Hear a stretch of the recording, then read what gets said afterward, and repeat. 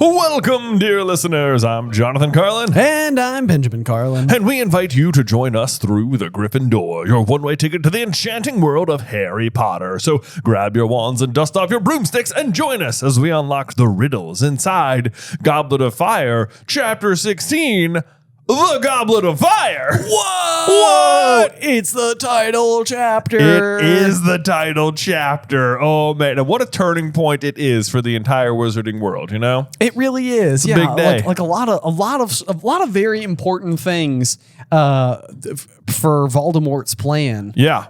Taking place. Like he might have, can you imagine if this just hadn't worked?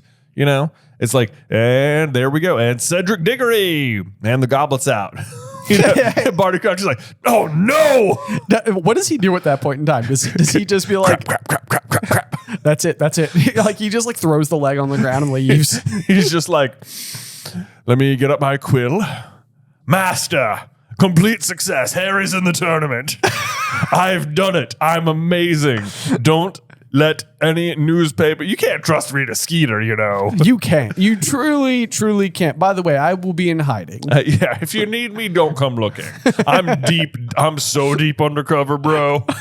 I have polyjuiced into Mad Eye Moody, and then as Mad Eye Moody, polyjuiced into someone else.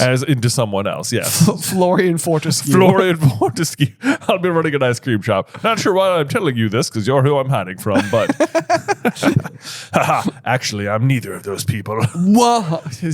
I'm setting you down the wrong path. But poor Florian Fortescue. Just taking a stray bullet. He's doomed. He is doomed. Oh, man. Yeah. While Florian's serving up goblets of ice cream, today's chapter is serving up a goblet of fire. So let's start with the chapter art as usual, which I love. I do too. Yes. I mean, this is a depiction of the Goblet of Fire in a exactly as described by the book itself.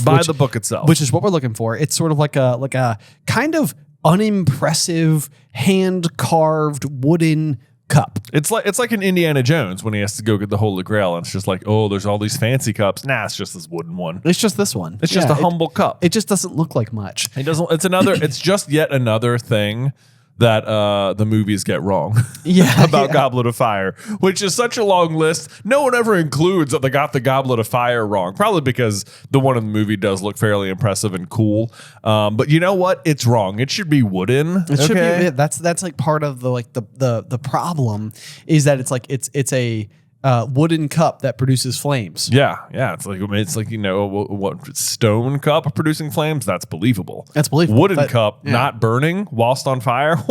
What's wrong with that cup? That's mighty interesting. Exactly. There's something different about that cup. I can tell you that's a powerfully magical artifact. I'll tell you. Mm-hmm. Yes, indeed. So anyway, HBO series. If you want to get it right, hand carved wooden cup. And I think the right thing to do would just be to go pick up a piece of wood and a pocket knife and find a production assistant and hand it to them and be like, make a cup. Do it. I'll come back in 4 years. Yes. Yeah. Now. The correct cup is just whatever it looks like when you're done. We will talk about the chapter, but as there is big HBO TV series news. There is indeed. There is that they have cast Dumbledore. As far as I know, the first confirmed cast member. Yes. Yeah. Well, and what I was told today by production manager Kat is that he has announced that he was offered the job and has accepted it, but the final signature hasn't been put pen to page yet. Okay. So maybe not official, but like 99% of the way there. Yes. John Lithgow. John Lithgow cast as Dumbledore, which is big for a couple of reasons, not the least of which is he's not British. Which is fascinating because that was as far as the original film series went, a key component of the casting process was that everybody needed to be like proper country of origin. Yeah. And, so everybody is British as far as I know. Maybe, yes. I wonder, I don't know the origination point for like someone like Victor Crumb or Fleur Delacour. Right. Yeah. Sure. Do they need to be French or like from their place? Exactly. Yeah. But yeah, this it kind of blows a hole right in the side of what casting can be. It does, because it's suddenly the whole world is open. Yes. Now as to what the casting can look like. And Despite being American, what do you think of John Lithgow as Dumbledore, as a decision? I have seen him play some drastically like diverse roles. Like he is notably in the TV show Dexter, where he is like terrifying. Right. And then he's also like in Shrek as Lord Farquaad. Yeah. So it's like, right. You know, the range there as somebody who could just be like kind of like goofy and polite, or like kind of intimidating and scary. Like those are attributes that I actually think, like whenever I go back to the film series, I've always been kind of like a Richard Harris stan myself. Like I feel like the Chamber of Secrets and Sorcerer's Stone depictions of Dumbledore fit most closely with what I mentally imagined. Yeah. And I think Michael Gambon, you know, brought like a lot of interesting characteristics to Dumbledore's character. And the notable divide there is that I've never been able to mentally picture Richard Harris doing the scene in the cave with the Inferno. Like it almost needed to be Michael Gambon for that. So the reason I bring up those details is because I feel like the roles I've seen John Lithgow do make me believe he can do both. He's got the range. He's got the range. Yeah. He can be intense. He can have the fire in his eyes, but he can also be the man who is like calm and kind and informative and those types of things, which is what, you know, we expect from Dumbledore. All right. How do you feel? I talked a lot. It is so surprising to me. I was like, John Lithgow? Okay. It blew my mind. I know. Like, I think in my mind, I usually just think of him as like a comedy person. Sure. Like he's in like How I Met Your Mother, and then I think he started on like Third Rock from the Sun. Okay. Like a very old family sitcom. Okay. Where he is the I guess the quote unquote patriarch of a family of aliens who are posing as humans on Earth and learning their customs. Nice. Yeah. But it's I do think it was really funny, and I loved it in like Shrek and everything. And I haven't seen Dexter, but I think it's good. I think I'm like, yes, let's do it. Let's go. I think it looks that's a great choice. Yes, and the other thing I think to keep in mind about Dumbledore is that like because he is so stoic most of the time, that like I think it does bring like an interesting challenge to anybody who's depicting the character for like start of term feasts or for delivering Harry to the Dursleys. You know, it's like you don't get a lot to do with the character in those scenes other than kind of be still. Yeah. And then he doesn't have a lot of action in the first few movies. Right. So we won't really see him like ramp up a whole heck of a lot. But yeah, I'm excited. I'm excited for what the series will hold. I know. Yeah. So it's like now, like moves are starting to happen. Hopefully this ages well. Hopefully, I know people are just like, wow, Lithgow stunk as Dumbledore. Yeah, it's like 2030 and people are listening to this and they're like, well, y'all. Anyway, let's talk about the chapter. Let's do that. Yeah, let's do that. So, coming off the heels of the last chapter, the Beauxbaton and Durmstrang students have just arrived, and Ron has spotted Durmstrang's star student, Victor Krum. What? I don't believe it, Ron said in a stunned voice as the Hogwarts students filed back up the steps of the party from Durmstrang. Krum, Harry! Victor Krum! For heaven's sake, Ron, he's only a Quidditch player. Only a Quidditch player? Only a Quidditch player. Hermione, he's one of the best seekers in the world. It is like this is so annoying because like Hermione was at the Quidditch World Cup. Like she saw him. It's like Hermione, this is a big deal. Yeah. No matter how you slice it. I know. This is a big deal. This is a big deal, right? Yeah, he's only a Quidditch player. Like, I mean, it's just, like he was in the top box. Only a Quidditch player. It's silly to me because like you don't have to like even watch basketball to know that like, oh my God, Michael Jordan, what? You know, exactly. LeBron James is here. Oh my gosh, you know? Yes. That's effectively who showed up. This would be like LeBron James just showed up to compete in the high school tournament. Right. That's true. Yes, that's true. It's not a basketball tournament, but you're like, oh my gosh. I want to see whatever he does. Yeah. Is he good at magic? Yeah. But yeah, no, I do think it's impressive though that Krum has such a massive reputation for as young as he is. Yeah. Like, I mean, try to think about that. I mean, and again, if you want to use the LeBron James example, he was a very big deal because he was recruited to the NBA out of high school, which can't even happen anymore. I don't think you have to have at least 1 year of college play.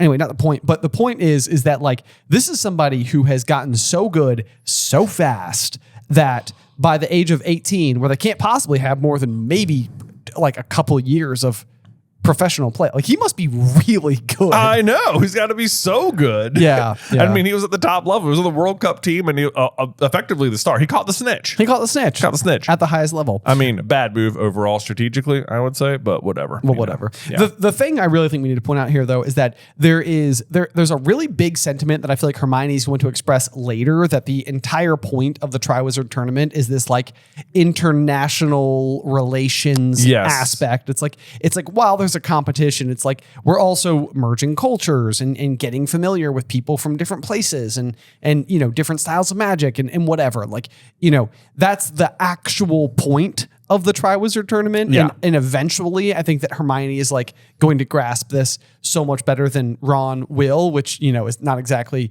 crazy shocking, just giving their abilities to read situations. But Hermione, for this whole chapter, is going to be a bit like intense about the arrival of these new students. She absolutely, it's like a very unusual position for Hermione, who in other chapters is sitting there like starting an organization to try and like fight for elf rights. But like, and after she's been asked out by Victor Crumb, she's like, but the whole point is forging relationships. But like right here, right now, she does not care about that. No. Her, like Ron out of the gate has the right idea. He's excited to get to know the other students, and Hermione is not. And as soon as Crumb asks out Hermione, both of them 180 so hard. Right. Yeah. Right. Yes. They really will. So we get like a couple of several unnamed six-year girls. Oh, I don't believe it. I haven't got a single quill on me. Do you think he'd sign my hat and lipstick? Great voice for that character. That, I think, is how Jim Dale does it. And it's like one of those where I'm like, who is this 6-year girl who's been chain smoking for 40 years? They never mention a whole lot of like tobacco use of the wizarding world, do they? I don't think so. Maybe a pipe somewhere in there. Maybe a pipe somewhere. It feels like something Slughorn would do. It does. Yeah. I don't know. Anyway, then really, Hermione said loftily as they passed now, squabbling over the lipstick. To which I was just like, Hermione, get off your giant horse, okay? Like, you know, like seriously, like whatever horse you think Hermione's on, double it. Yeah. But then Ron is like, I'm getting his autograph if I can, said Ron. You haven't got a quill, have you, Harry? And Harry's like, nope. They're upstairs in my bag. Another delivery in the Jim Dale version that I think is just so like Harry's version is like, nope. Nope. I would love to see what happened if Harry had a quill. He's like, sure do. Here you go, Ron. Ron just like squabbling over people. Victor, sign my bag. I know. He will eventually get his autograph at the very end. He will. Yeah. Good for Ron. Yeah. Just a scrap of paper though, not even like a untorn sheet of paper. Right. Yeah. Just a bit of parchment. Got to use what you got. That's right. Yeah. Let's see here. So then we find our way into the Great Hall. Yep. Where we learn that the students from the Beauxbaton school have chosen seats at the Ravenclaw table, which is a ridiculous seating choice, if you ask me. Lay it on me. Doesn't make sense. Okay, so if you remember back on page 173, I'm going to flip back for you. Yeah, why not? So, you know, because I took note of this.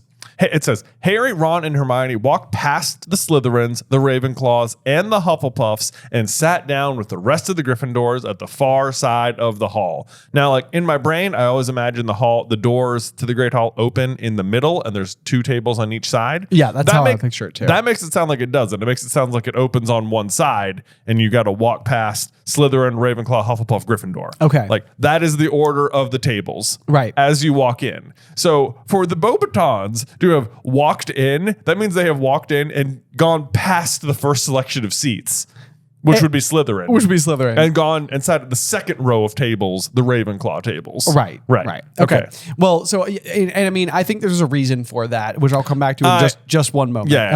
Yeah. So the thing about the Beauxbatons, though, is that they've got, it's interesting because I think that we're going to be illustrated, like, we talk about it all the time in Goblet of Fire because it's literally everywhere, but it's red herring central. Oh yeah. Like you are supposed to suspect basically everyone except for Moody, which basically means Moody is the person who did it, which is of course what happens. But we were talking about it a little bit in the last chapter, or we'll see it more in this chapter as well. Like the Durmstrang students are wearing clothes that are like blood red, and Karkaroff is described as having like yellow teeth and like a weak chin, an unctuous voice, right? Like a smile that doesn't match his eyes. Like everything about them is kind of being delivered to you in this way that makes them feel negative associations. Yeah. Like these don't feel like very positive. But then the Beauxbaton students, on the other hand, like they're going to walk in and they're going to choose seats at the Ravenclaw table. And then they're looking around the Great Hall with glum expressions on their faces.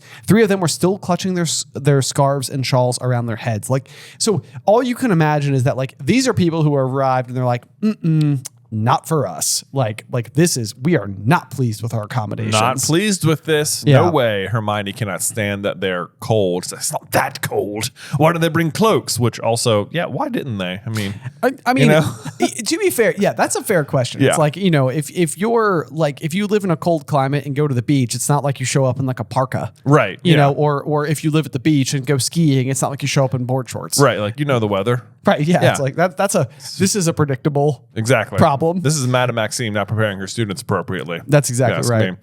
But anyway, in come the Durmstrang students as well. They sit at the Slytherin table, which makes sense because it's the one right when you walk through the doors. Okay. Apparently. Can you imagine if they walked all the way to the Hufflepuff table? It's like, nah. Also, we're not going to sit with the Beauxbatons, obviously. We got to keep moving. Well, that's why I think this would be my explanation, is that basically what you end up with is the Durmstrang students sitting at the Slytherin table, the Beauxbaton students sitting at the Ravenclaw table, and then you've got Cedric from House Hufflepuff and Harry from Gryffindor. So basically what you end up with is allocation for each of the 4 houses. I mean, for like literary symbolism, it absolutely makes sense. For characters' logical decision making, I don't know why the Beauxbatons aren't sitting at the Slytherin table. That's what I'm saying. I mean, it's ridiculous. Also, where they're sitting, we're gonna keep an eye on that. It's gonna come up again. I promise. Okay. Yeah. We're not done with the we're not done with the seating arrangements here. But either way, yeah, Ron is trying to make room for Crumb, but he sits down with the Slytherins, and then Ron just ends up being like he just walks right into his own logic. He does. Yeah, that's right. Smom up to a Malfoy. Bet he gets people fawning over him all the time. He can see right through him. Yeah. Like, Ron, you're literally fawning over him right now. Actively, yes. Yeah. I mean, Ron is nothing if not a little bit hypocritical at times. Yeah. Because then he's like, where do you reckon they're going to sleep? We could offer them space in our dormitory, Harry. I wouldn't mind giving my bed. I could kip on a camp bed. Calm down, Ron. One of us. Oh my gosh, I know. Ron, though, immediately open to the new students, unlike Hermione, just willing to sleep on the floor for the sake of the Durmstrang students. Yes, for the sake of all Durmstrang students. All Durmstrang students. Yeah, I bet if Polyakov was the one to end up in their dorm, he'd be totally fine kipping. Oh, poor Polyakov. Yeah, we'll come back to him too. I love how what Ron thinks. He's like, where do you think they're going to sleep? Can you imagine, though, if they're like, all right, and Durmstrangs, you're going to be sleeping with the 4th year Gryffindor boys. Yes. Yeah. Why? What? Okay. Like I am surprised that they stay on the boat and in the carriage and not like in the castle, because like they are coming to like, you know, attend Hogwarts in some capacity, right? Like surely they will be attending classes. Yeah. Like with the Hogwarts students in the castle. Right. Like that's got to be part of it. Right. Like I have a hard time thinking that Karkaroff and Maxime are teaching all of their students all of their classes all day long. Yes. Right. Like I would there's no other professors there. Right. And it's like, you might say like, well, then why don't we see them in classes? And it's like, because they're all 7th years, basically. Like they just wouldn't be in Harry's classes. Exactly. Yeah. Exactly. But okay, so then back to the Durmstrang students though, we will get a little bit of like a red herring flip side, if you will, which is just basically that they're looking at the Durmstrang students, and Harry says they look a lot happier than the Beauxbatons lot. And they were looking up at the starry black ceiling with expressions of interest. A couple of them were picking up golden plates and goblets, examining them, apparently impressed. Yeah. So this is giving the Durmstrang students maybe just like a slightly more positive interpretation. Like maybe Hogwarts by comparison is a lot nicer than what they're used to at Durmstrang. Yeah, sounds like it's much nicer. I think Crumb will eventually tell us that it only has like 4 floors and much smaller grounds than Hogwarts, but that the grounds are massive and they're like outside flying all the time, which is like part of like then why he's so good at Quidditch. Yes. Yeah. It does make sense. Yeah. Then we're going to have, as long as we're continuing to talk about seating arrangements, Harry being just unusually perplexed. You think I'm concerned about the seating arrangements? Whew, Harry. Just wait till you hear what he has to say about it. Yeah. So Filch is up there in his moldy old tailcoat in honor of the occasion. Why? And he has 4 chairs, 2 on either side of Dumbledore's. But there's only 2 extra people, Harry said. Why is Filch putting out 4 chairs? Who else is coming? Harry, you're way too concerned. Like you can't conceive that any more. You don't like.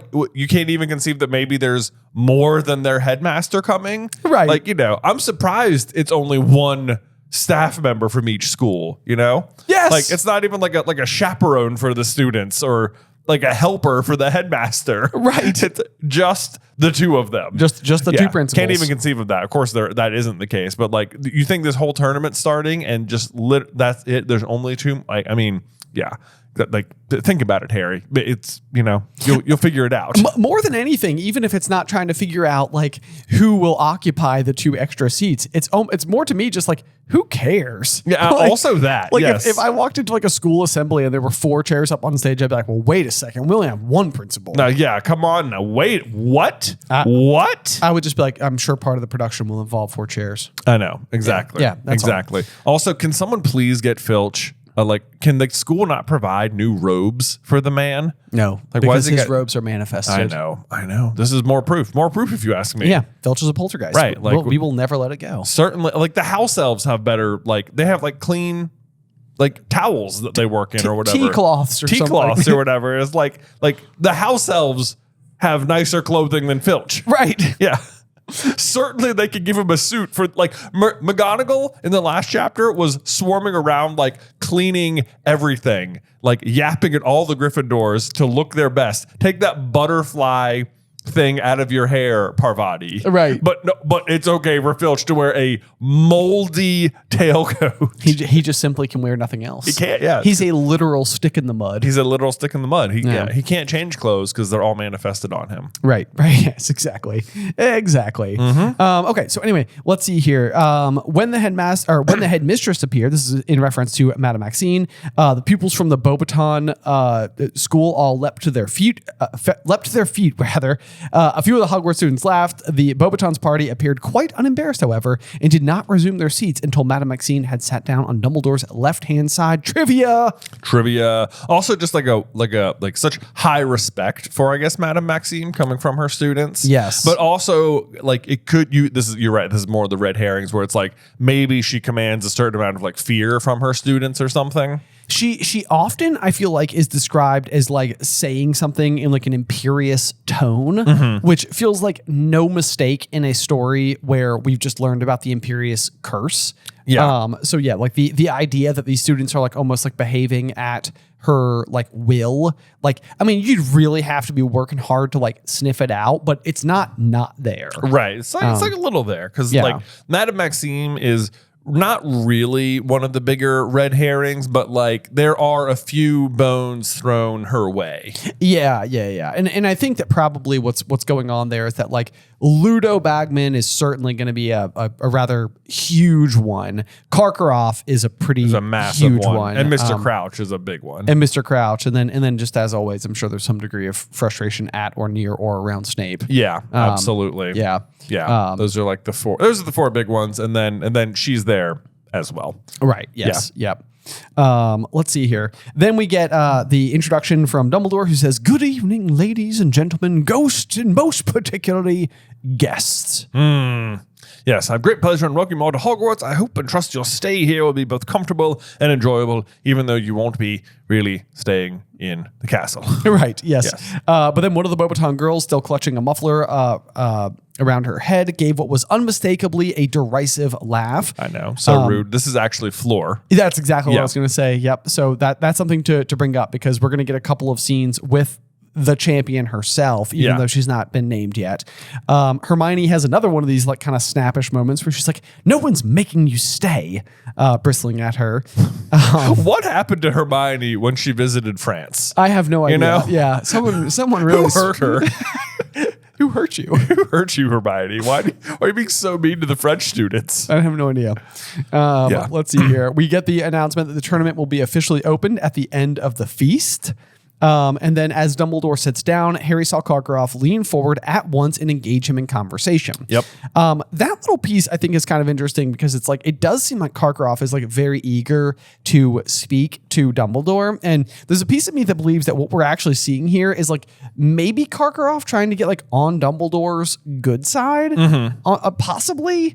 I mean, he doesn't hold up with this tactic very well or for very long, but what you have to keep in mind is that like Karkaroff, and we've brought this up in past episodes, is like he's almost not brave enough to return to the Death Eaters. So it's like he's going to be a big red herring. He's not a very good guy, but he is not willing to rejoin the bad guys, partially just due to the fact that it's because of his own cowardice and naming names. Yeah, he knows they want him dead. Yeah. But yeah, so I don't know. I mean, maybe just trying to. I don't entirely know, other than just trying to like forge good connections, I guess. Yeah, smarm up to him. Basically smarming up to him. Yeah. At this point, Karkaroff would have noticed the dark mark getting a little bit darker on his arm too, so he might be like, "Uh-oh, time to go to Dumbledore here." And that does make sense too, because we would have also had Snape kind of seeing like a little bit uncomfortable, and it's theorized that it's like Mad Eye that's making him that way, but it's very possible that it's also the dark mark. On Snape's arm. Absolutely. Then it does mention, it says the house elves in the kitchen seem to have pulled out all the stops as the food shows up, because there's a greater variety of dishes in front of them than Harry had ever seen, including several that were definitely foreign. I highlighted that because I feel like suddenly the house elves get like what I call the Dementor treatment, where like they're like the kitchens were sending up the food until you knew it was the house elves, and now it's the house elves. Yes. Whereas like the Azkaban guards were searching for Sirius right up until it was the Dementors, and then they were only called the Dementors. They will never be referred to as Azkaban guards again. Yeah, no, they're just the Dementors. So there you go. That's the house elves getting the Dementor treatment. Right. Yep. Then I love this. Ron is like, "What's that?" And Hermione goes, "Booyah-bays. Bless you," said Ron. I didn't know. And I'm like, to me, it's like one of these things where it's like clearly it's intended to sound like Ron was like, "I have no idea what you just said, so you must have sneezed." Yeah. But I love the thought that that's just Ron with like on point comedic timing. Right. Like, what is that? Booyah-bays. Bless you. Bless you. Like, I know you didn't sneeze, but yeah, that was good. I think I like to think that as well. And then Hermione can't make up her mind on who she's the most annoyed at here in this chapter, because I'm not sure. Maybe it's the French students, but now she's going to sort of defend them against Ron. It's French, said Hermione. "I had it on holiday summer before last. It's very nice." It's like, I thought you were mad at the French students, and now you got to defend their food good, people bad. Ron, you're dumb. Hermione is like, "No one can do right by me right now. I'm mad at everyone. I'm mad at everyone for reasons." Just such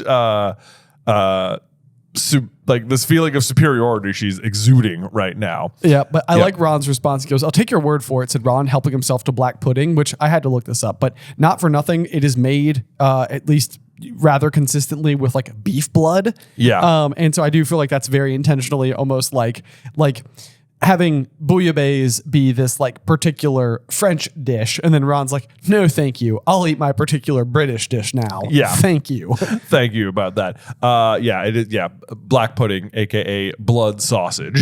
Yes. Yeah. Also kind of gross. Although I worry that we just offended, like a solid 25% of our our audience. Yeah. Well, I mean, there were some British people on tour when we did this chapter, and they were like, "I don't love it." Yeah. Okay. Yeah. I have friends who like it, but me, kind of weird. They were like, "It's a thing," but like, so maybe it's like licorice. Yeah, maybe. Some people like it. Some people like it. I like red licorice, and then other people will be like, "That's not really licorice." Yeah. Well, what are you going to do about those people? I don't know. Anyway, the Great Hall seems somehow much more crowded than usual, even though there are only barely 20 additional students there. I just bring that up because it is also the case that we have a dozen elephant-sized horses that flew in the Beauxbaton students. So it's like there's basically only 12 of them. Yeah. Oh, yeah. Only 12 students there. Yeah. Or for the Beauxbatons. For Beauxbaton. Yeah. So it's like, that's a lot of horsepower for... for 12 students, Yeah. Yep. Who apparently don't like heavy dishes. Exactly. Yeah. Although you say that. Well, we'll come back to the bouillabaisse here in a second because one Fleur Delacour is going to be wanting it. Yes. But before that, Hagrid's going to enter the room, and Harry's going to continue to be interested in the most uninteresting parts of the evening. Yes. First we got chairs, and now he's like, "Oh, Hagrid, how are the Scroots, Hagrid?" He yells across the hall. And it's like Hagrid's like, "Oh, they're thriving." It's like as if Harry cares. I know. How far apart is this conversation happening? Like I think pretty far, Ben. The Gryffindors, again, as you pointed out, they're the farthest table away. He just entered the hall. Yeah. Which means that he's hollering over 4 tables of people. Yeah, absolutely. That's what's happening. Yeah, he is doing that. But let's see. So Harry is yelling across the hall, clearly getting Ron's attention, until one of the Beauxbaton students, who is going to be Fleur, is going to walk up behind him and say, "Excuse me, are you wanting the bouillabaisse?" And here's what's funny about this in so many ways, okay? Fleur has gotten up from the Ravenclaw table. It sounds like they have got one dish of bouillabaisse out in the entire Grace Hall. And it's on the Gryffindor table. And it's on the Gryffindor table. Yeah. Fleur has stood up from the Ravenclaw table, which if you remember the seating, it goes Slytherin, Ravenclaw, Hufflepuff, Gryffindor. So she has stood up, taken the time to look around the entire Great Hall, looking for the bouillabaisse, spots it at the Gryffindor table, proceeds to walk all the way over there, and then ask if they are done with it so she can have it. Which, by the way, later in the book, Fleur is going to say, "I do not know about this Hogwarts food. It is too heavy." And if you don't know what bouillabaisse is, it's shellfish stew. And it is known for being pretty heavy. Because of it is a heavy dish because of its rich, flavorful broth made of a variety of seafood. So Fleur is just going to be hypocriting all over herself here. But what's better is that Ron is going to say, "Oh, of course, take it. It was delicious." And Fleur is going to take the bouillabaisse and carry it all the way back to the Ravenclaw table. And I can't imagine this is like a small bowl, Ben. I know. I Right? mean, it's like you have to imagine if the house elves like went through the trouble of like creating it. I know. This is not like it's not like a small pot. Surely it was laid out for at least 8 to 10 people For to as take many servings. people as could reach it. Right. Yeah. So Fleur's just trying to she's trying to flex on everybody a little bit. She's like, "You guys want to see these biceps? You want to see these biceps?" Because as previously mentioned, I'm not wearing a cloak. I was cold. Yeah, you can. It's just kind of like sheer silk sleeves I've got here. So I'm just gonna just huck this giant basin of bouillabaisse stew, walk it all the way around the Great Hall, and they're like long cafeteria tables. You know, are, yeah. Like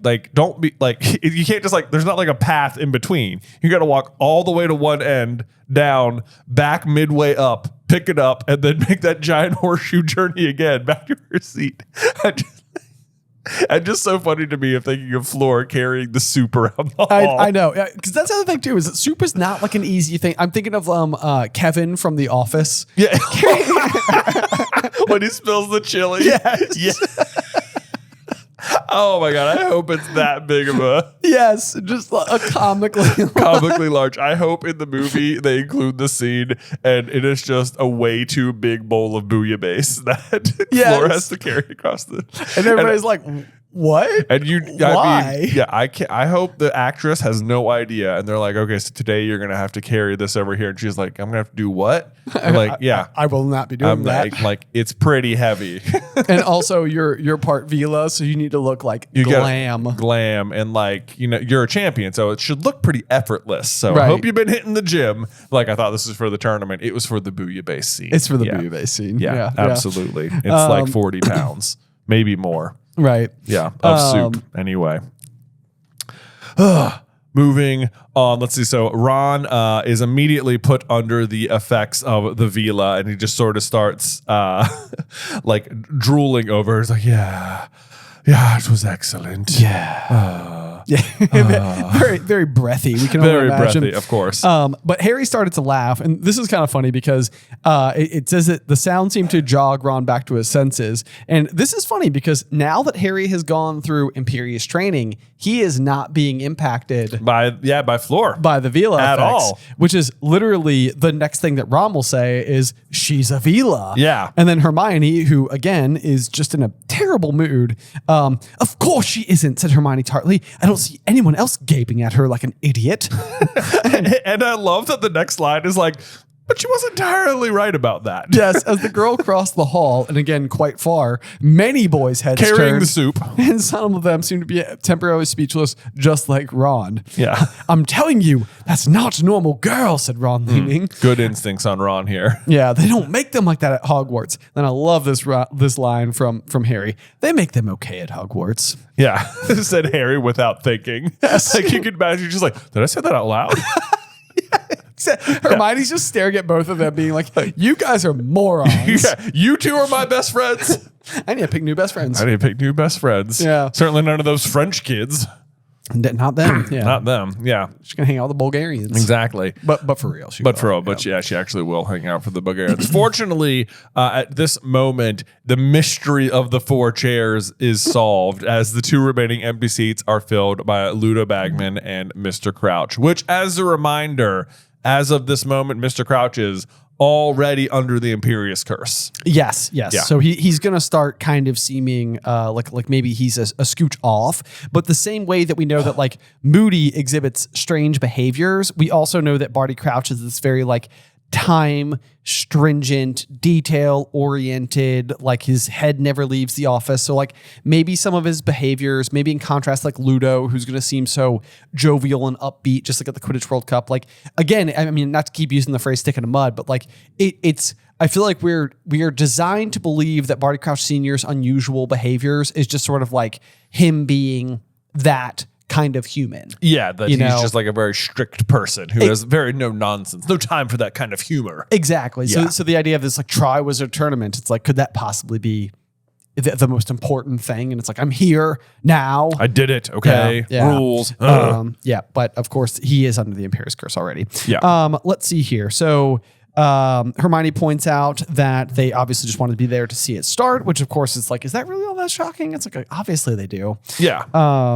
I suppose, yeah, they'll want to see it start. And pretty much nothing else. Like, you'll get to see the dragons, I suppose, but that's about it. Yeah, that's true. Yeah. It's not a great spectator sport. Not a great spectator sport. No. Ron, on the other hand, is spectating, noticing a sort of pale blancmange, nice. Which I had to look up what kind of food that was. It is a molded jelly custard. Yum. Sounds appetizing. Yeah.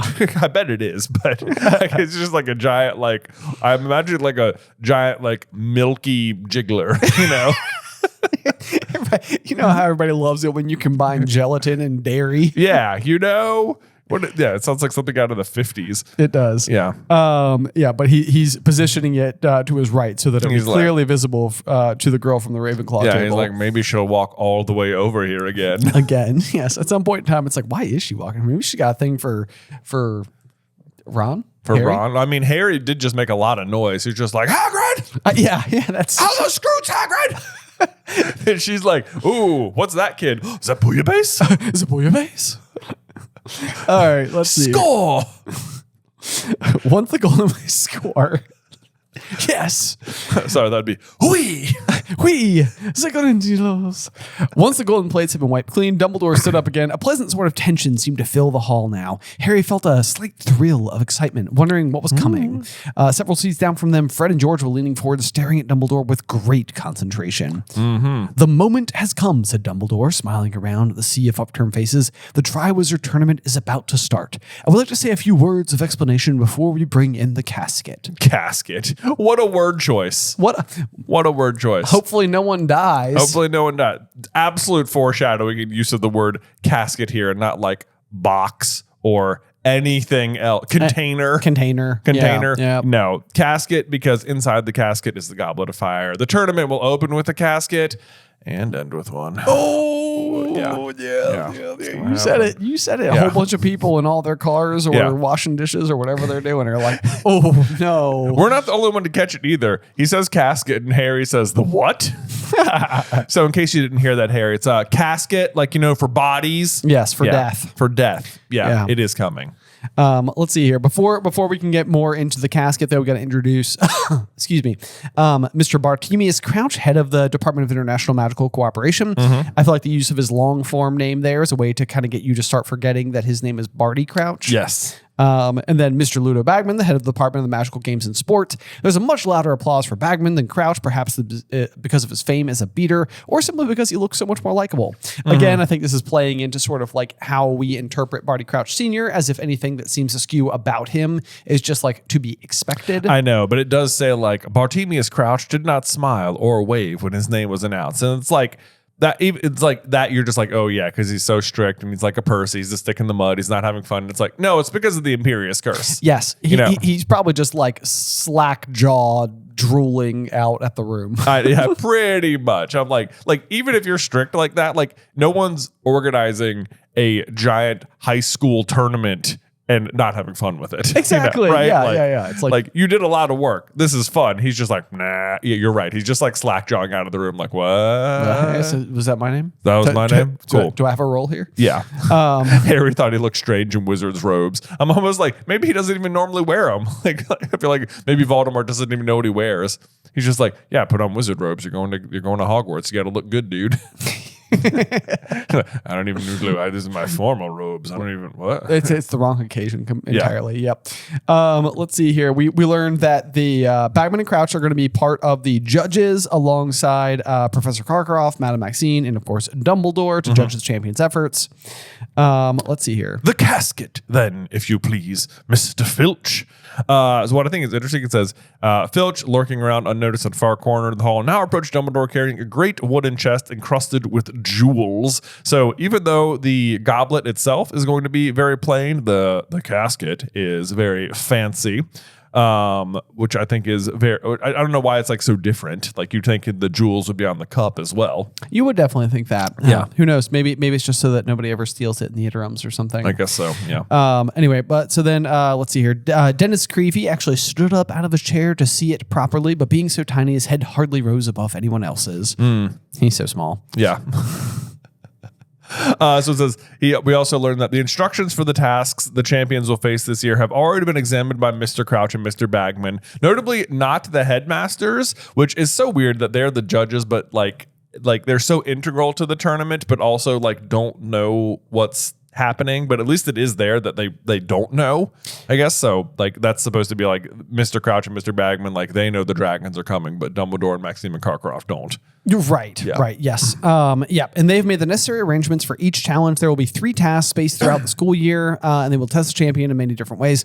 This book I feel like must have been more fun or enjoyable to write from a structure standpoint, because we kind of always have that classic like Voldemort attacks in June trope going on, where it's like you kind of have to get through like the whole school year. And so at some point I feel like always around like Easter or something in there, it's like 2 months will just get like skipped by, right? It's like we have to get to get to the Voldemort part of the book. Yes. Yeah, we have to skip some school. We can't have everything happening all the time. So like time passed, right? Time passed, like it did the last chapter. It's 2 weeks, just like that.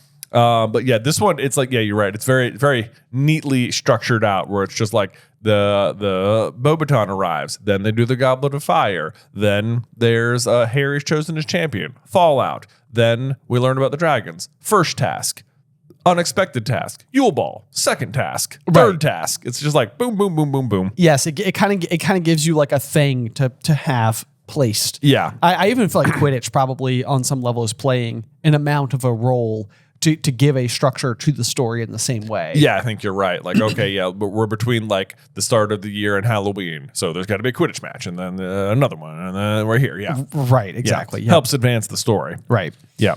But here we go. We get the roughly hewn wooden cup, the Goblet of Fire. Yep.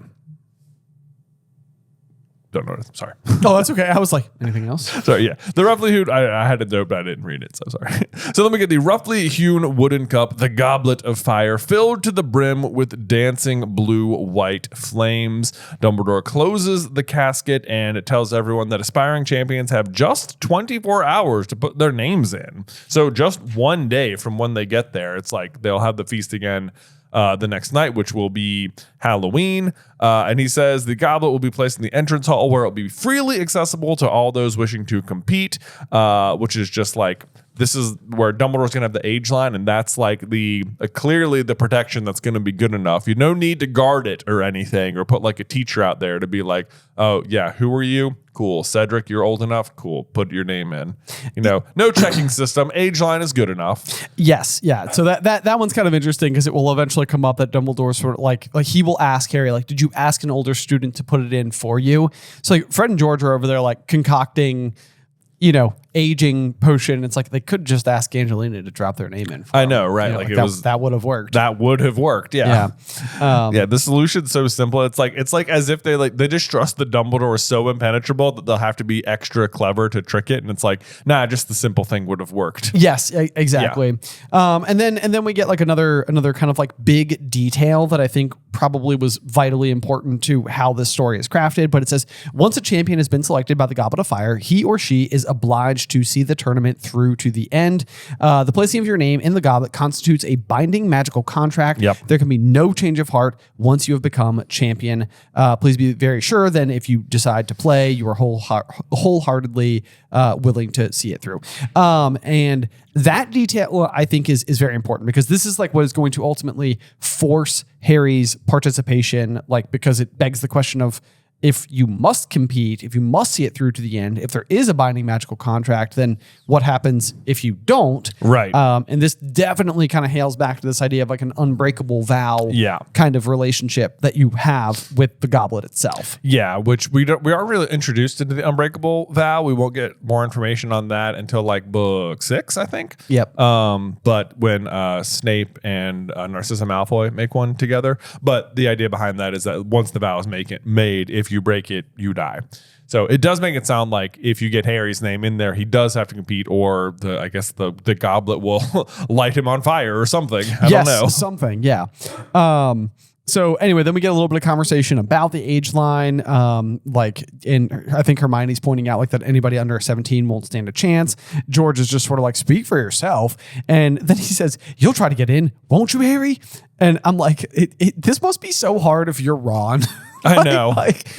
What about me? What about me? Like almost to the point where sometimes I think Fred and George like Harry in a way where they're almost like sad that Ron is in his year because otherwise they would have just like folded Harry into their friend group. Oh, I know, right? It's like now we just got to kind of deal with that you're the same year as Ron, and you know, Ron's your best friend. He gets to be your best friend, but we would be your best friend, Harry. We would, yeah. Yeah. I mean, it's just sort of like I think they're like, I feel like the Weasleys are always trying to go out of their way to be extra nice to Harry, and it's like they get to treat him the way like little brothers want to be treated. Yeah, but it's like, no, we can't do that. You're our little brother, so we gotta give you a hard time. But Harry is not actually our brother, so we'll just be cool to him. We'll just be cool. Yeah. He's also like kind of the chosen one, so that's pretty cool. Whatever, no big deal. He took down the Dark Lord. Yeah. Also, I love that. Like they totally see right through the problem too. They're like, oh, the age line will only keep you from getting to it, but the cup itself doesn't care, and they are correct about that. Which is pretty savvy on their part. And then what does Hermione say? She says, I don't think anyone under 17 will stand a chance. We just haven't learned enough, which is the second time this chapter Hermione is just dead wrong because clearly Harry will get in and he will stand a chance and even win. Yeah, that's true. Yeah, that's true. So he has learned enough. Yeah, that's right. That's right. Then Harry does think to himself, he wondered how angry Dumbledore would be if somebody younger than 17 did find a way to get over the age line. And I highlighted that. I was like, depends on if you're watching the book or reading the movie. I know. Yeah. He wondered how angry he'd be. I mean, he's quite calm, actually. Yeah, quite calm. I said watching the book or reading the movie. Yeah. Well, I didn't mean to. that was not on purpose. Someone caught it though. Someone did. Anyway, let's see here. Then we get another line from Ron, looking for Crumb. Dumbledore didn't say where the Durmstrang people are sleeping, did he? But calm down, Ron. Yeah, seriously. So the person who needs to calm down. This query is answered almost instantly. They were leveled at the Slytherin table now, and Karkaroff had just bustled up to his students. Back to the ship then, he was saying. Victor, how are you feeling? Did you eat enough? Should I send for some mulled wine from the kitchens? Such favoritism. I love this. Because then, Professor, I would like some wine, said one of the Durmstrang boys hopefully. I wasn't offering it to you, Polyakov. Yeah, Polyakov. I noticed Idiot. you have dribbled food all down the front of your robes again. Disgusting boy. Why'd you even bring him? That's his thing. It's like, was he one of your candidates? Like, No. And it sounds like Karkaroff is being like completely and utterly unfair to Polyakov in this situation. But we'll come back to this in just a second. Yeah, It sounds like he's being mean. Which, I mean, to be fair, he is being mean. But, but we'll come back to it. We will. Let's see. Karkaroff is making his way towards the door, and I guess what Harry and Ron are like Harry, Ron, and Hermione are letting him go first. And then Karkaroff notices Harry and freezes. His eyes move slowly up Harry's face and fixed upon the scar. And this is like very suspicious behavior. This is like more red herring setup where you're just like, oh boy, he's really noticing him. But then it says the boy with the food all down his front nudged the girl next to him and pointed openly at Harry's forehead. That's Polyakov again. That's Polyakov. So it's like Karkaroff could have just been like, maybe he had like a little like dab of something, and Karkaroff is like, come on, boy, like you spill it on your shirt. Right. But it's like now Harry's noticed it too. Now Harry's described him as the boy with food all down his front. It's like, this must be a lot of food. It must be a lot of food. It's like, okay, maybe Karkaroff has a point. Maybe Polyakov needs like a napkin. Yeah, right. Watch out. Again, magic. You're supposed to be good enough to enter this tournament if you're even here. Right. Like, come on, guys. I think we can all rest fairly assured that Crumb was predetermined to be the Durmstrang champion. Do you think Karkaroff even lets them put their names? It's like, everyone just write down Victor's name. Don't even bother Polyakov. Definitely not. He just brought the most influential. You can have a year in Scotland. That's your treat. That's it. We need to have a showing. Okay, it needs to look like I have 12 good students. Right. I don't. I just got the one. I got the one. And he can do it all. Let's see here. So then we get Moody chiming in for the first time in this chapter. Yeah, that's Harry Potter. And it says the color drained from Karkaroff's face as Harry watched. A terrible look of mingled fury and fear came over him. You, he said, staring at Moody as though he was really seeing him. Which he's not. Yes, exactly. Which he's really not. But it's also like, it's hilarious because he's worried that it's Moody. But if only he knew who it actually was. Be even worse. It would be even worse. Yes. Yeah, if there's anyone who would like Karkaroff even less than Moody, it is Barty Crouch Jr. So either way, he's screwed. But it is bad news for Karkaroff, even if it's just Moody, because as we will learn later, the Moody is the one who brought Karkaroff into Azkaban in the first place. Yes, exactly. Then Moody says, me, grimly. And unless you've got anything to say to Potter, Karkaroff, you might want to move. You're blocking the doorway. And as Karkaroff walks away, Moody has a look of intense dislike upon his mutilated face. And this, of course, is going to all feed into that red herring fuel, where it's just basically like Karkaroff seems unlikable. He clearly plays favorites. He's kind of rude. He's got this negative appearance. Like whatever you want to take. He's taken aback by Harry's scar. Yes. Which makes it seem like he's like, oh, you're the one who got rid of the Dark Lord. Like, that's not great. You changed my life. Right. Yes. Yeah. And so all we can assume is that Moody is this dark wizard catcher, and this intense dislike upon his mutilated face is coming because he's like, I don't like the fact that you've been permitted back into this environment. But the actual reason behind the look of intense dislike is because it's Barty Crouch Jr. and Karkaroff named him specifically. Yeah. So yeah. Well, he does in the movie. I'm not sure if he does in the book. Oh, maybe you're right. You're right. Okay, that's a good point. But either way, he's still named names. He's a Death Eater who walked free. He is a Death Eater who walked free and who got a bunch of other people thrown in Azkaban. Yes. But so then we fast forward to the next morning where everyone's kind of up early, checking to see if anyone's put their name in. Ron asks a random third-year girl, did anyone put their name in? Don't know who she was. And she gets some speaking lines. She says, all the Durmstrang a lot, but haven't seen anyone from Hogwarts yet. So, but I guess that makes sense that everyone from Durmstrang would enter, because why else would you even come? Yes. Yeah. I like to think this is Luna. You think it's Luna? Yeah. You know how Ron and Luna have a thing? I think, yeah. But she'd only be, oh, no, you're right. I hope it is Luna. Red Moon for life. Red Moon for life. Exactly. Look, it's love at first sparks. It's love at first sparks, you know? They're just staring there. He was like staring at the fire together, having a nice romantic moment. He's like, has anyone put their name in yet? Yeah. Yeah. Yeah. Kind of probably a dreamy tone to it. All the Durmstrang lot, but I haven't seen anyone from Hogwarts yet. Nailed it. Totally Luna. Yeah. Headcanon. Yeah. Yep. Okay, there we go. Let's see here. But then this is the next line. Harry says, bet some of them put their name in last night after we'd all gone to bed, said Harry. I would have done if it had been me. Wouldn't have wanted everyone watching. So he says that because it's just set up for Ron being super mad at him later. And he's like, oh, I'm not stupid. You said you would have done it the night, the night before. Yeah. So basically this is Harry just trying to like understand the mentality of people and like wouldn't want like the additional pressure or whatever. But this is going to age very poorly for Harry once his name comes out, and Ron's like, the heck, brah. Yeah.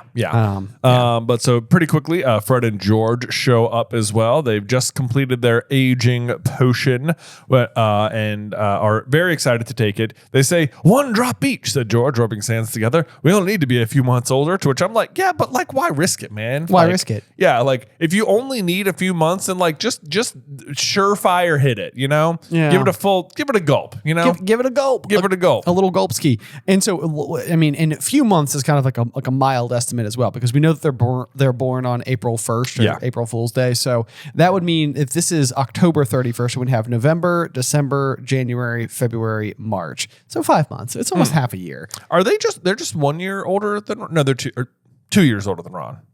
1? They must be 2. Must be 2.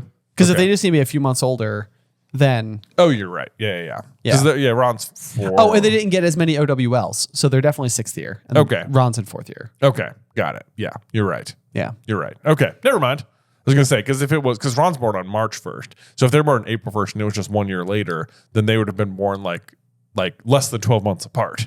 Yes, I think instead they are like 23 months older. Apart. Yeah, exactly. Okay. Let's see here. Yeah, so just need to be a few months older, and it's like maybe that's actually something to keep in mind, because they say a few months and it ends up not working. So maybe they just needed to take more. Yeah, what if that's the reason? Yeah, it's like no, you guys just did your math wrong. You just didn't do enough. You're like, just a couple of drops. That's all we need. And it's like, no, you needed more. You need more. They also just like did they take it, or were they? That's the aging potion. 1 drop each. One drop. Like, what kind of math are they doing on these potions? Like, how many months are in a drop of aging potion? How many months? I don't know. I don't know. I guess more than what they think they need. Right. This would be really funny to like dip into someone's pumpkin juice in the morning. You know, yeah. like just pour like a whole like half cup. They think 1 drop is good for about 7 months, is what it seems. That must be what it seems. Yeah. I'm telling. They should have gone bigger. Bigger. That's my new headcanon. Because you know what? It's an age line, and it's supposed to keep out people underage, and if an aging potion makes you older, I don't see why this wouldn't work. I know. I think they just didn't take enough. They just didn't take enough. Okay. Well, all right. Classic. Yep. And then Hermione's like, I'm sure Dumbledore will have thought of this, and it's like, maybe he did, but also maybe he didn't, because it's not that good of a plan. Yeah, because you could have just walked an older student across the line, and you're all dumb. Right. Yep. Let's see here. So, Harry watched fascinated as Fred pulled a slip of parchment out of his pocket bearing the words Fred Weasley, Hogwarts. I just bring that up just because I do think it's interesting that Harry's name doesn't have, at least it is not listed as having a school next to it. And basically what we know happens when Harry's name comes out of the Goblet of Fire is that it has been manipulated into believing that there is a 4th school. Yes. But so my theory there is that the way that Moody got a piece of writing with Harry's name on it, assuming that it makes a difference who wrote the name, is he tore it off of a piece of Harry's homework. No, that makes perfect sense. Yes. Yeah. So it's like, oh, because you would think that would matter. I mean, you could almost play a prank on somebody. Like, what if Cedric didn't want to enter and somebody else was like, yeah, Cedric Diggory. Yeah, right. Good luck with this. Have fun. Yeah. It's like, oh, no.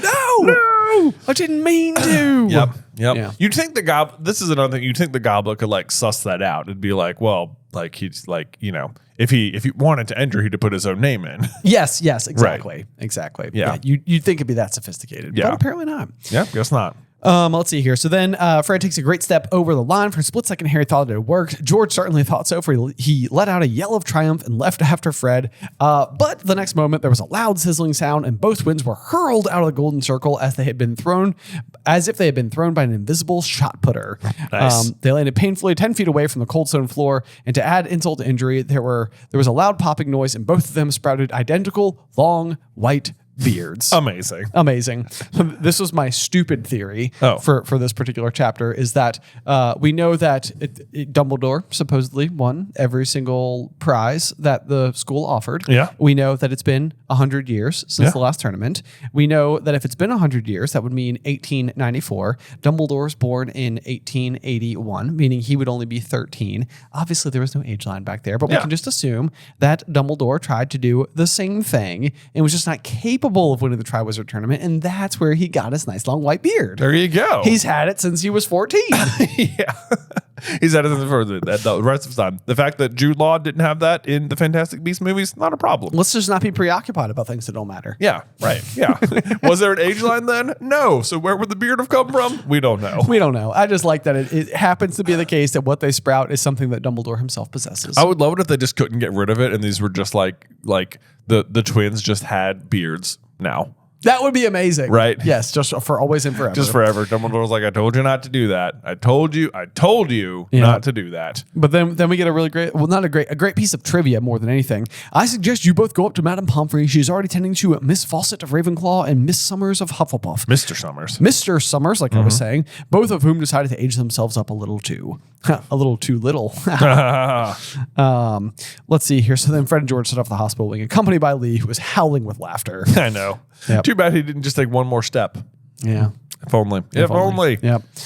But that's good trivia though. Who else enters? So or who tries to enter? So it's Fawcett from Ravenclaw, Summers from Hufflepuff, and Weasley from Gryffindor. And Lee Jordan would have, but didn't get the beard. Exactly. Good point. Yeah.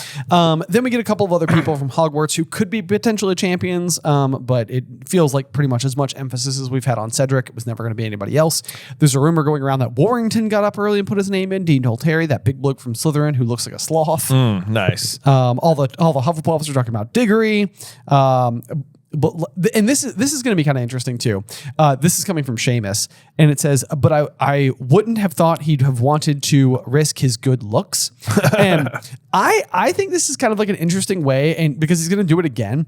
But like, it's almost as if the only thing that could actually criticize about Cedric is that he's handsome, which is not a criticism, right? It's like, I wouldn't have thought he wanted to risk his good looks. It's like, you can't be like, he's not good at magic, or like, he's not qualified or something. It's like, but also what you're doing is acknowledging he's good looking. Right. And so then we see that Angelina from Gryffindor is also going to enter, and then Seamus will chime in again and say, yeah, better you than pretty boy Diggory. Yeah. And at this point I'm like, Seamus, I think you might have a crush on Cedric. I think you might. Yeah. I know. It like his looks come up so often. You're just like, how good looking is this kid? It must be exceptional. I know. Yeah. So, but then it's like, then you think like, well, they got Robert Pattinson, and he also played Edward Cullen and Bruce Wayne. So yeah. It's pretty good looking. Pretty looking guy. Yeah. He's doing okay, I guess. Yeah. Let's see here. So then they need to figure out what they're going to do with the day until the Halloween feast comes around, which I could see where this would totally be like, I would be on the edge of my seat. I'm like, I am so excited. Oh, I know. This would be so great. It would be. This would be, especially if you're not involved at all. This is like going to a wedding and having no responsibilities. It's just a fun party. Oh my gosh. Yes. It's the best. So they open bar. Let's go. Amazing. They suggest we haven't been down to visit Hagrid yet from Harry. Kind of surprising because they're like 3 weeks into the school year now, if not more. No, you're right. 8 weeks. 8 weeks. Wow. Yeah, because it's Halloween. Yeah, and it started on September 1st. Yeah, 8 weeks and they haven't gone to visit Hagrid? Yeah, pretty surprising. Kind of unexpected, yeah. Hermione realizes that she hasn't asked Hagrid to join SPEW yet, which I do think will be an interesting exchange, if nothing else, once we get to that. Yep. They head down the staircase and they spot the Vila girl from Beauxbaton, who is going in to enter her name in the Goblet of Fire. Of course, this is Fleur. That's Fleur. Fleur, whose name I can't, like, I can say Fleur Delacour, and I never feel like it sounds wrong, but I feel like if I take off the Delacour, I feel like I'm saying floor, like Floor. Right. And then I feel like whenever I just say Fleur, I say it more like FLER, like Fleur. Fleur. Bill and Fleur's wedding. Bill and Fleur's wedding. Bill and Fleur's wedding. Yeah. I feel like I say Bill and Fleur's wedding, but I say Fleur Delacour. Yeah. It's like Caribbean and Caribbean. Yeah. So, you know what? They both work. Yeah. Pirates of the... What do you say? Pirates of the Floor. Of the Fleur. Let's see. So they point out Floor going to, not yes, I just said Floor there, going to put it in there. Just cut that. Got that? Okay. Ron says, reckon they'll go back to school or hang around to watch the tournament, which I'm like, and Harry says, hang around, I suppose. Madame Maxime's staying to judge. And see, like, can you imagine if everyone just left and it's like just Floor there the rest of the tournament? Although alternatively at Beauxbaton and Durmstrang, there's an entire school that neither of which have their headmasters. Oh, that's true. That's true. Because like Madame Maxime and Karkaroff are at Hogwarts all year. They never go back. They never go back. Like, can you imagine if it had been held at one of those schools and Dumbledore just isn't at Hogwarts the whole year? Yes. Right. It feels like a great way to have a lot of risky things happen to Harry. Yeah, absolutely. Like, Dumbledore's not going to be here for the whole year. I know. Dun, dun, dun.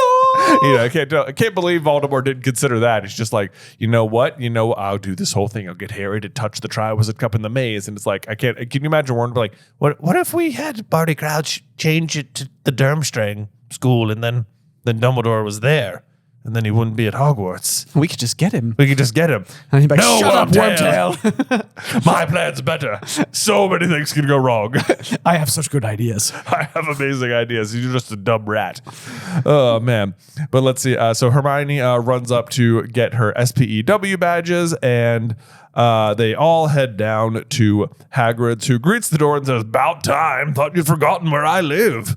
To which I'm like, dude, you could have said, like, I think on Harry's first day of school ever, he sends Harry a note. It says, want to come have tea on Friday? Yes. Yeah. So Hagrid, he's kind of like lighting him up a little bit here. It's like, dude, you could have invited them down, Yeah. Yeah. It's normally like you to do exactly that. That's exactly right. Yeah. And Hagrid is wearing his best and very horrible Harry Brown suit, plus a checked yellow and orange tie. Trivia. This wasn't the worst of it, though. He had evidently tried to tame his hair using large quantities of what appeared to be axle grease. Yes, if only he knew someone in the hair care business. Why does it never come up that Harry literally got his fortune from this? From the Sleek Easy hair line. And he's actively not using it. He doesn't use it. Yeah, I know. He's always talking about his messy hair. I suspect Harry himself doesn't even know. Yeah, exactly. It's like, where did my fortune come from? Why do I have so much money? Wouldn't that be great if he's just like, the moment he turns 17, he gets his own place. He's like, Mr. Potter, we've got 17 years worth of delivery of product for you here. It's just like, what? What's this? It's like, oh, didn't you know where your parents made their money? That your father inherited the Sneak Easy potion line. Yeah. He's like, man, Gilderoy is going to flip when I tell him. He is going to flip. Yeah. That's why it's always so funny that Gilderoy wants to create his own hair care line and introduce world peace or whatever. Or those his Harry does those two things. Harry does those two things. Yes. Yeah, very good. Also, mind you that Hagrid is clearly all dressed up because he's trying to prepare for the feast because he wants to look nice for Madame Maxime. But also, we're about to see them spend literally the entire day down at Hagrid's cabin. This is the morning still. So Hagrid woke up, put on his suit, and is wearing it all day. Yeah, his suit, but at some point in time, he's going to be fixing his socks. So maybe he doesn't have those on yet. No, he doesn't have his socks on yet because he's going to be knitting those back together. Exactly. Yeah. As you do before major fancy events. Exactly. We found out that the Scroots are nearly 3 feet long. Only trouble is they've started killing each other, to which I just wrote, oh, shucks. Oh, man. Still got about 20, though. 20. Yeah. And mind you, they look like scorpions. And I can tell you, if there was a single scorpion in this room right now, I would be like, we need to get out of here. I would be not in this room. I'm not in this room right now. He has 23-foot scorpions in his backyard. Yes. As pets now. As pets. And they can shoot fire. Yes. Yeah. Yes, indeed. Yeah. We get a little bit of description of the inside of Hagrid's house. Of course, we have like the enormous wooden table, the gigantic bed, patchwork quilt, the quantity of cured hams and dead birds hanging from the ceiling. Sure. Again, as you do. You know, just dead birds. Yeah, just dead birds hanging from the ceiling. That's where we keep them. Yeah. He's talking about all the fun things that are coming. You just wait. You're going to see some stuff you've never seen before. First task. But I'm not supposed to say. I'm almost surprised this isn't the method by which Harry finds out about the dragons. Like Hagrid just assuming Harry can't be chosen, and so he just tells him that his dragon's right here. Yeah, that seems like a good way to do it. This would have been a great way, and Harry's like, wait a minute, didn't Hagrid say dragons? What the, oh my God. I know. Yes. Because, I mean, we also have the whole, like, shouldn't have told you that. Yeah. Yeah. Yeah. It'd be perfect. It would have been perfect. But I suspect the reason is because it will be Moody who tells Hagrid to tell Harry. Yeah. And it needs to be like more manipulated on his part. That's a good point. Yes, but what he is referencing is the dragons. Right. So far.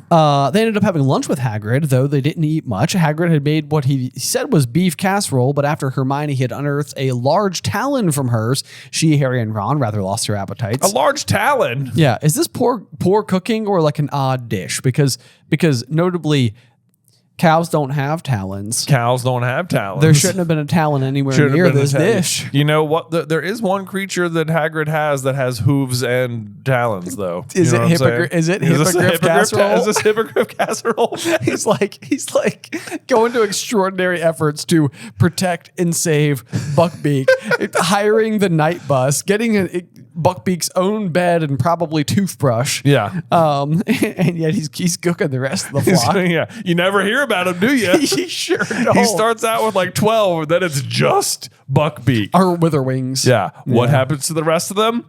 I don't know. Soup. You tell me. Casserole. Oh, man. Yep. It was very cozy sitting by the fire, listening to the gentle patter of drops on the window. It does sound amazing. It does sound great, spending a nice, like, lazy Saturday down at Hagrid's in the rain and just eating casserole. Just eating casserole. I would do this. I would do it. This sounds like a great day. I would this is what I want. I just want a Hagrid's cabin in the woods. Right. You know? Yes. Yeah. Hagrid's like, it's the weekend, kids. We're heading over to the Hagrid's cabin. Yeah. I'm going to build one of those. That sounds great. Okay, cool. Good. Let's see here. Then we have a little bit of a conversation with Hagrid and Hermione about the SPEW. And again, I'm going to stand firmly in camp. I think that Hermione is completely correct. But I think that the one thing you could say for Hagrid is that I think he is coming from an observer of creatures and beasts. Yeah. And just acknowledging their culture, like what he has learned by studying them. Because he's basically just like, it'd be doing them an unkindness, Hermione. It's in their nature to look after humans. That's what they like. So I think if we wanted to give anybody any version of a conversation about this particular topic, it's maybe like Hagrid's take on it. Sure. Where I think he is coming from a place that is at least attempting to be respectful of what he believes they want. But I think, again, I think that goes back to Hermione's point that they're just like, they've been brainwashed into believing that this is what they want. Right. And it's like almost ironic that it's coming from Hagrid, who later in this story will get like his own brand of like bigotry treatment from the Rita Skeeter article. That also true. That's a very good point. Yeah. Yes. Yeah. And so like he's saying like, that wouldn't be very, their house elves, this is what they like. And it's like, oh, those half giants, that's what they're like. You know? Yeah, he's going to eat these words. Actually, now that I think about it, this is very well set up. That's exactly what it is. Yeah. Yep. I think that's the setup. Yeah. But I do just love this entire day where they're just like having like friendly, even though they're like arguing about this, it feels like just like a friendly, like a funny conversation too. Like I don't imagine like Hermione and Hagrid are like upset with each other over this. They're just sort of like arguing the silly points of whatever they're talking about. Yes, indeed. And then it's 5:30. They start to they decide it's time to head back up to the castle for the Halloween feast, and more important, the announcement of the school champions, which again I would be so psyched for. It sounds like so much fun. Hagrid puts away his darning. That's his sewing. If you're wondering, Hagrid's just been sitting there sewing his socks back together. Yep. And then he puts on some eau de cologne. Eau de cologne. Which this is just the thing. Like whenever I listen to the books, I always hear it as odor cologne, like cologne, which either has an odor or covers up an odor. Right. But that's not the words at all. It's eau de cologne, EAUDE cologne. Yes. Yeah. Cologne. Yeah. Yeah. And, I love Hermione's response though. Is that aftershave? Did you guys hear the good mouth noise? I did. Yeah, I swear. I think it's in the audiobook. Yeah. Hagrid's blushing. Maybe it's a bit much, he said gruffly. I'll go take it off. Yeah. Hang on. Eau de cologne, said Hermione in amazement. Hagrid, and what's with the hair and suit, said Harry in an undertone. Like, figure it out faster, you guys. Yeah, seriously. This whole book is about dating. I know. And of course, Hagrid's outside washing himself vigorously in a water barrel. Yeah. Which I just find to be iconic. Yeah. You know, right. Why don't, I mean, when we build our Hagrid's hut, we will have a water barrel. Gotta have a water barrel out there. And then it says, Madame Maxime and the Beauxbaton students had just emerged from their carriage, clearly about to set off from the feast too. Let's see. I think what I think is funny about this to me is that Hagrid's just going to forget about the three of them in the cabin and immediately go and meet up with Madame Maxime. But it's like he just washed off. He doesn't even go inside to dry off. So he's just like doused himself in water and is like, oh, hello there. Yes. I'm soaking wet. Take my arm. I'm soaking wet. Oh, man. What a line. What a line. I like that it says he was walking to Madame Maxime with rapt, misty-eyed expression Harry had only ever seen him wear once before when he was looking at the baby dragon Norbert, which is also like a little like nudge, dragon. Yep. He's going up to the castle with her, said Hermione indignantly. I thought he was waiting for us. Just leaves him there. He fancies her, said Ron incredulously. Oh, thank goodness you got there. At this point, it's like Ron is the only one catching on to anything here. It's like later in the book, Hermione's gonna have such a good understanding of like relationships and jealousy and like what's actually happening, but she cannot figure it out at all right now. No. Yeah. I think especially when it comes to like Cho in year 5, and she's like Harry's describing like their first kiss or whatever, and he's like she cried a little bit. It was wet, and she's like, well, clearly she likes Harry, but she feels bad about Cedric, and then she feels even worse because blah blah blah. And like Ron's like, that all happens inside of someone's head. Yeah, but right now he's totally figuring it all out. Yep. Let's see here. Yeah, Durmstrang parties walking up to the castle. Victor Crumb is walking side by side with Karkaroff, and the other Durmstrang students were straggling behind them. Okay. You know what though? Ron mentions, he says, bet any baby of theirs would weigh about a ton. So query, because they're both half giant, half wizard, right? Right. So could they just have if you got the half giant from Hagrid and the half giant from Madame Maxime, could the two of them just produce a full giant? I don't know. Half and half, exactly. I'm trying to think of how genetics works. Or conversely, regular person. That also feels possible. Exactly. That feels more possible somehow. Mm-hmm. I need a Punnett square. I think it's 25, 50, and 25. 20.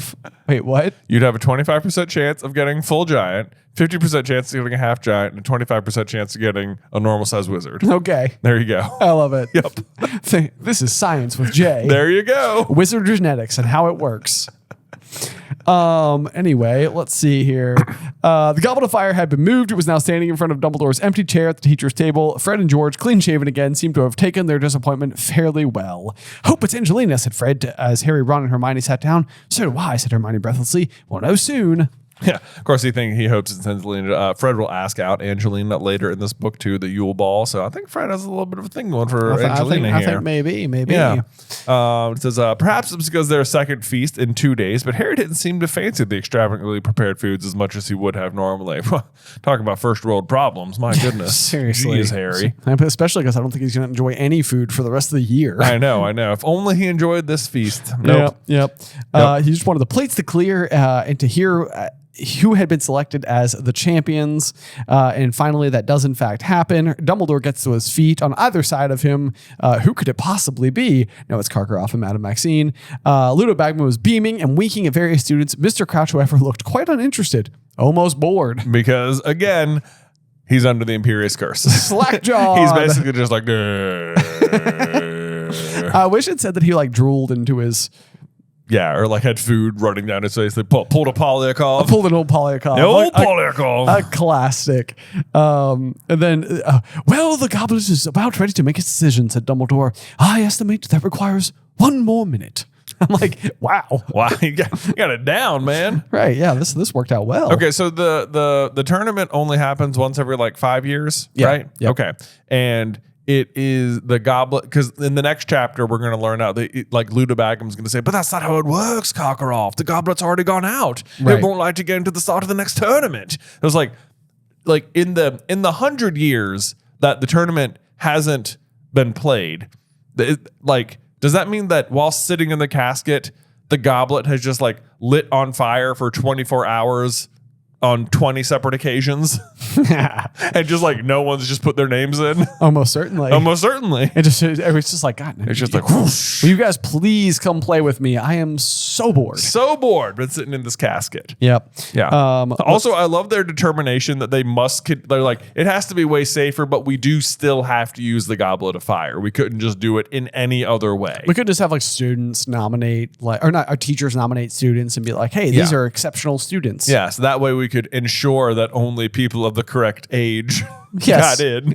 You need a magically binding contract third party to be your scapegoat, as to be we can't be mad at the cup. I know. We can't be mad at the cup. The cup just did what it was supposed to do. We'll just be mad at Harry for the whole year for some reason. Yeah, it's his fault. Yeah. So anyway, everybody waited. They're checking their watches. Any secondly, Jordan whispered 2 seats away from Harry. The flames inside of the goblet suddenly turned red again. Sparks began to fly from it. Next moment, a tongue of flame shot into the air. A charred piece of parchment fluttered out of it. The whole room gasped. The champion for Durmstrang, he read in a strong, clear voice, will be Victor Crumb. Not before he catches a floating piece of paper out of the air. I'm trying to do that. Skill of the seeker. 4 times roll. Yeah. Yeah, 4 times indeed. Yeah. Can you imagine if it was anyone else? And it's like we have this whole setup with the Quidditch World Cup and how important Crumb is, and he shows up and Ron's fawning over him, and it's like, Polyakov! And we're like, what's Crumb going to do all year? I know. I guess just hang out. Just hang out, yeah. Are those the only 2 named Durmstrang students that we have? Yes. Wow. Only 2. Okay. But Ben, it's even worse because when Flora's name come out, there won't have been a single named Beauxbaton student yet. Good. You're right. Yeah. That's a good point. Yeah. And there won't be another one. Bravo, Victor, boomed Karkaroff. Knew you had it in you. And I drew a picture and I said, other kids be like, and I drew a sad face. Yeah. Pretty much. Ron is not surprised at all. He's like, yep, saw that coming, no doubt. And then let's see, the goblet lights up again. The champion for Beauxbaton, said Dumbledore, is Fleur Delacour, which of course it is, because that's the only person we've heard of so far. Yes. Yeah. It's her, Ron, Harry shouted as the girl who so resembled a Gravila got gracefully to her feet, shook back her sheet of silvery blonde hair and swept up the Ravenclaw and Hufflepuff tables. Yep. At least we're getting table orientation right. Exactly. You know? It's like she's exactly where she's supposed to be. Exactly. Between Ravenclaw and Hufflepuff, right in the middle of the hall. Yeah, exactly. Yeah. So then Hermione points out that the other students are disappointed, and disappointed was a bit of an understatement, Harry thought. 2 of the girls who had not been selected had dissolved into tears and were sobbing with their heads on their arms. To which I highlighted and said, I mean, pull it together, ladies. You haven't even been mentioned. We don't even know your name. We don't even know Flora's name until 1 sentence ago. Exactly. Yep. The Hogwarts champion next. And the Goblet of Fire turned red once more. Sparks showered out of it. The tongue of flame shot high into the air. And from its tip, Dumbledore pulled a third piece of parchment. The Hogwarts champion he called is Cedric Diggory. Can you imagine if Harry's name came out first, though? It would change a lot. I feel like it would change so much. Because then all of a sudden it's sort of like Harry Potter, the true Hogwarts champion, and Cedric. Everyone would be like, oh my God, Harry did what? You got in there? That's so cool. How'd you do it? Cedric, what? Excuse me? Yeah, it would feel like Cedric was the imposter all of a sudden. It definitely would. Yeah. Yep. That would. I mean, this has worked out. The order works out exceptionally well, not just for Barty Crouch Jr., but also for us for suspense reasons. Oh, absolutely. I mean, if his name came out first, I feel like Dumbledore would have been like, oh, wait, hold on, something's wrong with the goblet. You know? Yeah. He was like, wait, man. Let me. Did you turn it off and turn it back on Hold again? on. Yeah. Can we replug it back in? Yeah. Let's see here. So Dumbledore is basically saying, like, I'm sure I can count on all of you, including the remaining students from Beauxbaton and Durmstrang, to give your champions every ounce of support you can muster. But also cheating is not permitted. So none of that. By cheering your champion on, you will contribute in a very real... And then it gets cut off. I like that what he's even saying, though, is just that even your support is truly helpful to the other students. True. Yes. True. And it would have been very interesting because, like, if Cedric had only been in there, like, or if it had been a Slytherin student, I feel like that would have been a really interesting plot line where, like, the rest of the school has to be, like, supporting a Slytherin character. True. Yeah. Or, like, could Harry possibly root for a Slytherin? Doesn't feel like it. Doesn't feel like it. Yeah. I know. This is why Ginny needed to be a Slytherin. Oh. We needed a likable Slytherin character. Yeah. Other than Slughorn. Yeah, boy, that'd be crazy. Ginny's in Slytherin and her name comes out of the Goblet of Fire. Ooh. I asked an older student to put my name in for me. I can't believe no one thought of that. Yes, that would feel so Ginny coded compared to Fred and George, who are like, wow, we totally overthought it. Well done, Geneva. That would be exactly what it is. It'd be like, yeah, that I could totally see that. Like they put it in and you're like, Fred and George didn't get it. But then she puts it in and she's like, I just asked one of the older students to do it. And they were like, oh my God, that's so smart. Yes. Because really it's only Ron that they're going to pick on because they're like Ginny's just, so cool. Right. Yeah. She's cool. She's like a little sister. You got to defend your little sister. Exactly. Your little brother. Wait. Yeah. That's me. Okay. But the fire in the goblet had just turned red again. Sparks were flying out of it. A long flame shot suddenly into the air and borne upon it another piece of parchment. Automatically, it seemed, Dumbledore reached out a long hand and seized the parchment. He held out and stared at the name written upon it. There was a long pause. Harry Potter!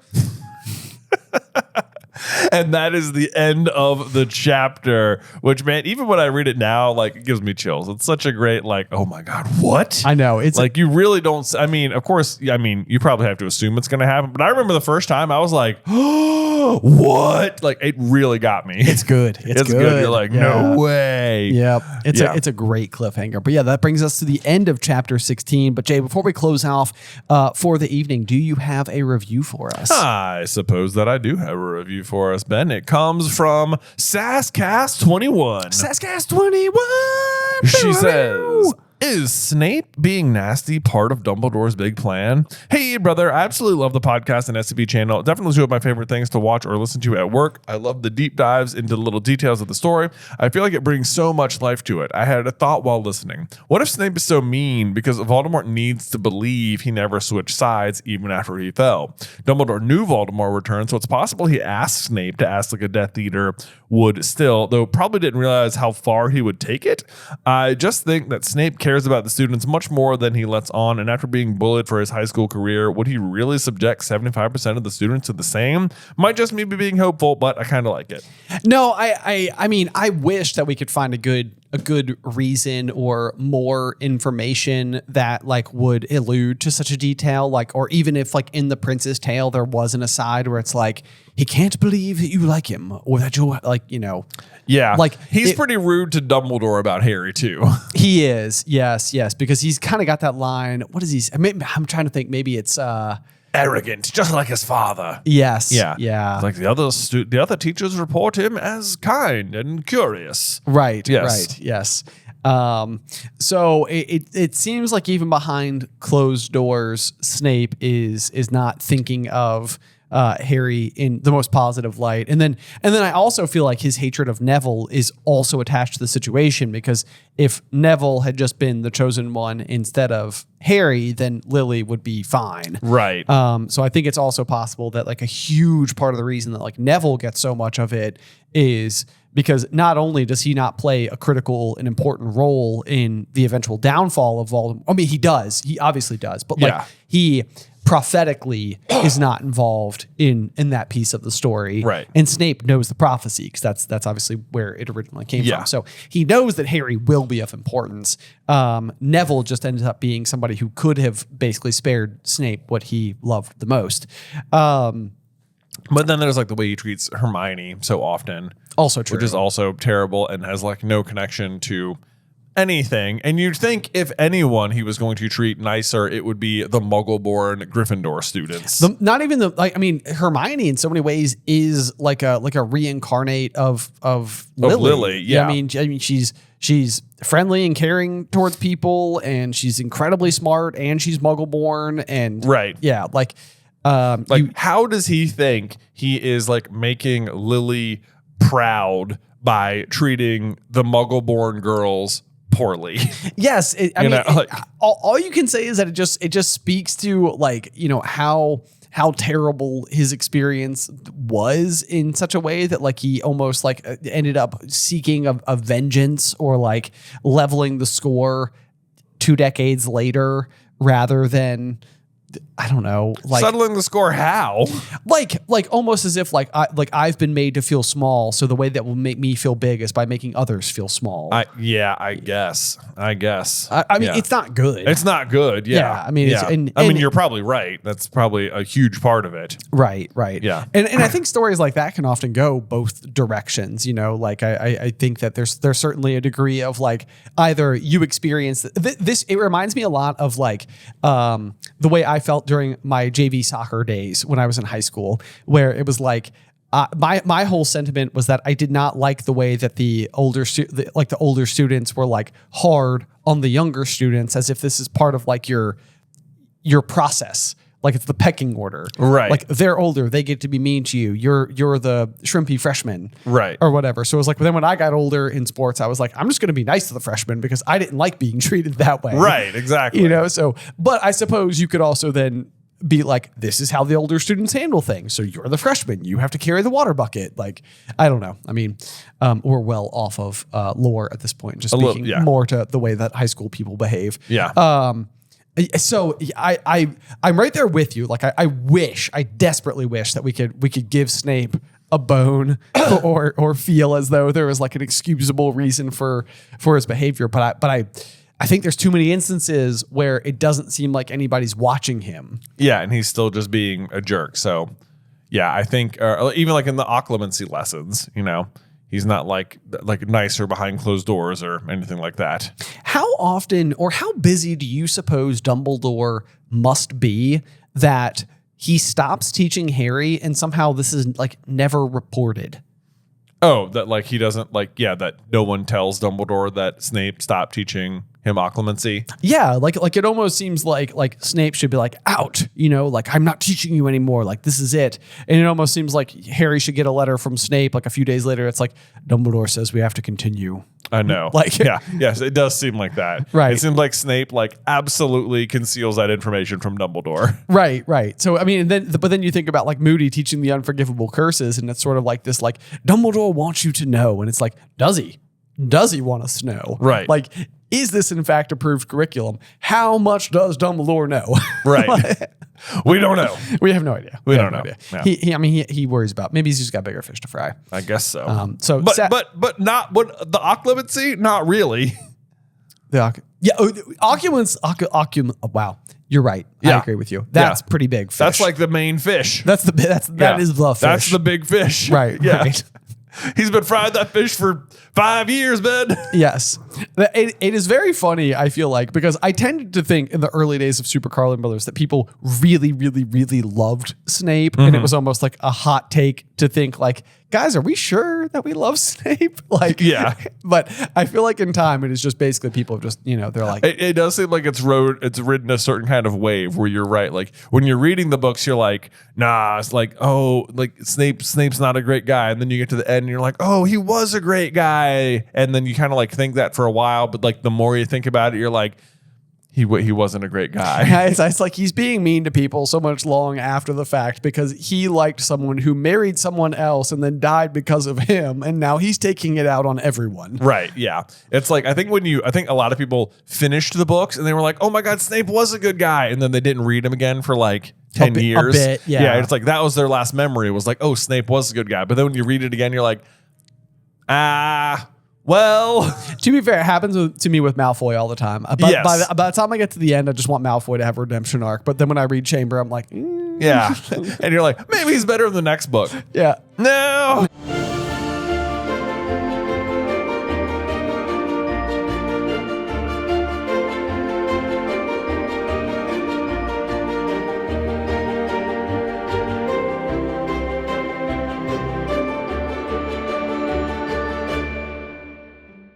Welcome, dear listeners. I'm Jonathan Carlin. And I'm Benjamin Carlin. And we invite you to join us through the Griffin Door, your one-way ticket to the enchanting world of Harry Potter. So grab your wands and dust off your broomsticks and join us as we unlock the riddles inside Goblet of Fire, Chapter 17, The Four Champions. Boy, howdy. If the chapter art was ever more telling about the life that lies before young Harold James Potter the First, just alone in the dark.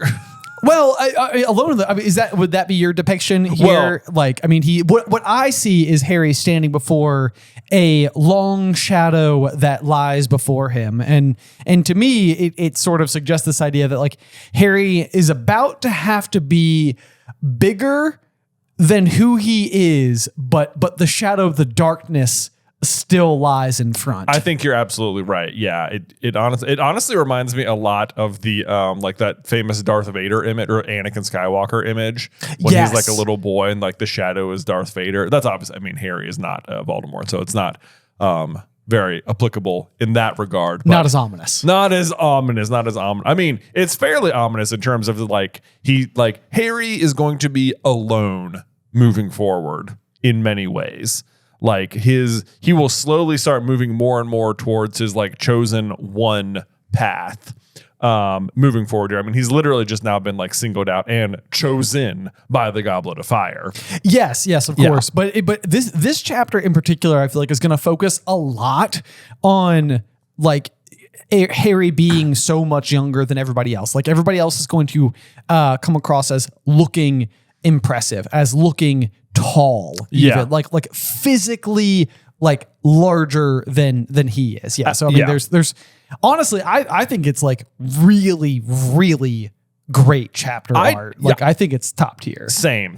I really do like this one. It gives you that big sense of just like loneliness of like standing apart, and that's pretty much how Harry's going to feel for a good, at least certainly up towards the first task. Yes. Coming in and like after he gets back to like the common room and how Ron's going to treat him and stuff like that. The other thing that's going to be really big in this chapter is almost everything every adult character says besides Dumbledore will be a red herring for that character. Yeah, there's this book is it's fascinating the way that it's structured, because red herrings are not uncommon within, like the Harry Potter saga. Like all through year one, you are all but certain it's Snape. Like even down to the moment that like Harry walks into that final chamber, he's like, it's like you, but I thought Snape. And and Quirrell's like, he seems the type, doesn't he? Yeah. And it's like, yeah, he totally did. He does seem the type the whole time. Mm-hmm. Then I want to say in Chamber of Secrets, and I know we harped on it every single time, is Percy There's like Percy is like a red herring for you, the reader, and then Harry really thinks it's Draco. Yes, for a while, right? Yeah. Then you have the whole Polyjuice situation. Yeah, and then even in Prisoner of Azkaban, like it's maybe not even like a red herring so much, but just the idea that like Sirius, who we believe to be a bad guy the entire time, based on the words on page, turns out to not be, and then out of nowhere it's like, it's Peter, right? But this book is sort of like, okay, I've made you suspicious of people that you're not supposed to pay attention to, and somehow it works so well again, that like Moody is right there, and you were like, could it be Crumb? Could it be Karkaroff? Not only is Barty Crouch Jr. just in the room, he will spend this chapter telling you his plan. Yes. Straight up, word for word, exactly what he did. Yes. It's about to be explained to us how it goes. I think Karkaroff, at the very least in the movies, I know he does it. I can't even remember if he does on page or not, but he's like, you seem to have given this an awful lot of thought. Yes, he does. He does. And then he counters it beautifully. He's like, it was once my job to think the way dark wizards do, Karkaroff. Right. Perhaps you should remember. And he just turns it on him so quick. And it's like, not only does he like give a convincing answer that the real Alistair Moody would say, he turns it into a threat towards Karkaroff to make you think he's even more threatening, just reminding you that he's a dark wizard. And he's also telling the truth. Like, it used to be his job to think the way that dark wizards do, because he is in fact was and still is a dark wizard. And so that is his job. And so it's like on all three levels, it is like boom, boom, boom. It is, I mean, click goes the lock. Karkaroff, he tries to serve up an ace and he has nothing for it. It is a perfect return. Yeah. That's the only real one in here too. And that is also like another good, like, writing trick, is to have the most credible suspicion come from the least credible source. Precisely. Yeah. Yep. Exactly. So lots and lots of things going on here. The other one that I think is going to surprise me, that like throughout the course of this particular chapter, is like so few people I feel are going to be transfixed by the fact that there are 4 champions. Like I feel like Ron is going to be frustrated with Harry for like his name coming out of the goblet and for like hoodwinking it. Like nobody really seems to be preoccupied on the fact that the Tri-Wizard tournament has 4 people competing. Right. They're all like, Harry, how'd you do it? And it's like, why did the goblet do it? Yeah. No one seems to care about that. They're all just impressed. It seems like everyone's base reaction is just like, Harry found a way to trick it, and that's amazing. Yes, yeah, right. And it's like, but like it didn't trick it to the point of like making him Hogwarts champion. It tricked it to the tune of making a 4th school altogether apparently he singularly represents. Exactly. And then the other thing that Harry will. What drives it home is that Harry will refuse to bring up one really, really important thing, or maybe it's not even true, but I think it is that he will not say here or ever to anyone, I don't want to compete in the tournament. Like that is what he needs to say right here. He'd be like, I didn't put my name in. I don't want to compete. That is what he is not saying. Right. That is what, because everyone is under the assumption they're like, why would you, like, how could you like, no one thinks there's any chance you wouldn't want to, given the opportunity. That's exactly it. Yeah. It's like, given, it's like from Harry's perspective, he's like, I'm about to be stacked up against really like much more trained wizards in which than myself, and it's going to be death-defying acts, and it's going to be in front of a live studio audience, right? Like he's like, I don't want any of, I don't want to do that. I don't want to do that. But of course, everybody else has propped it up. I mean, I think the Fred and George wanting to get their names in aspect of it, like even that is kind of curious that there's so much emphasis placed on Fred and George from a writing perspective wanting to get their names in, but like had it not been for the age line, would we ever have really thought that Fred and George would do this? Like, does it seem in keeping with their character? Don't they? I mean, they surely must realize that it would be one of the two of them, and they are such like a package deal kind of like entity. I don't think I ever would have, like, even reading it the first time, I don't think I ever would have thought that Fred or George would have been the champion. Sure. Like, right. Yeah, exactly. But so I feel like what their involvement is doing, especially to Ron, maybe of all people, is making this idea of getting your name in seem so desirable, so aspirational. Like, right. Of course, everybody wants not even this. just being chosen, but just getting your name in. Right. Like yes. tricking the age line is as much of a feat as just being chosen. Sure. Yeah. It's like I'm not going to get picked, but I got my name in. But I got in. I tricked the line or whatever. Yeah. Right. You're right. So anyway, I mean, lots and lots of stuff kind of going on inside of this chapter, but I do think it'll be a good one to sit down and break down here. But of course, we're going to be picking up right where we left off, which basically was Harry's name coming out of the goblet. So literally the last words we have is Harry Potter. And of course, the thing that I think stood out to me as well is the fact that there is no name, there's no school attached to the name. So it's like that's probably your first tell that this is not the Durmstrang champion. It's not even the Hogwarts champion as far as the cup is concerned. Right. Like, this is just we don't know what school he's entered under. Right. Yeah. Yes. It doesn't seem like there is one in like specifically. So Harry sat there, aware that every head in the Great Hall had turned to look at him. He was stunned. He felt numb. He was surely dreaming. He had not heard correctly. I know. Wild turn of events, because otherwise, like, so far, it's been a very normal year for Harry. Yeah. Nothing crazy about his school year has happened at all, other than like not having Quidditch. But right. Usually by now it's like Sirius Black is on the loose and he's hunting for you, or I guess the chamber maybe hadn't been opened yet, but he like flew the car to school and he got hit or couldn't get through the barrier. Right. So like some weird things. And then his first year is just like, well, it's his first year. So, everything's crazy. Yeah. Well, they go to the three-headed dog. Yeah.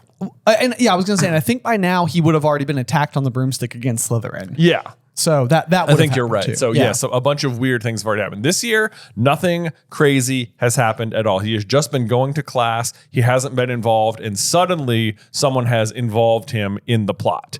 So it is like a little bit more like, I remember, that's why it's so shocking, because you're just like sort of reading and you're like, what does this have to do with Harry? And it's like, oh. Yeah. How ridiculous is it that you can get this far into it and it's still like a total like jaw drop moment that his name comes out and it's like, of course. Like, it's called Harry Potter and the Goblet of Fire. Right. I mean, and maybe that's why it's not called Harry Potter and the Triwizard Tournament. Right. Because it does seem like maybe then it's just like, well, duh, Harry's going to be in it. Precisely. Yeah. It's like Harry Potter and viewing the Triwizard Tournament. Right. That seems like a fun book to read. Right. Even if his name came out anywhere but last, it would be a little, it'd still be surprising, but like, because you think it's completely over. You're like, okay, even if you thought like, oh, I'm sure Harry's going to get in, but it's like 1, 2, 3, and it's like, oh, he didn't get in. That's interesting. Oh, wait, he did. He did. Okay. There it is. Yeah. So we almost got away.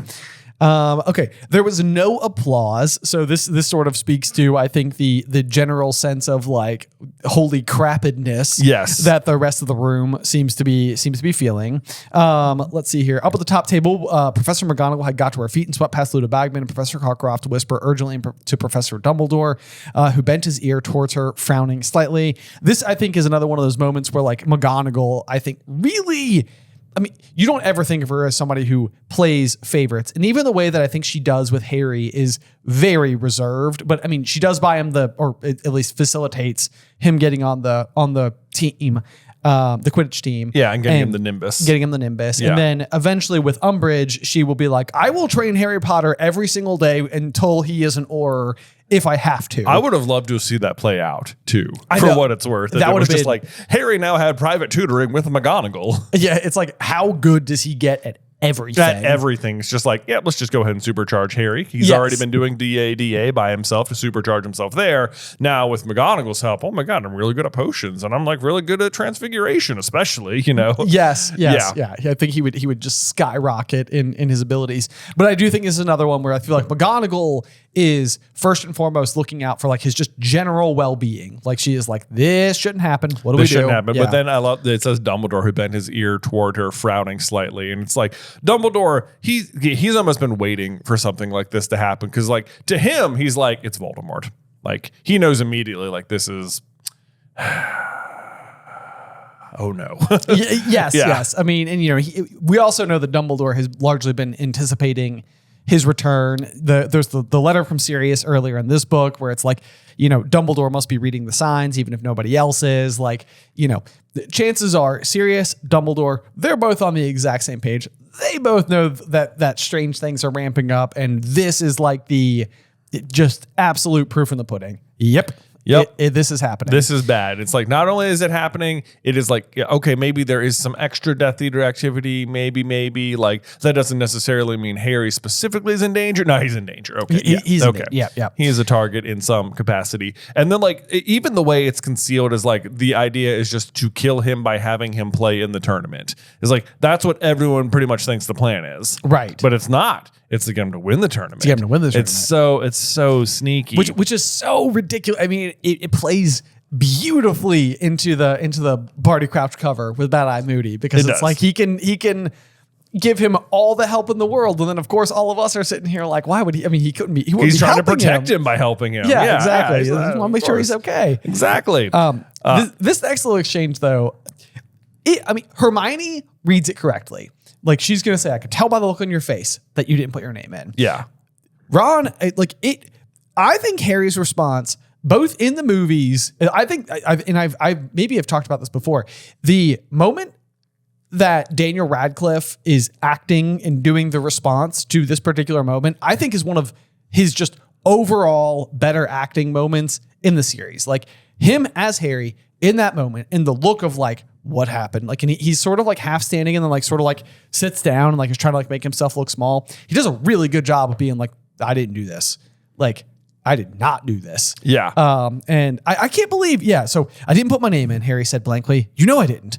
Both of them stared just as blankly back. Yeah. So, but like they're both feeling very different things, because like Hermione is definitely just sort of like concerned and afraid. Like, wait, what? How did this happen? Like, but Ron, on the other hand, is immediately just feeling jealous. Yes. And just like or possibly even in this moment, he's just in disbelief that Harry would not have included him in this plan. Yeah. I mean, and I think even the way that Hermione will explain it here in just a few pages, I think there's a huge sense of like, probably for Ron, like, are you kidding me? Like, again? Yeah. Because like, that's what Hermione's going to point out to Harry, is just sort of like, he plays second fiddle to you all the time, and he doesn't talk about it, but like this maybe was just one too far, and so you have to imagine that for Ron, he's like, come on, like, right, no, yeah. I mean, clearly that is what's going on, because he's not going to talk to Harry for like another like month here. Right. And I think that like whenever it's like Harry's being like targeted by potentially Sirius Black, and there's like all these like other dangers, it's like it's all so outside of his zone. And again, it kind of goes back to the Fred and George thing. Like this absolutely suggests that not only did Harry end up getting even more attention than he did, but it means that Harry excluded him from his process. Well, yeah, and it's like so often like Harry might get a lot of attention, but he's not like seeking it out. It's just sort of like happening to him. Yes. Like, or like, he gets on the Quidditch team. He wasn't trying to do that, but in defending Neville, he ended up on it. So like, and Ron's just met him. It's like, oh my God, you're Harry Potter. That's really cool. Yeah. Kind of thing. And then like Sirius Black, it's like, yes, he keeps coming in, apparently trying to attack Harry, although actually Peter, and everyone's like very concerned about it. But like, obviously, Harry's getting a lot of attention. Nothing he did, like, not his fault. Right. Not his fault. Everyone thinks Harry's the one breaking into the Chamber of Secrets, getting a lot of attention. Not his fault. Doesn't even know he can talk to snakes. Right. Kind of thing. But this one, especially for Ron, the difference is that there's no way Harry's name could have gotten in the fire if Harry didn't do it. Right. So it's like, those times, they weren't your fault. They weren't your fault. I get it. It was bad. Not your fault. This time, you sought it out and didn't include me. Yeah. Yep. Absolutely. Because even that, it's like if he had found a way to get it in, Harry's name came out, and it's between Harry and Ron, it would be sort of like, like, right, yeah. If they both got it in and then Harry got it, it's like, well, I didn't think whatever, but we both did it together. Exactly. But boy, imagine if Harry and Ron were both in the Triwizard Tournament. Just imagine for one hot second what that might look like. Wow, if only 2 YouTubers had written a whole series about it. This is What If Ron Was in Hufflepuff. What if Ron was in Hufflepuff? Check it out. So if you want to check out that entire series, spoilers for episode 4, hopefully 4, 5, 6, 7. I think it takes 3 episodes just to get through Goblet of Fire. But anyway, Really not the good 3 point. episodes. As we scoot forward, Harry Potter, Dumbledore called again. Harry, up here, if you please. And Hermione says, "Go on." And kind of give him like a little push. The if you please, I think is kind of interesting because we've been talking a lot about this idea of strength of character directly related to the Imperious Curse. Dumbledore, I think, is going to do a great job throughout this chapter in the books of maintaining this kind of like degree of politeness. Yeah. In the face of a bunch of otherwise angry people. I feel like that just is like one of those things that I think definitely also speaks to the idea that like Dumbledore will be very difficult to Imperious. Absolutely. It's at the core of his being is this idea of politeness. Do you think there's any part of Dumbledore that is like just who thinks like, you know what? Maybe Harry did just get his name in, Like outside chance. Like outside chance. Maybe it's not Voldemort. Harry up like I gotta act like I'm congratulating you, of course. Because like what if Harry did just confund it and got his name in? That'd be pretty cool. It'd be like, at that point, is he proud or frustrated? Like, come on. Yeah. That might be like, Harry, I'm trying to keep you safe, man. Yeah. It's like, you're the chosen one. You can't die. And like, well, why didn't you tell me that? Like, because I wanted you to have a childhood. And in that childhood, I wanted to play a game. Sounds like Dumbledore's like, I've been defeated in sound. I've been defeated by my own logic. Yeah. Hoisted upon my own petard. Hoisted indeed. Anyway, Harry got to his feet, trod on the hem of his robes, which again, that's like another one of this idea of like clumsiness is going to contrast rather significantly with like almost the grandeur of the other champions who seem to have like a suave nature about them. Right. Yeah. A coolness. Very coolness. Like when they're all silhouetted against the fireplace. Feels like an immensely long walk up to the table, which I feel like that's such a... I love that description because I feel like everyone's had that moment where you're just like, oh my gosh, I just got to get across this room, and it's like this is the worst walk of my life. Got to make it. And everyone is looking at me. I know. So I'm about to just drop my lunch tray. Gosh. Right. Yeah. It does say hundreds and hundreds of eyes were upon him, and I was trying to do quick math on this one because I was like, is it hundreds and hundreds? And it's pretty darn close. If our math is correct, and you've got let's see here, 5 boys, 5 girls in each year, then that gives us what? 10 times 7. Did I do this wrong? Right. Yeah. There's 10 students. So 40 students per year. Oh, yes. Okay. I did do it right. Yeah. Yeah. Okay. So 40 students per year, 7 years, 280 students. 280 students plus about a dozen each from the other schools would get you to like 304 plus teachers. So like maybe like 315 people. Okay. Yeah. That sounds about right. Yeah. So hundreds and hundreds. Yeah. Hundreds and hundreds. That's how many hundreds. But then double it because it's eyes, right? Yeah. So 600 eyes, basically. 630 eyes. There you go. There we go. Well, through the door, Harry, said Dumbledore. He wasn't smiling. And this, just a note that I had written in here because I think in the last chapter, Harry had wondered to himself, like, I wonder how Dumbledore would react if I had successfully got my name into the Goblet of Fire. So that's the reaction. Not smiling. I think he's not smiling, but I don't think he's like, it's not out of anger or disappointment. It's just out of like just straight up concern. Yes, I agree. Yeah, it's like, oh no. And then even Hagrid says he looks completely astonished. So like, he's not even like impressed or like excited. He's just like, what? How? But what? This is wild. Yep.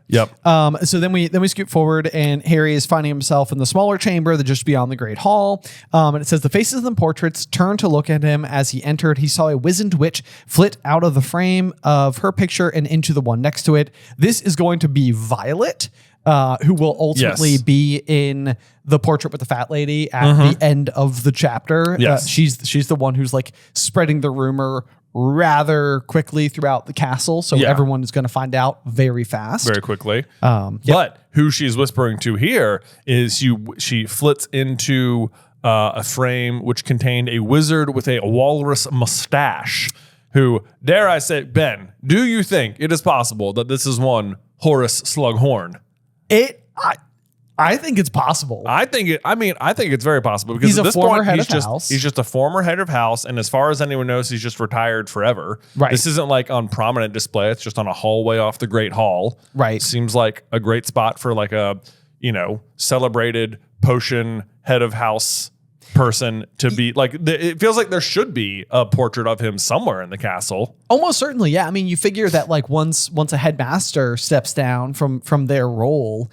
I guess we don't know what happens to our Armando Dippet, but he's probably passed away by the time Harry gets there. But he has a painting in the headmaster's office. Yeah, and so it's like if not in the headmaster's office where portraits like this might exist, I mean, yeah, I think it totally stands to reason that they would have significant past faculty honored. I think that makes a lot of sense. And just consider what's happening here. We know that Violet and the fat lady are like big drinkers, as it were. Yep. When they get together, we know Slughorn likes to host a party. He does. Likes his creature comforts, as it were.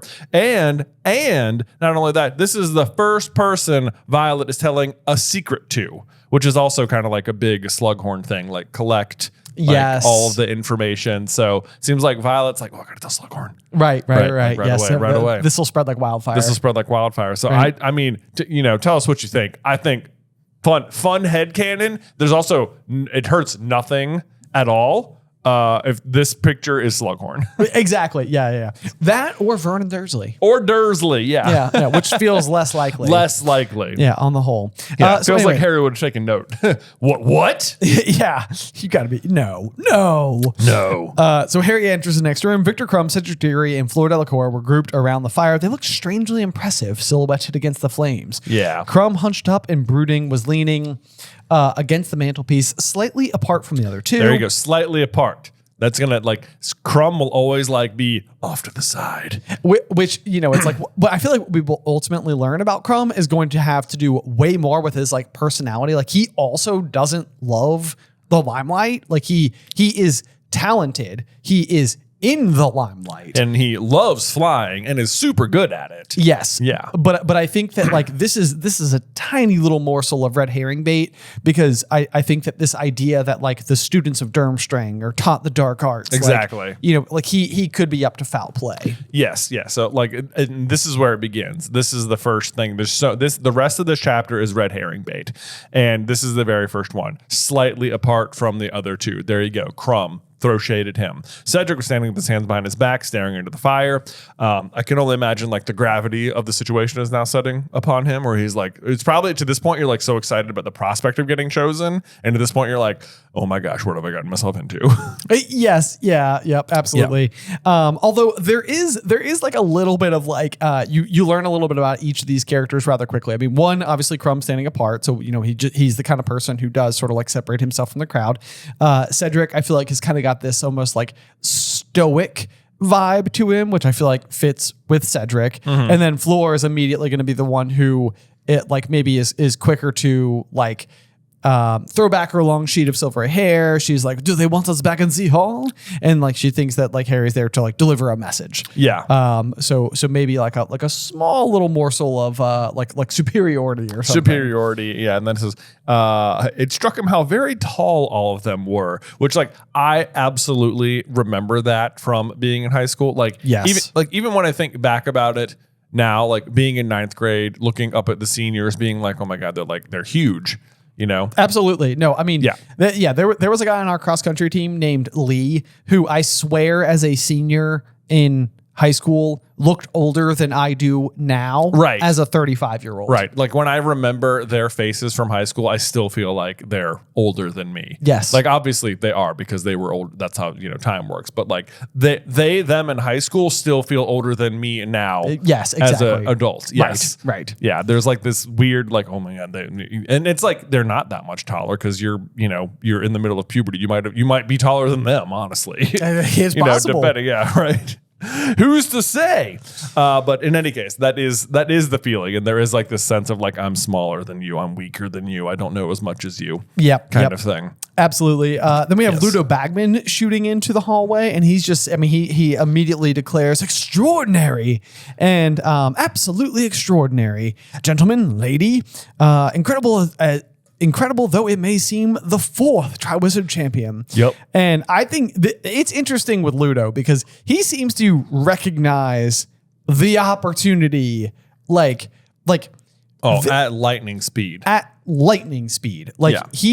Because at this point in time, he is one of the people responsible for putting together the whole tournament. This is something that has gone wildly wrong. Like, the one new rule that they have imposed has already been overtaken. Right. This should seem like a complete failure upon his department. Right. And yet he is just instantly jazzed. He is excited, which is shade being thrown at him. Like, everyone else seems to have reacted in the same way, not him. He's happy about this. Right. Everyone else thinks Harry's in terrible danger, but he's like, this is good. And you're supposed to be like, why does he think it's good that Harry's in danger? Yes. And then, so immediately what happened for him was he was like, I just had a candidate go, if everybody else was basically, like, if you want to call Cedric a favorite, it's like maybe he's like plus 100 odds. All of a sudden, this is like plus 1,000 odds. Oh, I know.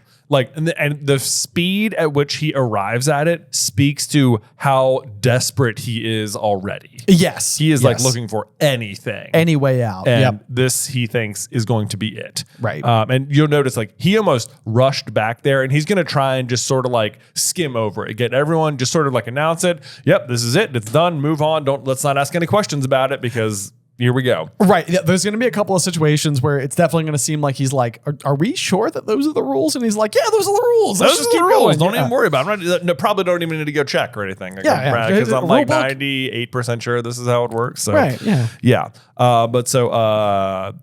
Floor is not hearing it. She's like, oh, very funny joke, Mr. Bagman. It's like, okay. Yeah. She's very condescending in this chapter. Joke? No, not at all. Harry's name just came out of the goblet of fire. So, yeah, it's like, it is surprising how quickly he is fast at it. And then you get even more shade. He says, well, it is amazing. He said, smiling down at Harry. And this is supposed to make you think that his plan has just worked. Yes, of course. And again, I mean, it's interesting to look at the other people in the room. You've got Chrome's thick eyebrows contracted slightly. Cedric is still looking politely bewildered. Yeah. And so this is something we talked about last chapter as well. But it's like, once again, the word politely is included there. We got a strength of character situation with Cedric. Like, he can't be imperious. Can't be imperious. There it is. Yeah. It's so polite, calm, nice, good guy right here. He's just sort of like, I'll wait till I hear things out. Precisely. Yeah, exactly. But then, Bagman even points out, he's like he knows exactly what the loophole must be. He's like, oh, well, the age line was only imposed as an extra safety measure. It's like, once your name's in there, the goblet doesn't care. Exactly. Like, we can't tell the goblet that, but as long as you get it in, he's like, oh, that must be it. So it makes it sound like Ludo has thought his way through. It definitely does seem that way. And then we kind of get the line that we've always been sort of hung up on a little bit in the past, which is like, if Harry's not supposed to be in it, like, why does he have to compete? Like, why not just be like, okay, like his name was, obviously this is a problem. Obviously we can't disrespect the other two schools who have come here. Like, right. This is bad for international relations on a variety of different levels. Just have him do nothing. But then of course you get the line that says like, I don't think there can be any ducking out at this stage. It's down to the rules. You're obliged. Harry will just have to do the best and then that's when the door opens. But it feels like he's trying to just be like, nope, it's down to the rules. You're obliged. Harry will just have to do the best he can. Next, we're going to have the people come in and we'll tell you about the task and then we'll go to bed. Okay. Everyone cool with that? Yes. Yeah, exactly. Well, let's just skate right on past it and keep going. Now, curious group of people walks in, Ben. Yes, indeed. Have to say. Yeah. No, I totally agree because we have Dumbledore followed closely by Mr. Crouch. So those two totally make sense. Professor Karkaroff, Madam Maxine. Right. They're the heads of houses. Yep. Professor McGonagall, I guess, Deputy Headmistress, and Professor Snape. For why? Why is Snape here? Yeah, it's like if you want to think that like maybe even like McGonagall's there on behalf of like Harry as his head of house. That makes sense to me. But then it's like Cedric is from Hufflepuff. It's like, why is it not like Sprout? Right. Like, even if Snape even, it's weird that Snape's there. He has no reason to be there as far as I'm concerned. Right. But even if he just wanted to show up because he's interested, there is still a definite lack of Pomona Sprout in this room. Yeah, yes, exactly. Yeah. It's like one way or another, Sprout should just be there, like putting an arm around Cedric and glowing with pride. You've done it. Yes. I knew you could. Where is Sprout? Right. Yes, exactly. Madame Maxine, they are saying this little boy is to compete also. Somewhere. Does she not know who Harry is? I know. Yeah. So somewhere under Harry's numb disbelief, he felt a ripple of anger. Little boy. I know. And I threw in a little, I am the chosen one. Yeah. It's like, I don't know if you know this or not. But, just hold on. Maybe you haven't heard. I defeated Voldemort, but I do love Twice, that Harry. 3 times at this point. No one's keeping track or anything. But I love how even in his confusion, Harry is like, he feels like offended by this. He's like, well, hold on now. Hold on. Wait a minute. Yeah. Like, good for you, Harry. Have a little pride. Just like a little, just enough. Yeah, Just enough. Then you get a line from Madame Maxine who says, "What is the meaning of this Dumbledore?" And it says she said imperiously. And that's another one where it's like it's this term is being thrown around a bit, especially related to Madame Maxine. And I think because she kind of has this rather serious intensity. There's like a moment where she walks into the Great Hall and all the students from Beauxbaton stand up, and the rest of the students are kind of like, what are you standing for? That's kind of like an odd one, but they wait until Madame Maxine has sat down before they retake their own seats. And I do think that this is it's far more subtle than what we're gonna get with Ludo or Karkaroff or maybe Snape, if you want to throw his hat in there as well for this book. But that usage of this imperious tone, I think, and then of course having just learned about the unforgivable curses, it feels like no mistake. I mean, it feels, yeah, you're right. It felt like, Imperious, the Imperious curse and Imperiously are they are spelled differently, but obviously they sound the exact same. Yeah, right. And yeah, I think you're right. You're coming off the heels of learning about the unforgivable curses. She says imperiously. So it's is she under the Imperious curse? Could she have Imperious someone else? Right. It's just it flirts around in your brain. You're like, wait a second, what? Right. Yeah. Yep. Nothing too overt. In the meantime, then Karkaroff follows up and he says, 2 Hogwarts champions. I don't remember anyone telling me the whole school is allowed 2 champions. Or have I not read the rules carefully enough? Which I'm like, have you read the rules at all? I'm like, everybody's gonna make it sound like they got that book in the mail and absolutely leaf through it. Yes, but I can believe actually that Karkaroff would have read it, because I can imagine him trying to look for loopholes to cheat. I could see that as well. But then, we get a line from Madame Maxine that says, Hogwarts cannot have 2 champions. It is most unjust. And it's just true.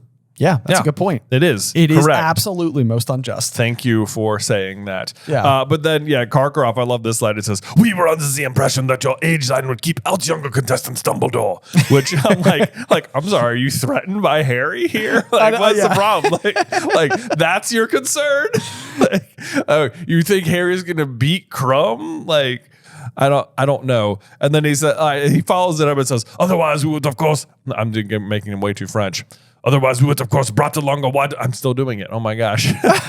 "We would have brought, of course, a wider selection of candidates from our own schools." And I'm like, wait, you have more qualified younger students than what you brought? I know. Yeah, I was like, did you not just already bring your second best option in addition to Crumb?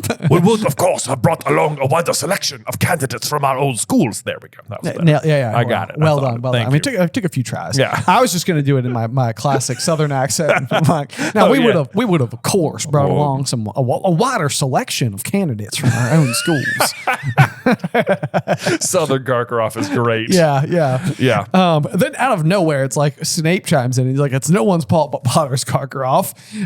Don't go blaming Dumbledore for Potter's determination to break the rules. He has been crossing lines ever since he got here." It also says his eyes are alight with malice. Yes. It's like, this to me is Snape kind of It's like an old married couple who was trying to pick up an argument that they left off like a few days ago, and it's like, I wasn't finished arguing with you yet. Yeah, it's like, Snape, is now the moment for like Harry's rule breaking? I don't know. It's like, I mean, maybe, but anyway, then we get another little politeness from Dumbledore that says, "Thank you, Severus." He said firmly, yeah, which we can only imagine was more like, "Thank you, Severus." Yeah. Oh, just wait for like 3 more sentences, Ben. I know. Yeah, we're getting there. We're getting there. I know. Was that like really loud in your ears? No, it wasn't. It was fine. It was okay. Yeah, it was good. Yeah. I feel bad for the people who are sleeping right now listening to the episode. They're like, what's happening? Oh. What's Severus doing now? I know. Anyway, yep. So continue. Okay. So next it says, Professor Dumbledore was now looking down at Harry, who looked right back at him, trying to discern the expression on his eyes behind the half-moon spectacles. So what they're doing is just making eye contact there, which makes it sound like Harry's looking at Dumbledore. But of course, what Dumbledore's doing is like legitimating Harry, trying to figure out like what happened. Did you put your name? Do you really have no idea what's going on right here? Right. Yes. So then he asks the question. He asks the question. He says it. He says, "Did you put your name in the Goblet of Fire, Harry?"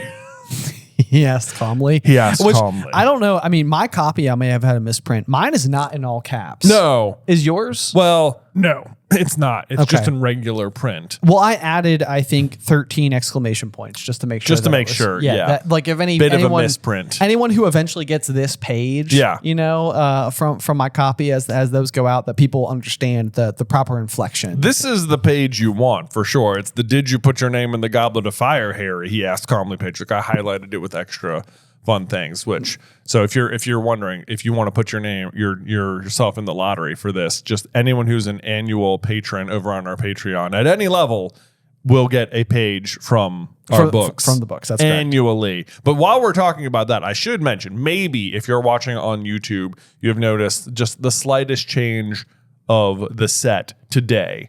Because, very fun. If you look right here on top of the books, and if you're not, we have on our set a candle burning, and it is one of our brand new candles that we have like invented, like Weasley Wizard Wheezes style. Yes, indeed. Yes. Yeah, this is something that we've been working on for I think well over 2 years at this point in time. We call it the sorting candle. The sorting candle, you guys. And here's the idea. So when you get it, it is a completely white candle. Yes. Pull it out of the box, light the wicks. Then as it burns, you will reach a stage that will turn either green, red, blue, or yellow. Right. And the candle will turn colors, letting you know which house you've been sorted into. So there you go. We have been burning ours now for a couple of hours. And we had not seen it when we started recording. Yeah. As I look over now, it's green. It's green. Yes. So the wax on this candle is green. So I guess we're in Slytherin. We're in Slytherin. This candle has sorted us into Slytherin. And so when you buy it, you won't be able to choose like what color you want it to be.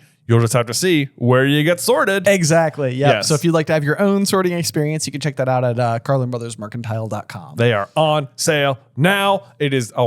It's so fun. It's so fun. We burned one upstairs and it turned blue, and that was cool. And I was like, "What's this one going to be? What's this going to be?" We've been having so much fun. So much fun with it. So yes, check them out. Sorting Candles, CarlinBrothersMercantile.com. There you go. Anyway, back to the chapter where Dumbledore is finished calmly asking Harry whether or not he put his name in there, which of course, no. But Snape, back in the background, just made a soft noise of impatient disbelief in the shadows. Like, dude, get over it. You're not even supposed to be here. I know. And certainly Snape knows that Dumbledore is capable of legitimacy. Yes. Like, the thing is that like, I think that Snape at times is not using it on Harry in the name of assuming the worst. Oh yeah. Because it's like, if he just read his mind, it would be like, you can do that. You can do that. Like just read his mind. You will know that he did not do this. Yeah. But then we get another interesting line that says, "Did you ask an older student to put it in the Goblet of Fire for you?" Yep. And that is another one of those moments where it's sort of like, oh, you could have just done that. Yeah.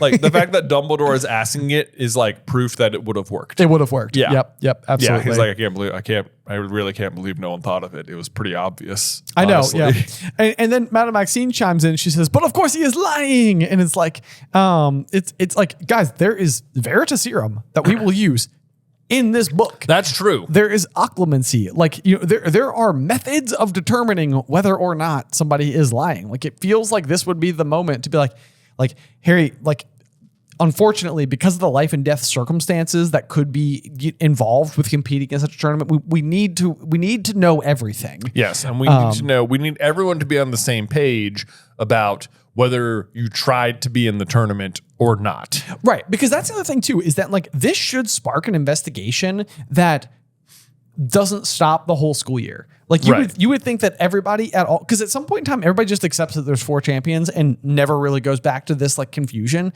But you would think that this would be the kind of thing that like people would be like really hung up on and be like, why did this happen? Like we've had how many of these? Like hundreds? Yeah. And it's like, and we've never figured out what happened here. Like, and it's never spat out 4 names before. I can even see like this being a good way to introduce like priori incantatem. Like it's just sort of, and like, you know, like it being like, okay, Harry, we're going to investigate, you know, we're going to go to everyone's wand basically. Yeah. And just do it. And like Moody, you'll help, you'll do it. And of course, then he won't get checked. Yes. And he'll skate by anyway. Right. Yeah. Naturally. Because he'll be the one conducting the investigation. But yeah, like, you know, then you'd understand how priori incantatem worked, which I guess it's already in here, but whatever. Right. Yeah. It seems like we need to get everyone on the same page that Harry like didn't put his name in, because they're all just going to continue to think that he's just lying, and whatever Dumbledore says, sure, we have to listen to Dumbledore because whatever, he's the greatest wizard, but we don't really believe him. Yeah. He's the headmaster of the host school too. So anyway, then we get a line from Professor McGonagall, who just has total faith in Dumbledore. He could not have crossed the age line. I'm sure we all agreed on that. And then Madame Maxine is like, Dumbledore must have made a mistake. and then Dumbledore says, it is possible, of course, said Dumbledore. Politely. So I'm telling you guys, the strength of character thing I think is on proud display in this book. Yeah. Although, I mean, it says he said politely, so maybe the appropriate reading was, it is possible, of course, said Dumbledore politely. Yeah. Exactly. Yes. Exactly. It's going to be very, very interesting in the HBO series to see how they depict this whole scene. Right. At this point, there is nobody who is involved with any project attached to Harry Potter who doesn't know about this particular problem. Right. And so there's just no way in the world. Like, it's like, do you stick with a more antagonistic Dumbledore in the name of like, this is how the TV shows depict it, or do you like correct it completely? And then everybody's like people are going to be sitting on the edge of their seat waiting for this to happen. Oh, I mean, if I was John Lithgow, I'd be thinking about this line more than any other line. I'd be practicing it right now. Yes. I'd be like, I got to get ready. It's 4 years from now. I got to get it right. I got to get it right. And getting it right might mean saying it super calmly. It might mean doing the people's elbow. Who's to say? Who knows? You know what? I have confidence he's going to get it right. I don't know what it's going to be. Either you lean hard into the joke that when you do it on screen, Dumbledore is out of control in this moment. Right. Or you try and correct it and make it exactly like the book. Exactly. Right. So what are we going to do? We are at a crossroads here, Lithgow. It's up to you. Anyway, we'll find out in like 5 years. Yeah. But until then, I love McGonagall's response when Dumbledore says, it's possible I messed up. And she's like, Dumbledore, you know perfectly well you did not make a mistake. Like, just like defending him from himself. Just be like, don't be ridiculous. Really? What nonsense? Really? Yes. And Professor Dumbledore, but yeah. She's just like, McGonagall's just got to tell how it is. It's like, if Professor Dumbledore believes he'd persuade an older student to do it for him, I'm sure that should be enough for everyone else. End of discussion. And then she shoots an angry look at Snape, which I love. She's just like, I dare you. Snape, Severus, not the time. Okay? All right? This isn't the staff room. His life might be in danger, so just keep it yourself. All right? You got it? You cool? We good? We good? Do you want to go? Do you want to go? Who won the House Cup last year? Me. Who won it last year before that? Me too. Guess why? Picked Harry. Ha! Yeah. Anyway, Mr. Crouch, Mr. Bagman, said Karkaroff in his voice, unctuous once more. You are our objective judges. Surely you will agree this is most irregular. I love how he calls it's Karkaroff calling them our objective judges is that what he's also saying is I am unobjective. Yeah. I am not objective. I have not. Yes. You are our objective judges compared to me, a biased judge. Right. Yep. So Bagman wiped his round, boyish face with his handkerchief and looked at Mr. Crouch, who was standing outside the circle of the firelight, his face half hidden in shadow. He looked slightly eerie. And that is of course going to be due to the Imperious Curse, I believe, that is currently sitting on top of him. Which I believe we were on one foot than the other, trying to remember if it was Barty Crouch Jr. or Voldemort. It is Voldemort who puts him under the Imperious Curse. Just as a piece of recollection. For what it's worth. Because I think we couldn't remember last episode. Yeah. Anyway, so yeah, he looks slightly eerie. The half darkness making him look much older, giving him an almost skull-like appearance, which is very, I feel like Dark it's very... mark. Yes, exactly. Very foreboding. When he spoke, however, it was with his usual curt voice. Right. We must follow the rules. And this is something I wonder whether or not it's true, because if he is under the Imperious Curse, what he is saying right now could also be part of him being under the Imperious Curse. Exactly. So it's like, does Harry actually have to compete, or is our most objective person at hand being forced to say he must compete? Right. It's like, well, like, let's go check the rules. It's like, well, let's go ask Barty, because he set up the tournament and knows all the rules. He'll know what to do. And he's just like, it's like, but it's like, maybe if he wasn't under the Imperious Curse, it could be like, no, there's a pretty simple fix here. Like, we'll just whatever. Yes. Yeah. Exactly. Right. But that doesn't matter, because they all just trust him implicitly that he cares about rules, and you, the reader, have been told that that's all this guy cares about. Look how much Percy looks up to him. Yes. And he says he must compete, which will be taken as truth, and they will walk forward with this. But it is possible that he is being forced to say this through the Imperious Curse, and that it is not true. Precisely. Yeah. Yep. And then this is where, again, Ludo is going to have some more red herring situation. Well, Barty knows the rule book back to front, said Bagman, beaming and turning back to Karkaroff and Madame Maxine as though the matter was now closed. Yeah.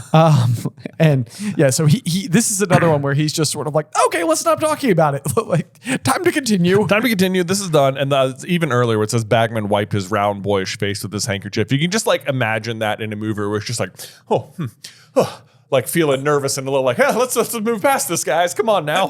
Precisely. Yeah. Yes. It's one of two things. It's like either I'm about to be caught or my plan is about to not work. And either which way, it makes him seem awfully guilty. It does.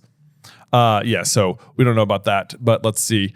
Where do we move down? Karkaroff has returned to his unctuous tone. I don't know if he's speaking. I don't know if he's got his fruity tone back either. Just unctuous and fruity. I know. I literally, I wrote that up above where it said that his voice is unctuous, and I said and fruity. And fruity. Yeah. His face wore a very ugly look indeed. That's just supposed to be more shade at Karkaroff. And then he says, we're going to keep putting names in the Goblet of Fire. And Bagman comes in, but Karkaroff, it doesn't work like that. The Goblet of Fire has just gone out. It won't reignite to the start of the next tournament. And this is kind of like what we talked about last time. Like, does that mean that every 5 years it just lights for 24 hours? Like, even when it's not in play, it's like, whoop, I would be under the belief that yes, that is what happens. Right. Yeah. Because it would almost seem like the ceremony is like based around when you must set it up. Right. Like, that's when everything sort of revolves around. Yeah. Which also happens to be Halloween, which is kind of interesting. I know. Yeah. That means if that's the case, because it seems like this is a really difficult object to tamper with. So it seems like the Triwizard Tournament must always launch on Halloween for some reason. Yeah, it's a very That's Halloween interesting. sport. I haven't thought about it like that before. Right. I mean, I guess that would always be near the beginning of any given school year. It would be near the beginning of any school year. It's also kind of got a little bit of an ominous air about it. I mean, it's the night that the Potters are murdered. Exactly. So, there's a little bit of that, and people have died in the tournament before as well. Yeah. And it gives us something to do on Halloween, which is always ever important in the Harry Potter series. You know it. Of course, Karkaroff says, I have half a mind to leave now, and we get to double down on no, if your champion is chosen, they must compete. They've all got to compete. Binding magical contract, like Dumbledore said. Convenient, eh? Which now Moody has entered the chat.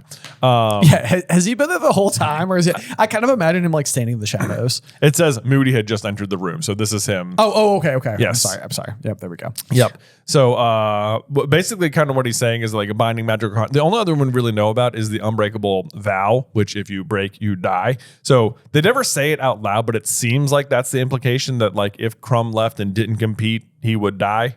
That's how we've always sort of taken Yeah. it. Yeah, that's kind of what it comes back to. Yes. But then, he says, the convenient A, which of course it's very convenient for Barty Crouch Jr., who now gets exactly what he wants. Yep. And then Karkaroff is like, convenient? I'm afraid I don't understand you, Moody. And I'm sort of like, that's fair. Like, I also don't understand from Karkaroff's perspective how it's convenient. Yeah. Other than, I guess, the otherwise belief that what he is suggesting, it's like, convenient that he has to compete now, isn't it? Yeah. Well, what he's saying, he sort of explains it. He says, don't you? It's very simple. Someone put Potter's name in that goblet knowing he'd have to compete if it came out, which this is him. So what he's saying is it's convenient that he's forced to compete because someone must have put his name in there knowing he'd have to compete and they might be trying to kill him. Right. So it's convenient that now he must. But that someone is, of course, him, Barty Crouch Jr., who put the name in. And this is him explaining his plan out loud to the room. Yes, absolutely. Let's see here. And then Madame Maxine, Madame Maxine says, evidently someone who wished to give Hogwarts 2 bites at the apple. Just like, everyone thinks this only has to do with the competition. Yeah. It's like, guys, who are we dealing with here? It's like, it's Harry. Yeah, like it's Harry. It's almost certainly more nefarious. Right. Like someone who wanted to give them 2 bites at the apple, don't you think maybe they would have picked like a different 7th year student? Right. Yes. Yeah. Not this particular very famous boy for one very particular famous reason. And wasn't there just a dark mark in the air like 8 weeks ago? I know. I also love that Karkaroff says, I shall be lodging complaints with the Ministry of Magic and the International Confederation of Wizards meaning if I'm doing my math right, he will be complaining to Barty Crouch and Dumbledore, who are just both in the room. Yes. Yeah. I have the exact same note here because Dumbledore, as we know from the Chocolate Frog card, is the head of the Wizengamot and the International Confederation of Wizards. Yeah. And it's or Chief Warlock on the International Confederation of Wizards. So it's like literally the people you would complain to are right in there, the room. And they're the people you're currently mad at. Yes. So I would say you're already complaining. But Moody, of course, has a different tack. He says, if anyone's got reason to complain, it's Potter. But, funny thing, I don't hear him saying a word. Why should they complain? Burst out Fleur Delacour. One, because of what Harry said, didn't put his name in. Duh. And this is where Harry needs to speak up and say, I don't want to compete. But again, he won't say it. No one will say that. That would clear up a lot of confusion on everyone's part. Yeah. Yeah. But yeah, so the honor for our schools, 1,000 galleons in prize money. This is a chance many would die for. This is a chance. Yeah, Ziggulindilos. Yes, and many would die for, and one will. Yeah, he says, just not who they're aiming for. Right. The Cedric Too Soon jokes have become one of our favorite pastimes. Which is one of our favorites. Yeah. Yeah. Oh, man. Moody. Maybe someone's hoping Potter is going to die for it, which they are, and it's you. Yes. Again. It's like, it is amazing to me how we can spell out the plan so out loud, so in front of them, and no one suspects him. Right. I mean, including myself. No, I know. Yeah. Then Ludo's like, Moody, old man, what a thing to say. I know. It's like, this just makes Bagman look more suspicious because you're reading it and you're like, it looks like Bagman heard it and was like, what? No, no one's trying to kill Harry. What a thing to say. Right. Yeah. Doesn't look great for Ludo. Doesn't look great for Ludo. Right. Not at all. And then Karkaroff chimes in again. He says, apparently Moody is trying to teach his students to fear assassination too, an odd quality in a defense against the dark arts teacher, Dumbledore. But no doubt you had your reasons. I'm like, is this that odd of a quality? Like, I know, right? Like fearing being attacked feels like the point of defense against the dark arts. And it says, but no doubt you had your reasons. And it's like, well, also like not for nothing, but the last 3 have all endangered Harry's life. Also true. Yes. Yeah. Like Quirrell tried to kill him and Lockhart tried to erase his memory and Lupin turned into a werewolf. The least effective werewolf of all time, but he was, near Harry. But still. Yeah. He didn't even get Snape. Jeez. See our published work. Anyway, Moody comes back and says, imagining things, am I? Seeing things, eh? It was a skilled witcher wizard who put that boy's name in the goblet, which, like, nice flex. Yeah. He's like super hard, by the way. Like super difficult. Whoever did this is like, I mean, they're like a really powerful wizard. Really good. Probably really handsome, too. Just saying. I don't know. Who's Dumbledore, do you hand out gold stars by chance? I'll give it to whoever I think. Whenever we find it is. Yeah, like they are good. It would have needed an exceptionally strong Confundus charm. Not to pat myself on the back or anything, but like some of my best work. Yeah. And he is right, of course. It is an exceptionally powerful, skilled Witcher wizard and an exceptionally strong Confundus charm, because those are all exactly the things that he did do. Yep. He made it forget that there's only 3 schools in the tournament, and I'm guessing they submitted Potter's name under a 4th school. So this is basically us learning how it was done, especially when you know that it's him. Yes. So what 4th school? I'd love to know. I wish there had been at least a mention of a 4th school in this book. It would have been fun, like Ilvermorny. Wagadu or Ilvermorny or something. Yeah. Right, yeah. Would have just been cool to be like, who's he fighting for? Yeah, that's the one. This is Harry. This is from Ilvermorny, right? Can you imagine them over at Ilvermorny just like, what? That's cool. What? Do we got a trophy? We got a guy? I would love it if that was the case. If ever there's like an Ilvermorny, like a Hogwarts Legacy, but for Ilvermorny, if there's just like a trophy where it's like Hogwarts champion, like Triwizard champion Harry Potter, Ilvermorny. That would be awesome. That would be the best of the Easter trophy eggs. belongs to them. Like he was technically he wore Hogwarts stuff, but he was technically entered under Ilvermorny. So there it is. That's their champion. We'll take the win. Yeah. That sounds like a fun fact you would hear about on a guided tour through something. Yes, it definitely does. Yeah. It definitely does. Okay, let's see here. What do we got next? This is where he says, where Karkaroff speaks up again and says, you seem to have given this a great deal of thought, Moody, which he sure has, because he's the one who did it. But this is what we were talking about earlier, where Karkaroff is the other most suspicious person in the room at the moment. And he brings up a good point. He's like, at the moment, he's like about to accuse Moody of it, but this is what we were talking about. Moody flips it around right away, and he says, there are those who will turn innocent occasions to their advantage. It's my job to think the way dark wizards do, Karkaroff, as you might remember. Which, of course, turning innocent occasions to their advantage, that's exactly what he's doing. And like we said earlier, it was and is his job to think like dark wizards, because he is a dark wizard. Yes. Yep. Then we get the name reveal of Mad-Eye Moody at Alastor, because Dumbledore kind of shuts him down here as he's about to reveal that Karkaroff was a Death Eater, which presumably everyone in the room except the students already know. Yes. Yeah. But you do get a line, let's see here. Harry wondered for a moment who he was speaking to, but then realized that Mad-Eye could hardly be Moody's real first name. One of the interesting things, we did look this up because I did not know this myself prior to doing this chapter, but the name Alastor, if you were to actually go and look up the etymology of it, one of the first meanings is the word, or is to look. Yeah. And so I guess that would make it an infinitive. Is that the right term? Yeah. I believe that's right, but anyway. But that's interesting because obviously if his name isn't Mad-Eye, his other name also means to use your eyes. to use your eyes. Yes, exactly. Which is just kind of like a fun little oh wow, look at that. Yeah, there you go. But so he gets shut down by Dumbledore right there, and then it says Karkaroff's face was burning because he knows his secret is on the line. He doesn't want, I guess, the students to find out. Maybe Crumb doesn't know. I don't know. That'd probably be a bad thing to tell him. Yeah, I mean, I'm sure that's the kind of thing you don't want out there. Is that you used to be a former Death Eater, and I mean, I'm sure that would damage your credibility in a lot of circles rather quickly. Yes. It says, and then Dumbledore's trying to just end the situation. He says, how the situation arose, we do not know. It seems to me, however, that we have no choice but to accept it. This is kind of a very rare situation where Dumbledore doesn't really have a solution.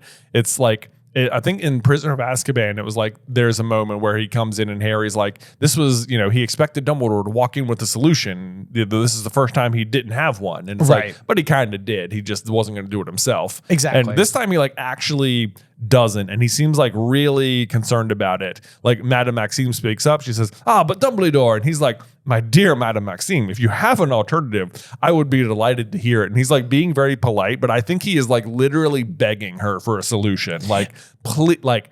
if you have a way out, please tell me. Yes, exactly. Which I think is like the right thing to say in this situation too, because it's like he can't really like defend it or anything, and I don't think he's really trying to. It's just sort of like, what do you suggest we do? Right. You know, like, I mean, if we can not do it, like, let's not do it. But I don't know how to do that. Yeah.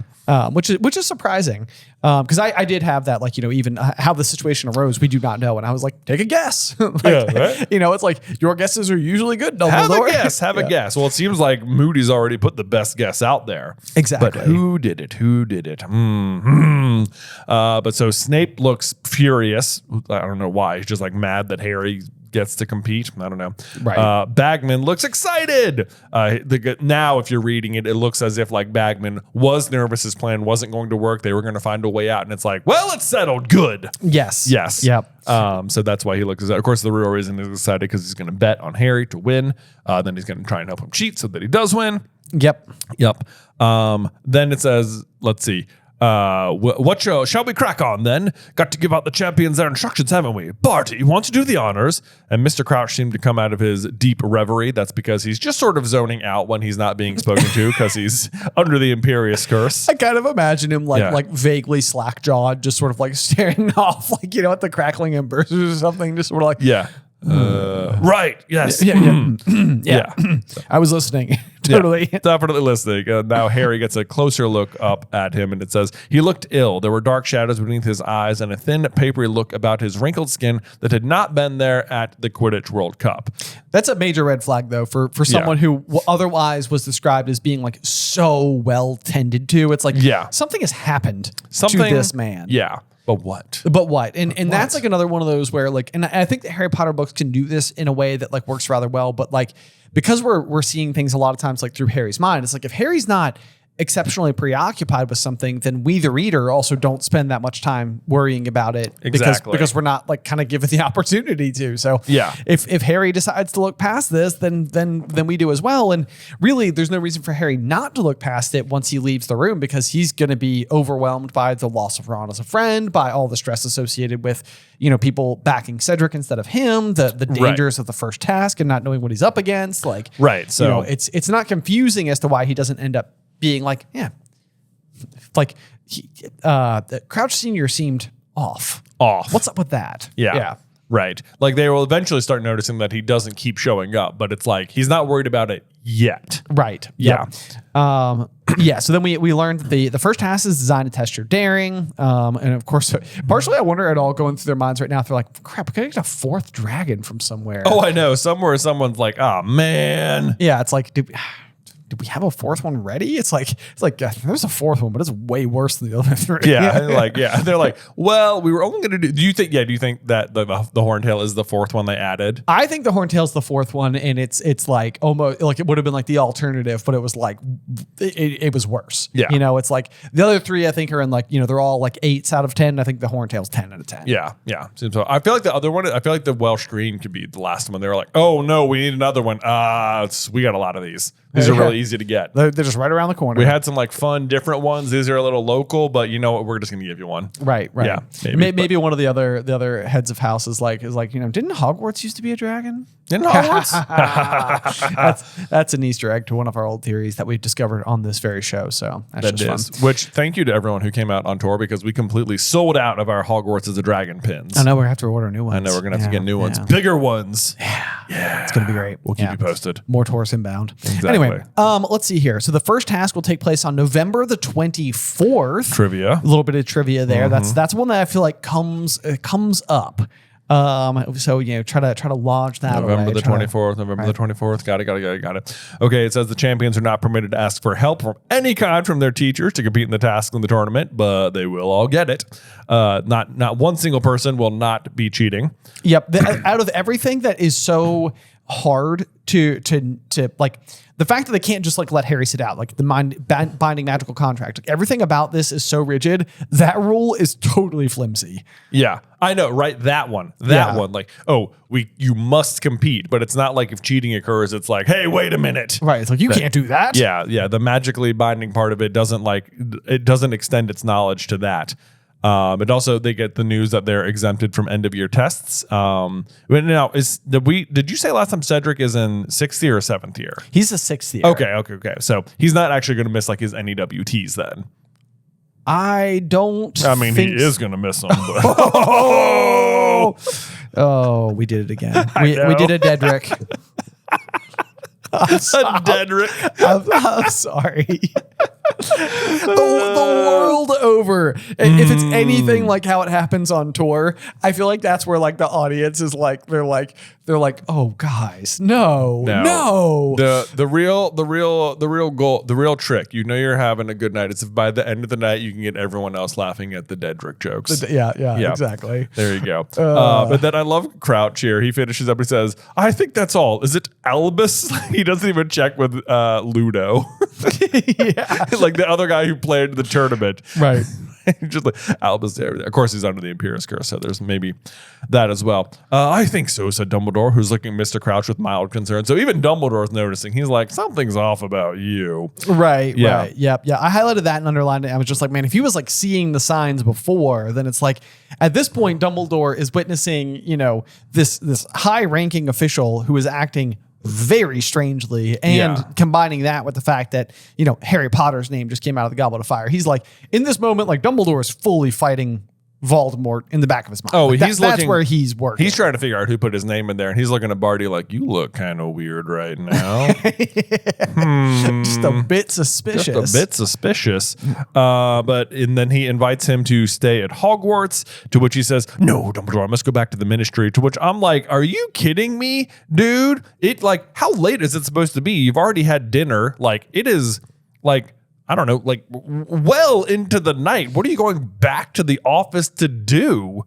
Like, you're going back to work? And then he says, it's a very busy, very difficult time at the moment. And it's like, no, it actually really isn't, though. Like, this is the main thing you're doing right now. This is the thing that's very busy. But he does say, and this is kind of interesting. It says, I've left young Weatherby in charge. Very enthusiastic, a little over enthusiastic, if truth be told. And this is kind of interesting because, like, we have brought up a bunch of times that we think that Percy might be under the Imperious Curse. And I've largely always assumed that it would have taken place pretty much like just once he like leaves school. But this inclusion is kind of interesting because like Barty Crouch Sr. is like, he's fighting the Imperious Curse, but not very well. And so it's hard to know whose insecurity this is. Is it Barty Crouch Sr.'s or is it Barty Crouch Jr.'s? Because if it's juniors and this like over enthusiastic nature is there, it's like, we just hired somebody who's paying very close attention to Mr. Crouch. To Mr. Crouch. Yeah. And if he starts to seem off, then that kid is going to notice. Right. And he's not going to, like, he's going to be a pain about it. Yeah. And so I almost think like that could be the reason that it's like, we need to put him under the Imperious Curse because he is a liability to the rest of us. I mean, I think that's a huge, definite theory there. Yeah. For sure. Because it's like, Percy like worships this guy and loves him. Right. And they're like, and maybe that's even to Percy's credit then that they're like, you're going to be a problem. Right. Yes. Yeah. Yes. And also to be fair, I mean, coming from the Weasleys, it's like, this is a pretty high achieving family. So anyway, let's see here. The Bagman he's still trying to have fun. It's all happening here at Hogwarts now. Much more exciting here than at the office. Oh, but I love, this is one of my new favorite things that I've noticed reading it through this way is Dumbledore says like, oh, you're not going to stay, but you'll come have a drink before you go at least, which if you recall in the last book when after Dumbledore, after they don't kill Witherwings. Buckbeaks. Yeah. Sorry. Buckbeak. Ben Witherwings. They're going to find him. After they don't do that, Dumbledore's looking out the window and he's like, well, that's a real shame. Anyone, Hagrid, could you fetch, maybe you could get me a cup of tea or a large cup of brandy. Like, which is what we know they opt for. Yes, which is what they end up going for. But his options are regular cup of tea, large cup of brandy. Right. And now he's like, Barty, you sure you don't want to stay? Have a drink. You'll have a drink before you go. Come on, have a drink. And he's like, no. Got to be going. I think not, Ludo. And then Dumbledore, he's not done. He's like, okay, fine. You're leaving, I guess. Professor Karkaroff? Madam Maxine, Nightcap, you guys want to have a drink? Anybody you guys want to come have a drink? It's a total long shot. It's like total long these shot. People are pissed, my guy. I know. And I'm just like, will someone please have a drink with Dumbledore? All right. The man just wants it. And like, he's like, he likes Madame Rosmerta's oak matured meat. Even when he goes to the Dursleys, he's like, you know what? You know how I'm going to win these people over? I'm going to have a drink with them. And they're like, no chance. No chance are we drinking. Nobody will have a drink with Dumbledore. He's getting denied. Slughorn, apparently it almost happens. Slughorn gets him some mead that he's supposed to give to him. Doesn't. Dumbledore doesn't even know he's missing out on this one. I know. Nobody wants to have a drink with Dumbledore. No one will have a drink with Dumbledore. Until he does have a drink.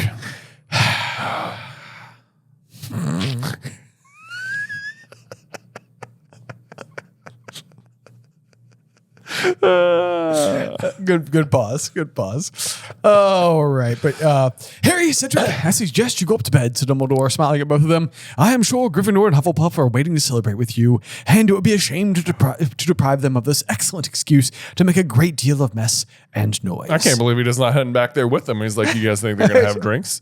You guys think what they're going to have up there? Maybe I'll come with you. Maybe I'll come see. What's the black market butterbeer situation? Yeah, exactly. Yeah. Do you guys have maybe like a 1,000 barrels of Yeah. Oh yeah. That's also what he gets that's what the rumor is that he gets for the Yule Ball is like 100 barrels of like a butterbeer or something. Something like that. Like Dumbledore is like, oh, I'm throwing a party. This is my time. Someone has to have a drink with me at the Yule Ball. It cannot be avoided. I'm going to get so much butterbeer. I'm cashing this in. I'm cashing in here. Oh, man. Just pay attention to it, guys. Dumbledore is just trying to have a drink. Yeah. So they exit out into the Great Hall, and then Cedric looks at Harry with a slight smile. We're playing against each other again, and it's like I love the little slight smile there. Like he's still maintaining like this kindness that I feel like is just inherent to Cedric. Right, and this is a very minor thing, but it is again exclamation point. So it's like he is excited by it. He's not even mad at Harry for like one more sentence anyway. Yeah. So tell me, said Cedric as they reached the entrance hall, which was now lit only by torches in the absence of the Goblet of Fire. How did you get your name in? I didn't, said Harry, staring up at him. I didn't put it in. I was telling the truth. Yeah. So frustrating when like no one is going to believe him here. And like he can tell Cedric doesn't believe him either, which how dare you, Cedric? Right. Yeah. Doesn't have one concern to spare. But let's could use a spare. Thank you. You notice how Karkaroff and Maxime are immediately just like going into conversation mode with their champions, and Dumbledore's like, all right, see ya. Yeah, I know. The other two were like, all right, let's start cheating now. Let's start plotting how we can win this. And Dumbledore's like, all right, I'll see you later, you guys. I don't think I need to say anything to you. I have no more Not words. even McGonagall. Sprout didn't even show up, Cedric. You're really on your own. Where was Sprout? Where is Sprout? I mean, she is seriously missing out. She is. Yeah. And then, terrible moment for Harry here. So was anyone except Ron and Hermione going to believe him? I just crossed out Ron. Yeah. And the answer is no. No one except Hermione is going to believe him. But then it says he even thinks about it. He's like, yeah, I thought about it, but he'd never really seriously considered entering. But someone else had wanted him in here, and he's wondering why. Oh, and here's the moment. Yes. Yeah. So why would somebody enter him into the tournament? And now let me give you a multiple choice. Is it A, to give him a treat? He didn't think so somehow. To B, make a fool of himself? Mm-hmm. Well, they were likely to get their wish. C, to get him killed? Mm-hmm. Or was it D, a trick, a practical joke? Yeah. Or D. Did anyone really want to? Yeah. The answer is, of course, secret answer 4 to resurrect Voldemort to his body. And then also C. To get him killed. Yes. Yeah. So I wrote in all caps this one. Yeah. C, to get him killed. This one, C. Did anyone? And then he answers his own question. Did anyone really want him dead? And he's able to answer that one immediately. Yes, someone did want him dead. Someone had wanted him dead ever since he'd been a year old. Lord Voldemort. But how could Voldemort have ensured that Harry's name got into the Goblet and Fire? There you go. This is great. Another example of like Harry's immediate instincts just sort of getting right to the root of the problem. Yeah. How? How indeed? Yes, it's Voldemort, but how? How is it Voldemort? And that's sort of the question for the rest of the book is how is that going to have been the case? Right. Yes. Yeah. And then you kind of get like the memory back to the dream that he had at the beginning of the book, because Voldemort is supposed to be far away in a distant country, in hiding, alone, feeble, and powerless. And I was like, and yet. And then the beginning of the next sentence is, yet. In that dream. he had just before he had awoken with the scar hurting, Voldemort had not been alone. He had been talking to Wormtail, plotting Harry's murder. I know. Dun, dun. It's like, wow, Moody's like, maybe someone wants Harry dead. And Harry's like, does anyone want me dead? Yes. In fact, I had a dream about that exact person plotting how to kill me. I wonder if that's connected. Yes, it is, Harry. It is. You're going to make an excellent detective one day. Yes, someday. Then we get up to the fat lady, and she says, who's just been chosen as school champion then? Balderdash, said Harry. It most certainly isn't. No, Vi, it's the password, which I think is just really bad security on the fat lady's part. I agree. I mean, literally last year, she was slashed by Sirius Black because someone got the password, and now she's telling a known gossip about the password. Exactly. This is terrible. This is terrible form. Yeah. And she's been drinking no less. She's been drinking. I know. Yeah. I do think it's funny though that because not with Dumbledore. Not with Dumbledore. Yeah, he would never. But I do think it's funny because I think Balderdash has been the password rather consistently, and I think we've seen it no fewer than 3 times so far. Yeah. And every time it's been used, the context has always fit the situation where somebody is saying Balderdash, and in this particular situation, Violet is there and thinks that Harry is just using it as like a response to the situation. Right. He's like Balderdash. It's like, no, it isn't. No, it's not. It's like, no. It's the password. Yeah. Yeah, but so she opens the door, and apparently, even though everyone was really quiet and shocked down in the Great Hall, they've all had time to think about it, and in fact, they're extremely impressed with Harry. There is a party, there's whooping, screaming, applauding. How did you do it without getting a bid? Brilliant! Oh, excuse me. That's another one as well, because like, does that mean that I don't even remember which twin successfully puts their name into the goblet, if it's Fred or George, but does that mean that they're like, I got my name in? I mean, I got a beard out of it, but like my name was still neither of them get their name in. I believe no, they just take like one step across the line, and they're like, it worked, and then the other one jumps, and then they both get thrown back. Man, yeah, is that right? I'm pretty sure. Yeah, we get weirdos in every breed. Yeah. But not just Fred and George. We also have Angelina come down. We have Katie Bell come down. So basically, the entire Quidditch team is just like amped for Harry, which I guess makes sense. They're like, our teammate, yeah, let's go. We support you. Harry, of course, not interested. Keeps trying to tell everyone that he didn't enter, but it says, but no one wanted to hear that he wasn't hungry. Nobody wanted to hear he hadn't put his name in the goblet. Not one single person seemed to have noticed that he wasn't at all in the mood to celebrate. They keep trying to hand him another butterbeer, stuffing crisps and peanuts into his hands, to which I'm like, guys, this is a party. You managed to get black market butterbeer, and all you could do for snacks was chips and peanuts. I think you could do better, guys. The snack situation is not great. It's not good. Yeah. And like, we know Fred and George know how to get down to the kitchens. Right. You know? So there must have been leftover dessert from this feast they just had. It's a significant plot point in this book.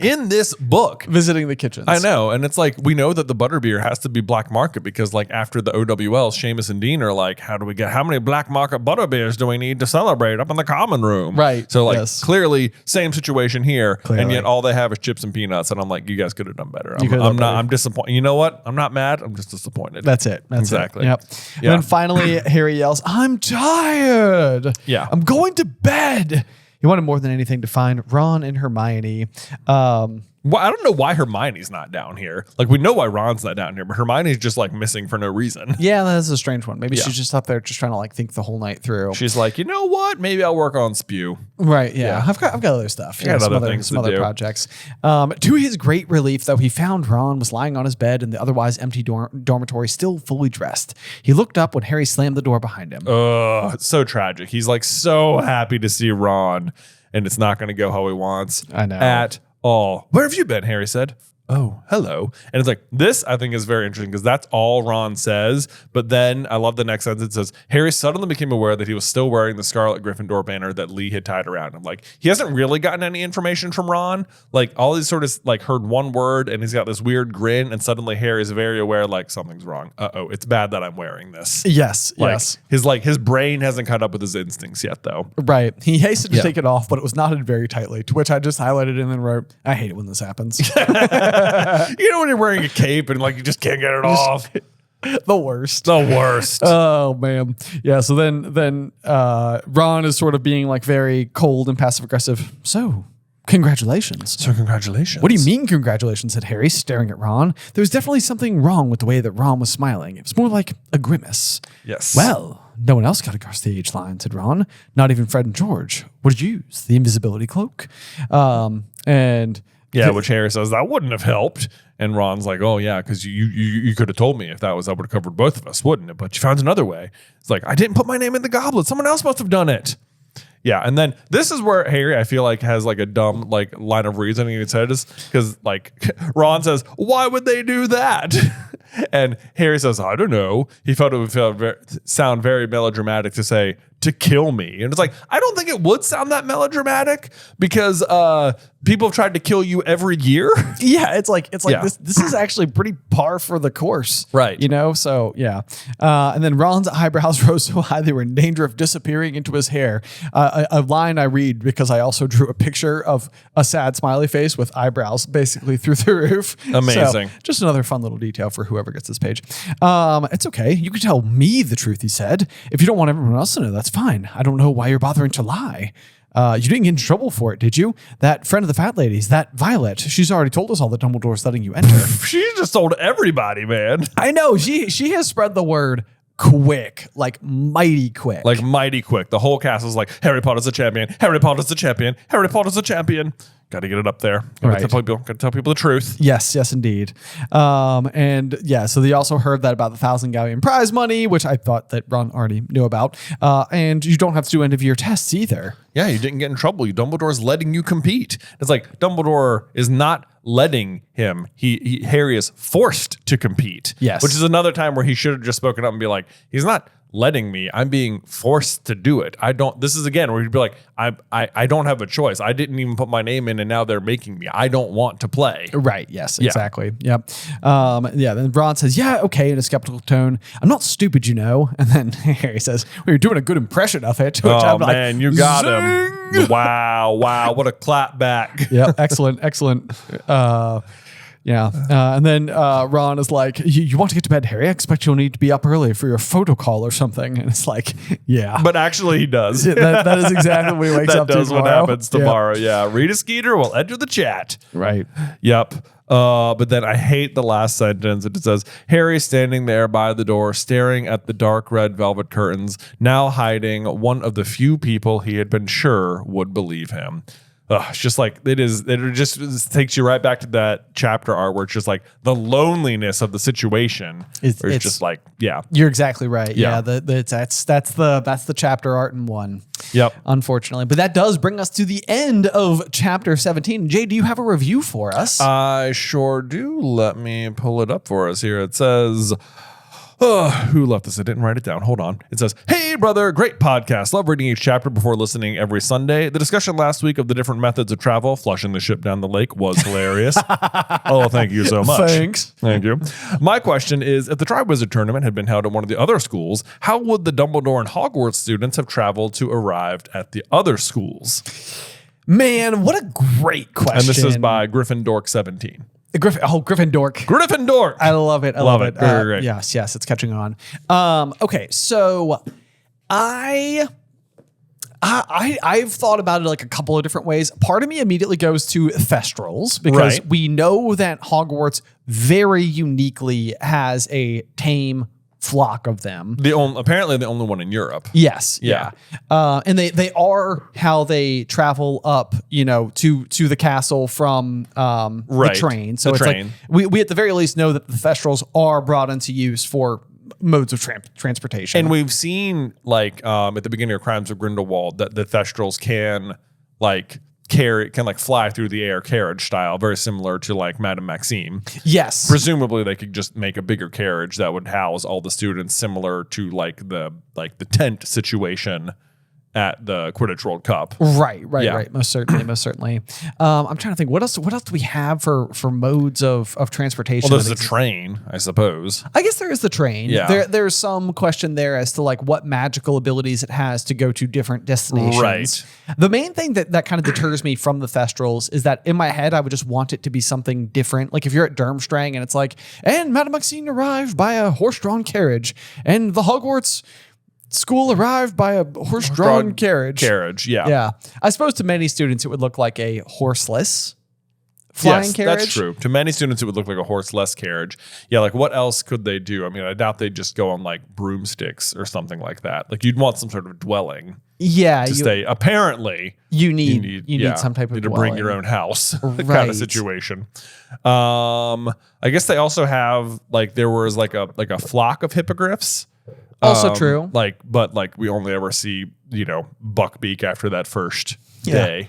Yeah. So what happens to the rest of them? I don't know. Maybe Hagrid's making them into a casserole. I don't know. I was going to say there's the Talon casserole that we all know about Talon just a little casserole. too well. Exactly. It makes what are other ways they could travel? Do you think there's anywhere where it's just like flu powder? They're just like, and we're here. I mean, flu powder certainly something that would cross my mind. If that's something that is very we know that flu powder I think can only be purchased in one location and it's Diagon Alley. Right. So it is entirely possible that not everybody the world over has access to what we believe is Phoenix ashes. I suppose that's true. I suppose there's I don't know if Fawkes could transport them, how wide his power scope goes, if it could travel by fire in that way, how Dumbledore escapes. That'd be pretty cool. That would be interesting. Seems less likely because then there's not as much of a dwelling, but I also just don't have a hard time thinking Dumbledore could just be and house. Yes. Yeah.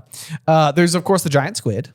I was honestly thinking the giant squid too. Yeah. What could the giant squid do? We never see it come into play at all. Right. Even when they're in the lake. So what's its purpose? It's got to do something. Right. We've thought before too that maybe the giant squid is the one dragging the boats across. Right? Yeah, we have had that thought before because I mean at the very least when Dennis Gravy falls into the water it says that something picked him up and put him back in. Yeah. And it could be that the squid is literally there for this exact function. Right. And I mean, how many students per boat do we think fit? 4? 4. Yeah. So if that would mean 32 students approximately. Yeah. I mean, that's not quite enough arms if you've got 8. If you got 8, yeah. Yeah, pulling across the water. But let's see, because it would be, because there'd be how many students in there? 40 students? You would think about 40. You think, so 10 boats. Then, right. If you can get 4 students to a boat. I'm thinking of arms on the squid. Arms on the squid. Yeah. True. So but you only have 10 boats that you'd have to drag. Yes. Right. Yeah. And you'd have how many limbs? 6 on a squid? That's why I was saying 8. Is it not 8 tentacles on a squid? I thought octopuses had 8 and squids had 6. Oh, no, let's see. That's a very now good we question. got to look it up. I feel how many tentacles does a squid have? My aquarium knowledge is failing me here.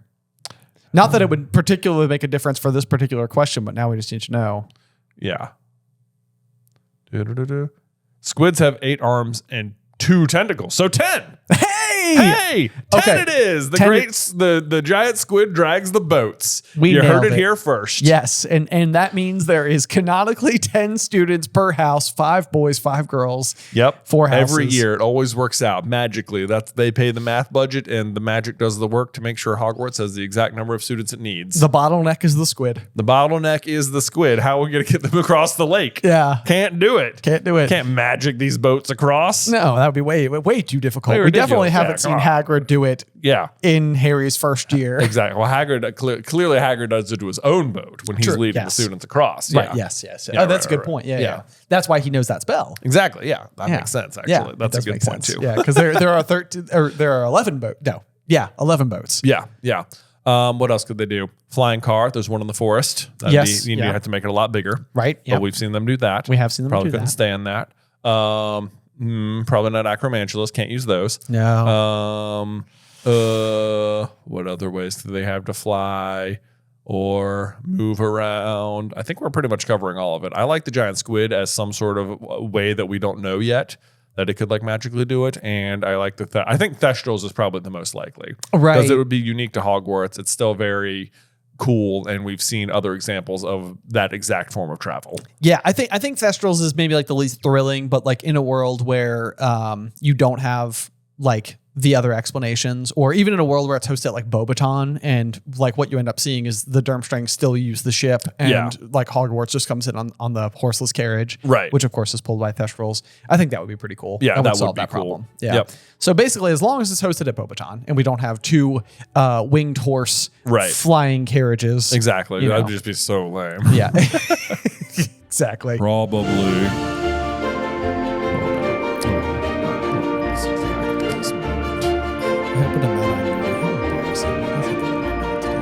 Wow. You're on the weighing of the wands. The weighing of the wands.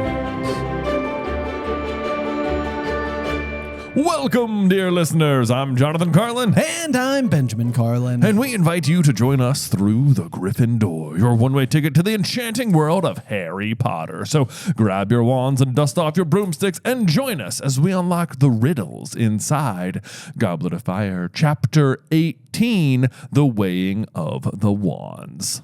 You know, the weighing of the wands it's sort of an interesting one because coming into doing this, I was trying to figure out like if it's a play on some kind of like play on words of some sort. Oh, okay. Like is there a reason like behind where it's like normally like the weighing of the blanks, and it's like, hey, we wizardified this common tradition and made it into like the weighing of the wands or whatever. And I can't really find anything in particular. Like it seems like it is like mostly just a Harry Potter thing. Okay, yeah. Maybe it's sort of like I would say like the lighting of like the Olympic torch or something, just sort of like the ceremonial opening of the tournament. But even that, there's already a different like fiery object that opens the tournament. Yeah. There you go.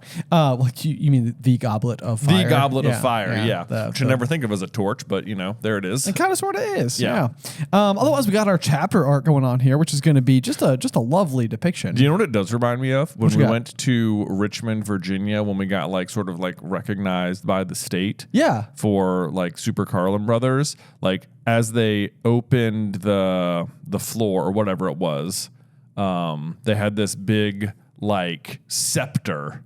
Yeah, you're right. That they like something straight out of like a fantasy video game. Yes. There was this like big ornate scepter before they like began the day, and they had to like everyone like stood up and they like set it, and it's like once it was on the table, it's like now the floor is open or whatever. Right. It was like this very ceremonial thing that was just like, wow, that seems kind of silly, but also I love it. But can I touch it? Did not know that the Virginia state government had such whimsy at it. But good for them. Good for them. Yeah.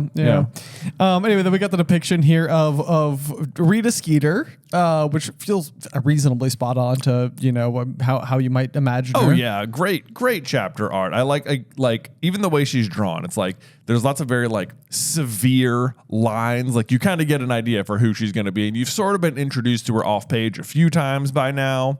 So I'd like it. I like the depiction of her. You don't get a lot of, canonical looks. Sometimes like I like when you get a good portrait of a character. Like this is what they look like, I mean, that is largely what I feel like. Yeah, you could use the chapter art as like our canon base 0 for a lot of these. Although I do believe Snape is depicted at least a couple of times, and usually I'm sort of like, that's not how I picture Snape at all. Yeah, I know. Even if it's not going for the Alan Rickman version of Snape, it's like it's just different. It's just different. Yeah, it looks very like Rasputin from Anastasia or something. Yes. Yeah, absolutely. Yeah. But yeah, then we have the quick quotes quill here, and it's kind of like the bejeweled glasses, which obviously are sort of signature to her beetle form. Yeah, it's a very good inclusion to put the bejeweled glasses because that will be her signature mark for the beetle thing later. Yes, indeed. Otherwise, we're pretty much just kicking off right into the chapter, right at I guess the night after. So the last thing that we saw was Harry going back up to the Gryffindor dormitory, and he found Ron up there, and they've just had this really negative exchange, and kind of just left the night with this unresolved ish. Left about. And so it kicks off right away, and it says, when Harry woke up on Sunday morning, it took him a moment to remember why he felt so miserable and worried. And then the dragons arrived. Yes! I forgot that this is something that we were going to do. I know. I'm like, did we do it in studio yet? I don't know if we have. Maybe we have. If we haven't, if we're already doing that, we did it on tour, and we decided it was going to be something we would do at the beginning of every chapter. And this must have been the first one we did it on because it's where I have it written in the book. It's possible we've already done it on the main show, but I just forgot to do it last week. You know what? Just for good measure, let's go back to the 4 champions here. Yeah, why not? Are you ready? Yeah, lay it on me. This would have been chapter 17. Harry sat there aware that every head in the Great Hall had turned to look at him. And then the dragons arrived. So, I mean, it works. It works pretty well in both instances because both of these have to do with Harry responding rather negatively to the events of being entered into the Triwizard Tournament, and the first task that he will be up against is a dragon. The dragon. It works especially well in this book. I think it's a trick to fantasize other non-fantasy books, but inside of a fantasy books, it works really great. Yeah, no, it totally fits. Fits. Yeah. But I love that the description, though. It took him a moment to remember why he felt so miserable. I mean, that feeling to me is akin to when you are in the process of getting over a breakup. Yes. Where it is all you can think about it is dragging you down, but eventually you'll wake up and it'll take you a few minutes to remember that you're upset, and then it'll be then it'll hit you again. But there's a few glorious minutes at the beginning of each day, and maybe each day gets a little bit longer, and it's it is so fitting for this exact moment because that's sort of what he's experienced. Ron has sort of broken up with him as a friend at the moment. Yes, yep, absolutely. So it's a very relatable feeling. We've all probably had this moment in our life before where you've woken up and it's kind of oh yeah, crap, there's a bad thing. And now I have to live in that for the rest of the day. Yeah, but you had a glorious minute there where it was oh yeah, what is it? It was just a regular day for a second. I wasn't the champion. Ron was still my friend, and then oh wait, yeah. And then the dragons arrived. Then the memory of the previous night rolled over him. He sat up and ripped back the curtains on his own 4-poster, intending to talk to Ron to force Ron to believe him, only to find that Ron's bed was empty. He had obviously gone down to breakfast, and it's really too bad that this doesn't just work. Oh, I know. Because I feel like they're going to spend a lot of the next approximately 21 days not talking to each other. Yes. And it's right here, right now, it's almost like he had enough of the gusto, enough of the determination to be you know what? Let's just nip this in the bud. Let's get it done right now. Right. You're mad at me. Let's talk through it. And unfortunately, instead, it's going to simmer and just get worse. Ron's not there. And we know, when Harry stays up all night to think of something to say, he nails it. Oh yeah, he gets it. Right? He gets some good quality. Right. Maybe it's better that Ron wasn't there. Based on the letter he wrote to Sirius a few chapters ago, might have made things worse. Maybe. Yeah. It doesn't seem like any exchanges that they're going to have are going to make things any better for a while. Yeah, especially because at this point Harry still doesn't totally get it. He hasn't talked to Hermione yet. Right. Yeah. Yes. Yeah. Which honestly, to Harry's credit, I feel like it speaks a little bit to his own personal humility that he sees it as just such a negative thing. It's not even occurring to him that it would be obvious that this is something that Ron would be jealous about. Right. He's this is clearly only bad. Right. Yes. Right. Yes. But Ron gets to see some of that glimmer, some of what would be kind of nice about it. So. Right. To Ron, there's only glory in being school champion. He thinks Harry put his own name in, not that he didn't put his name in. So yeah, you can see why it would be different if that's what you believed. But of course, he goes to try and find Ron, but doesn't find him, and instead finds Hermione, who's waiting for him with a stack of toast, which they do eat a lot of at the Gryffindor table. Yes, they do. Yeah. Yep.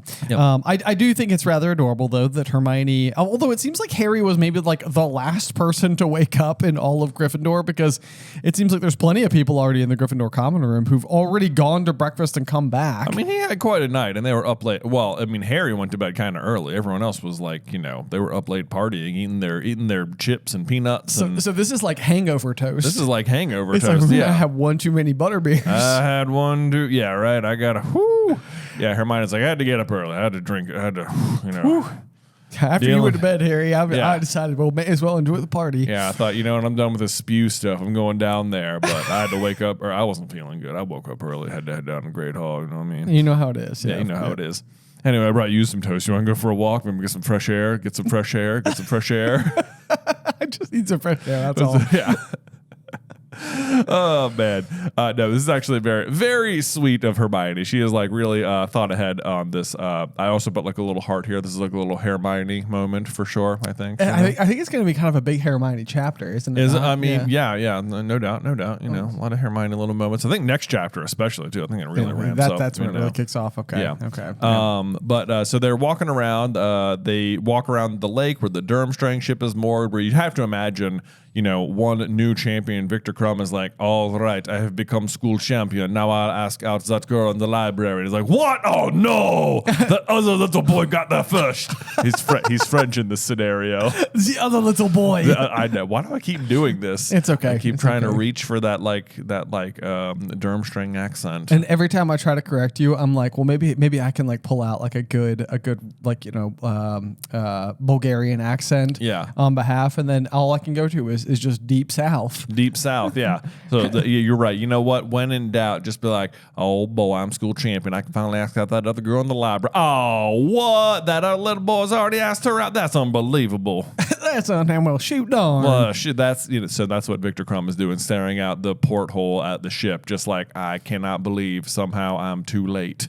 That's the fan art that we need is Harry and Hermione walking along the lake's edge, and then you just see the ship in the background, a tiny little porthole, and there's just like a little sad face in it. Yeah, just like, no, oh man, it cannot be. Yeah. Fortunately for Harry, Hermione accepts his story without question. More little Hermione action there. Yep. And then she's like, the look on your face when Dumbledore read your name. It's like, yes, Hermione looked at Harry and knew exactly what it was thinking. Ron looked at Harry and thought, how could you? I know. But that's exactly what I go back to. Like when I read the line, and I even talked about it like being like one of Daniel Radcliffe's better like acting moments. Yeah. But like it says, Harry turned to Ron and Hermione. Beyond them, he saw the long Gryffindor table all watching him, open mouthed.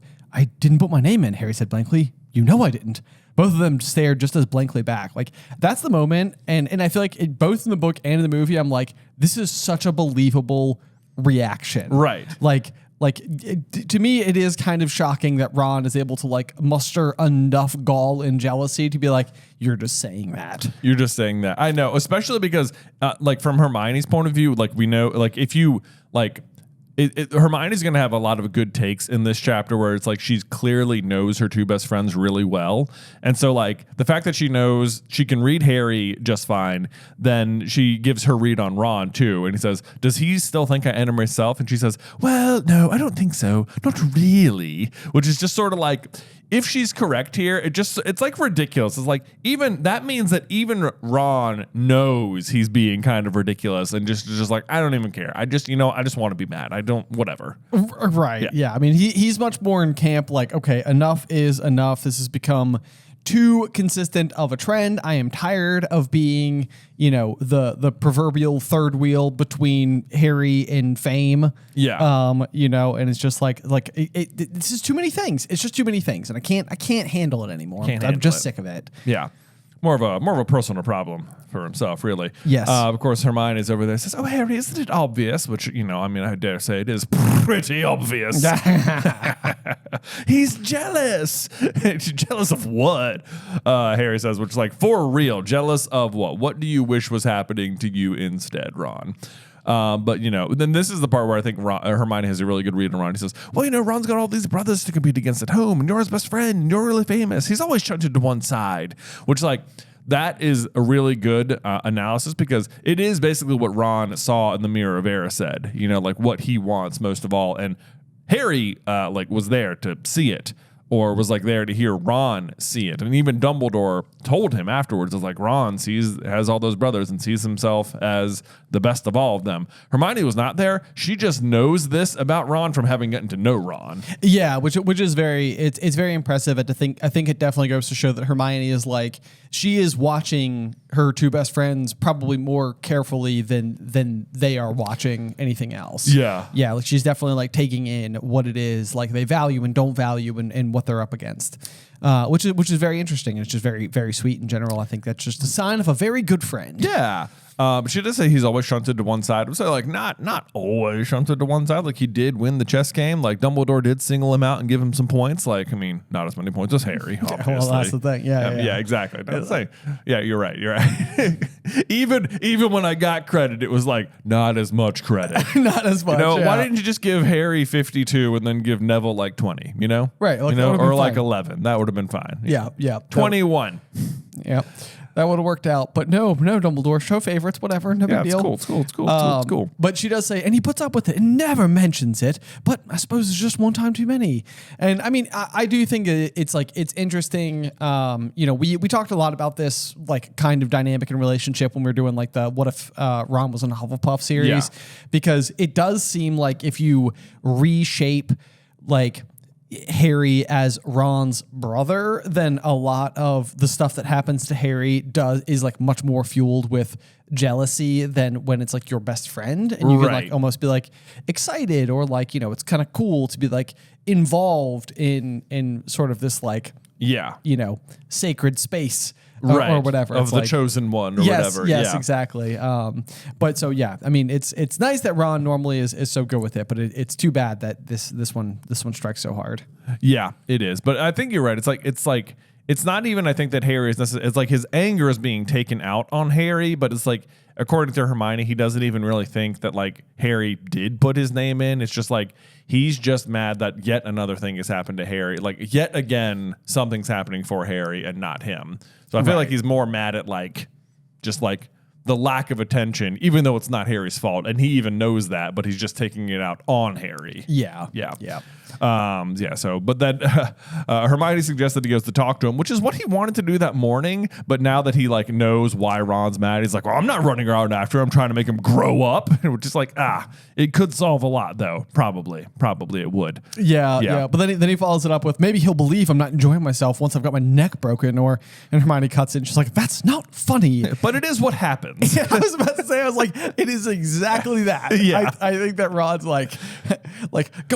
going up against the dragon, nobody could have done that on purpose. Yeah. It's whoops. Well, the other three contestants did. Yeah, right. Exactly. Yeah. So it does take Harry fighting a dragon for Ron to come around. Not quite breaking his neck or anything, but the overwhelming danger makes him finally come to his senses. It is not they have a good conversation and work out their differences. Yes. Ron's just nope, yep, I was dumb. You're right. That was a dragon. Oh my God. Wow. Glad you're safe. I would have hated it if you died. Right. Yeah. I love this little next line though. It says, Harry, I've been thinking, you know what we've got to do, don't you? Straight away, the moment we get back to the castle. Yeah. Give Ron a good kick up the. Yeah. And then I'm laughing at my own note here, but I was up the what? And then underneath it, I wrote, just kidding. I know.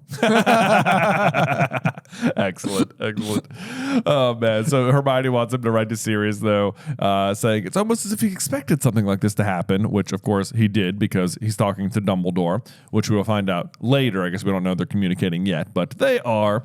And he'll say he'll probably come bursting right into the castle if I tell him someone entered me in the Triwizard Tournament, which, more or less is exactly what happens. Yeah. Or at least he bursts his face into the castle. That's exactly right. Yeah. At least his head comes bursting in. Yeah. It also does sound exactly Sirius. I mean, even going as far forward as everything that happens at the Department of Mysteries that leads to his own death. I mean, Dumbledore will describe him as Sirius is not someone who is built for sitting idly by while others endure danger. Yeah, no, definitely not. So it's it would be precisely in his character. Yeah, to do it. And Harry, who's really only known him in person for 30 seconds, already knows that about him. That's like to have met Sirius is to know that he's not going to sit there. Yes, he's a bit brash. He's a bit brash. But then Hermione, or he says, tells him that he's going to find out anyway. And Harry's like, how? And I'm like, Harry, come on, seriously. Catch up. Yes. It's at this point. It's like, come on, Harry. How thick can you get? Like, how thick can you get? It's like you must know. That this will get out. Yeah. Of course, Hermione explains it to him. This tournament's famous. You're famous. I'll be really surprised if there isn't anything in the Daily Prophet about you competing, which is pretty much what the rest of the chapter will be about. Yes, indeed. But so this is finally enough to convince Harry. And he's like, okay, I'll write to him, said Harry, throwing his last piece of toast into the lake. They both stood and watched it floating there for a moment before a large tentacle rose out of the water and scooped it beneath the surface. This is just one of those funny moments because squids can't digest bread. So that would kill it. Yeah. This would not be good for the squid. Like one of those things. Like, you probably didn't think you needed to look that up, but actually, that squid does not eat that bread, or it shouldn't be able to. It shouldn't be able to. It's magic squid, so maybe it can. Maybe it's fine. I guess we don't know for sure whether or not the lake is fresh or salt water. I suppose. I had some people write in. I can't remember what it was we were talking about. Maybe how the Durmstrang ship travels, because we're like, it's probably not connected to the sea. But some people did say that there are lochs in Scotland that are salt water. So apparently that does exist. Okay, well. Yeah. All right. Good to know. It's a possibility anyway. It's a possibility. That's a possibility. Yeah. So anyway, we get to the letter Harry writes to Sirius, where he mentions that on Saturday I got picked as a 4th champion. I don't know who put my name in the Goblet of Fire because I didn't. To which I'm like, he's just sort of like assuming Sirius knows all about the tournament, even though Sirius never would have seen it. Like, to me, if I'm Sirius, I'm like, what? Wait, sorry. What's the Goblet of Fire? What is the Triwizard Tournament? Yes. Right. Is this your science fair project for the year? What does that mean? Is that tell me more details, please? Yes, indeed. Yes. Yep. Of course, he doesn't need that because he is talking to Dumbledore, so he's probably already aware of all of these things. But nonetheless, right. Then he goes on to include what I find to be just sort of like a strange detail that I'm not totally sure why it's in there, but it just says the other Hogwarts champion is Cedric Diggory from Hufflepuff. I know. I literally highlighted that and it says as if he cares. It's like you know who Sirius is rooting for, Harry. It's definitely you. But Harry's like, just in case. If I want to give you full disclosure, so you're capable of choosing which champion from Hogwarts you choose to cheer for. Right. Cedric is the other option. Right. He happens to be incredibly handsome and has a straight nose. Surprised it didn't include all that. Yeah, exactly. Doesn't mention who the Durmstrang champion is or the Beauxbaton champion. Yeah, that's right. That's right. Yeah. Have you heard of Victor Crumb? Yeah, maybe you've heard of him. Kind of a big deal, actually. Yes. Yeah, that'd probably be more pertinent information to Sirius, as he is like on the lookout for the Durmstrang headmaster.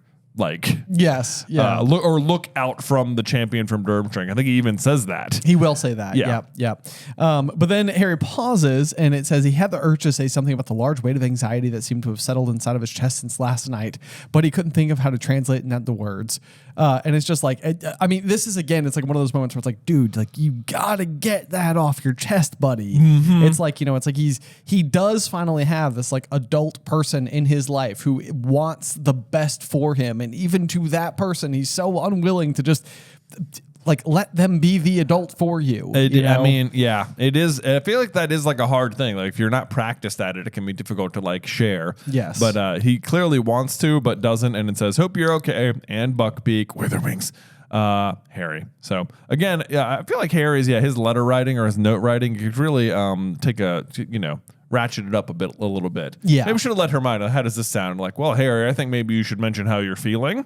I don't know why you put this stuff about Cedric in here. That doesn't make a whole lot of sense. It's like, if you're going to bring him up, you should at least say that he's super good looking. Yeah, you should at least, give all the deets out there. Maybe mention Ron in here. I don't know. Sirius was your dad's best friend, and, now you're having trouble with your best friend, so maybe he could help with that or something. Maybe James and Sirius went through something similar. Maybe they did. Maybe you could ask him to share a story about that, Harry. What do you think about that? He's like, nah, I'm just going to send it. See ya. Yeah, I wonder how Sirius felt when he didn't make the Gryffindor Quidditch team. Exactly, yeah, because he's not that good at flying.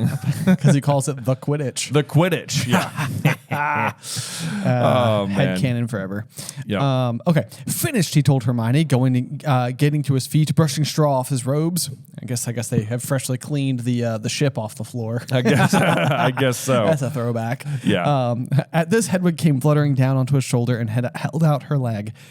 This is just another, I feel like, very big emphasis on the continued isolation that Harry's going to be feeling over the next couple of chapters here. But it's even Hedwig, it's he can't be using Hedwig, so he needs to offend Hedwig in the process. Exactly. Yep. Hedwig gave a very loud hoot and took off so suddenly that her talons cut into his shoulder. And of course, Harry's like, "First drawn, then you," said Harry angrily. "This isn't my fault." And I highlighted that because it's that's sort of the real battle, is it? That's sort of the what Harry's going to be realizing over this book and the next one. It is what Dumbledore will be explaining to him about being the chosen one. Yes. It is this is Harry will eventually fully understand it. It's the difference between being forced to battle and walking into the arena with your head held high.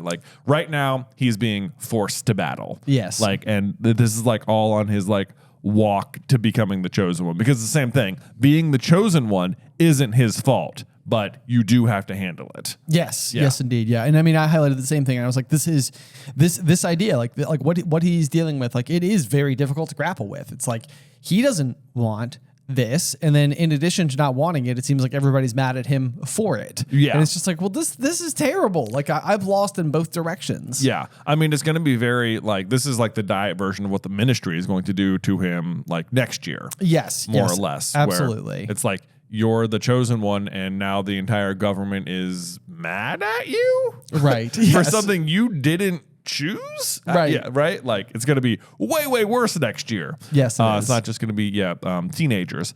But speaking of how the teenagers are responding, they did not seem impressed, because I guess everyone's always so determined to Harry, which is kind of surprising when you consider that thus far he's defeated Voldemort and killed a basilisk, and I don't know, maybe there were rumors of him fighting off the Dementors. Yeah, I mean, yes, exactly. So it's during Harry's time at school, it's he would have arrived already famous. People have been gawking at him for so long. The fact that his name came out, again, you have to sort of imagine this is more just what is it about this kid? Yeah. But also not that your average fellow classmate would be I hate you now. I know. You clearly just want attention. Right. But that is the Hufflepuff. It says the Hufflepuffs felt Harry had stolen their champion's glory. Yeah. Which again, I'm man, if only Harry's name had come out first. If it was then I'll just be on Cedric. Floor, Harry, everyone would be what, Harry? No way. How'd he do it? That's incredible. Hooray, Hogwarts. Yay. Cedric? What? Harry's our champion. Cedric stinks. Cedric stinks. He ends up getting the spare treatment anyway. No. Yeah, absolutely. He does. Yeah. He does get the spare treatment. Oh boy! But of course you get it right. I get it because kill the spare. Kill the spare. I got it. Yeah, totally. It says Hufflepuff, Cedric. They love Cedric because he's the only one who got Hufflepuff House any glory. One of the few who had ever given them any, having beaten Gryffindor at Quidditch once. Which I'm this.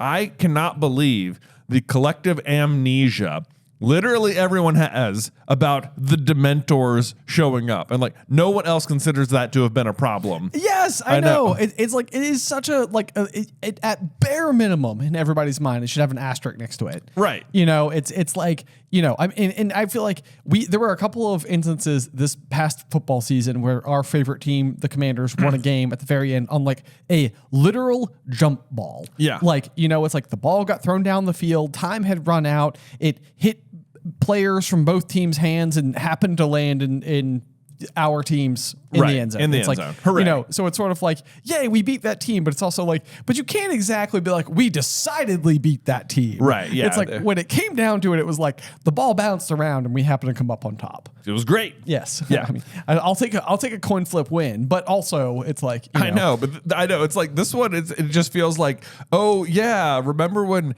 Cedric beat? It's I'm imagining them playing soccer or something, and it's oh yeah, Cedric was on a fast break, and then he was about to score. score, and then remember when Harry got trampled by like a herd of buffalo, and then Cedric scored? Like, what a champion. He's the best ever. We love him. And it's like, you guys remember the Buffaloes though, right? Yeah. It's kind of weird that you didn't remember that when they like knocked Harry out and he almost died and like Cedric scored that goal. Hufflepuff wins. I don't see the problem. What are you guys complaining about? Cedric won that game. It's like, okay, but yeah, that was pretty weird that Buffalo were even in the arena. They weren't supposed to be there. They weren't supposed to be there. They guard the prison. We've taken the Buffalo analogy so far. But that's what it's like. It's just like, why does everyone so determined that Cedric beat Harry when it's just like, no, Harry got trampled by freak buffaloes and you're all acting like that didn't happen. Dementilos, exactly. Yeah. Yeah. Buff-a-mentors. Buff mentors. That sounds like somebody who trains you at the gym. A buff mentor. A buff mentor. Can you imagine just like a really swole mentor? Yeah, it's like one more rep. One more rep. Oh man, fantastic. Okay. Anyway, moving on. The Hufflepuffs did laugh rather unpleasantly when one of the bouncing bulbs wriggled free from Harry's grip and smacked him hard in the face. To which I did have to include a note like that. To be fair, this would be hilarious. No, would be hilarious. Yeah. No doubt about that. But then Harry thought even Professor Sprout seemed distanced with him, to which I said, one, that's rich, since you didn't even come back and say congratulations to Cedric the night before. Exactly. I know. Also, how unprofessional. Who are you, Snape? I know. This feels very uncharacteristic for head of Hufflepuff House. It does, frankly. But to be fair to Sprout, maybe there's the possibility that this is just Harry putting the lens over his own eyes and he's seeing everything in the context in which he interprets it. Right, yes. I've been known to do this. Perhaps he's like, like you got hit in the face with the bulb. It's like everyone laughed at me, like really mean. It was like, Harry, they laughed at you because it was hilarious. Like it has nothing to do with being a champion. Like, you got to laugh at yourself. I was like, oh man, I just got hit in the face with a bouncing bulb. Yeah. But then they get to Care of Magical Creatures, where Malfoy and the Slytherins show up, talking about how half the Triwizard Champions have died. How long do you reckon you're going to last, Potter? And I was like, hey, Malfoy, okay? Only 25% are going to die this time.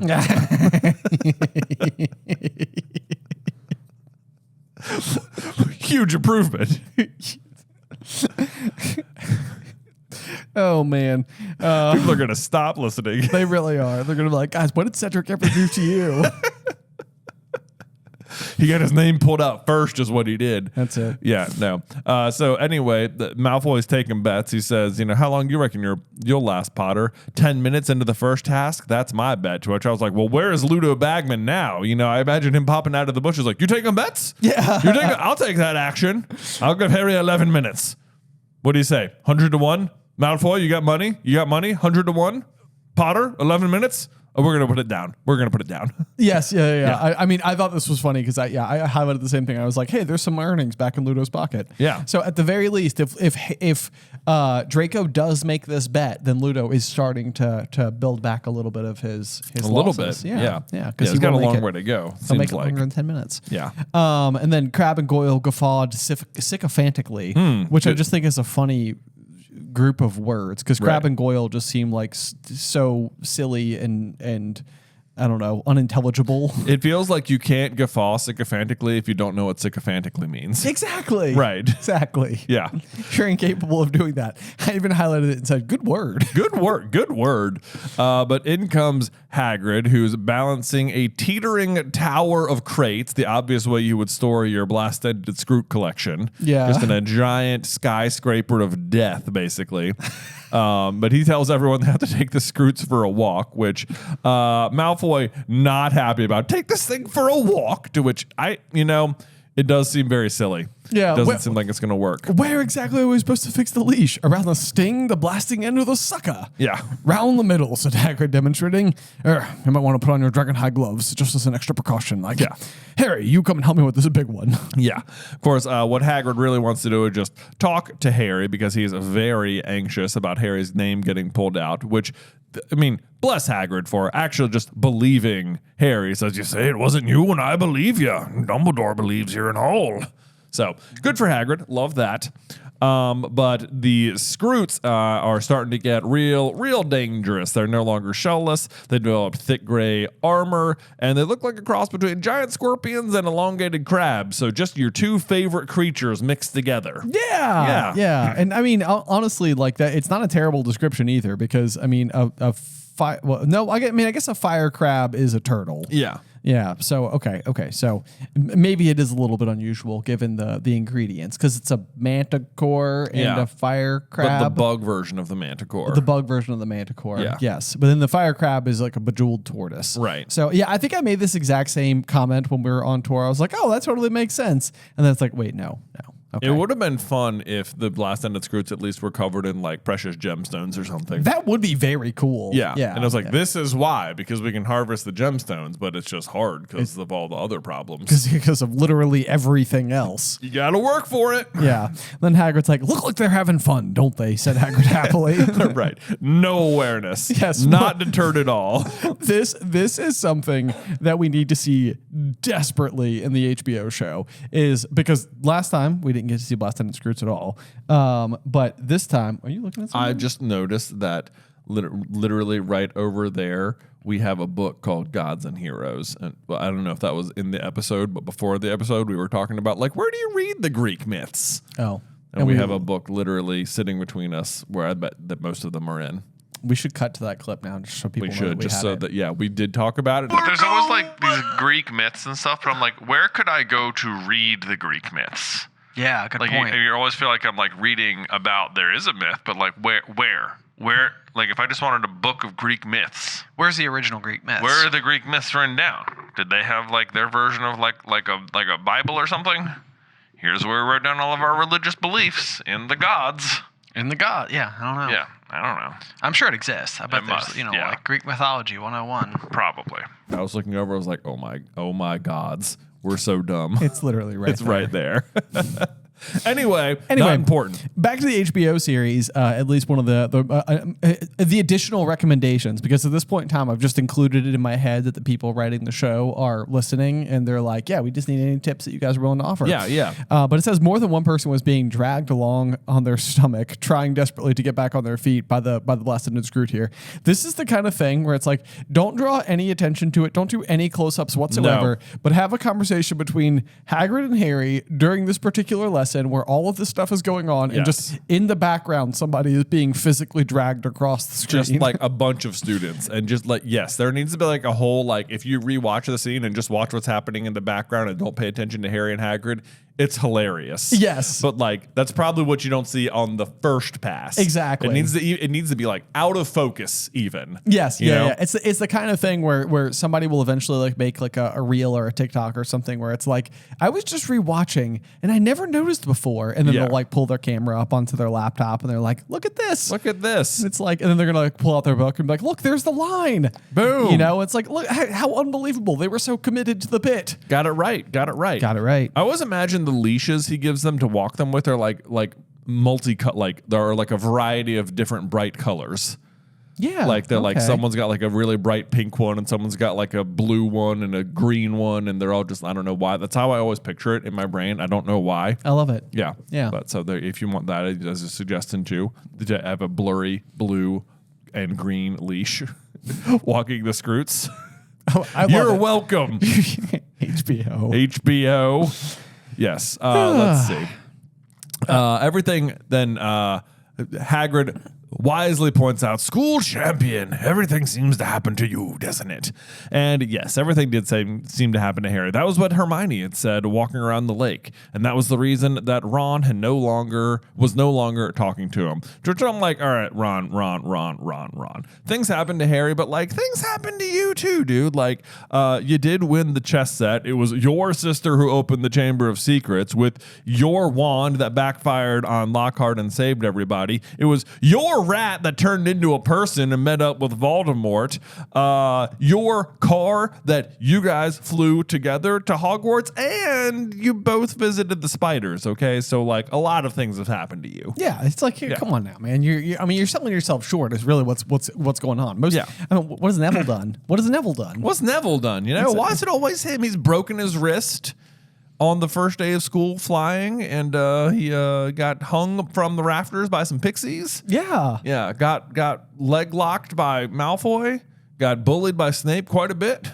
Yeah. Yeah. Ron's things do seem cooler by comparison. They do seem cooler. Yeah. You know, you stood up to your friends that one time, Neville. That's was right. Good. That's right. We're proud of you for that. 10 points. 10 points. Yep. Let's see here. Speaking of standing up for your friends or the power of friendship or whatever, though, I do love the sentiment, though, where Harry's like having such a bad time, but it says he thought he could have coped with the rest of the school's behavior if he could have just had Ron back as a friend, which, like, superpower of friendship stuff right there. Like, it's like that just like helps like shield everything. It's like someone who can sit there and constantly tell you like, don't listen to them. They don't even know what they're talking about. They're just jealous. But Ron's the jealous one. Yeah, for sure. And it even says, but he wasn't going to try and persuade Ron to talk to him if Ron didn't want to. And it's like, come on, like you literally started the chapter. You almost just did it right away. Almost right away. It's like, I feel like he was going to do it right away, and then Hermione told him what Ron's reasoning was, and he was like, wait, that's his reasoning? Oh, no. That makes it worse. That makes it worse somehow. Now it's on him. The onus is on him to make up to me, basically. Yes. Yeah. Yes, indeed. Yep. So then we get an update on the Ravenclaws, and it says Harry had hoped the Ravenclaws might have found it in their hearts to support him as much as Cedric, but he was wrong. Most of the Ravenclaws seemed to think he had been desperate to earn himself a bit more fame, but by most, it just basically, as far as I can tell, means not Cho. Yeah, exactly. Cho was over there sort of like, now, Harry, that's pretty cool. Yeah, like, I know. She's like, what? I already liked him. My goodness, Harry. We're back to the Southern Belle. We're back to Southern Belle Cho Jang. Yeah. That's most likely how she speaks. Exactly. Okay, let's see here. Then there's the fact that Cedric looked the part of the champion so much more than he did. This kind of goes back to the chapter art from chapter 17, where it's like the picture of Harry with like the big long shadow in front of him. Like, and it kept talking about how everybody's like so much more impressive. And like, you know, they've kind of got like they're taller and bigger. But yeah, Cedric is exceptionally handsome with his straight nose, dark hair, and gray eyes. It was hard to say who's receiving more admiration these days, Cedric or Victor Crumb. Oh, I know. I mean, if you have Cedric, who's just like on his own and naturally good looking, you have Victor Crumb, who is the Quidditch World Cup like hero, and then you get Fleur, who is also naturally good looking, but then additionally magically good looking. Magically good looking Yes. to boot. Yep. Yeah. And then meanwhile, there was no reply from Sirius. Hedwig was refusing to come anywhere near him. Professor Trelawney was predicting his death with even more certainty than usual. Which he does die eventually.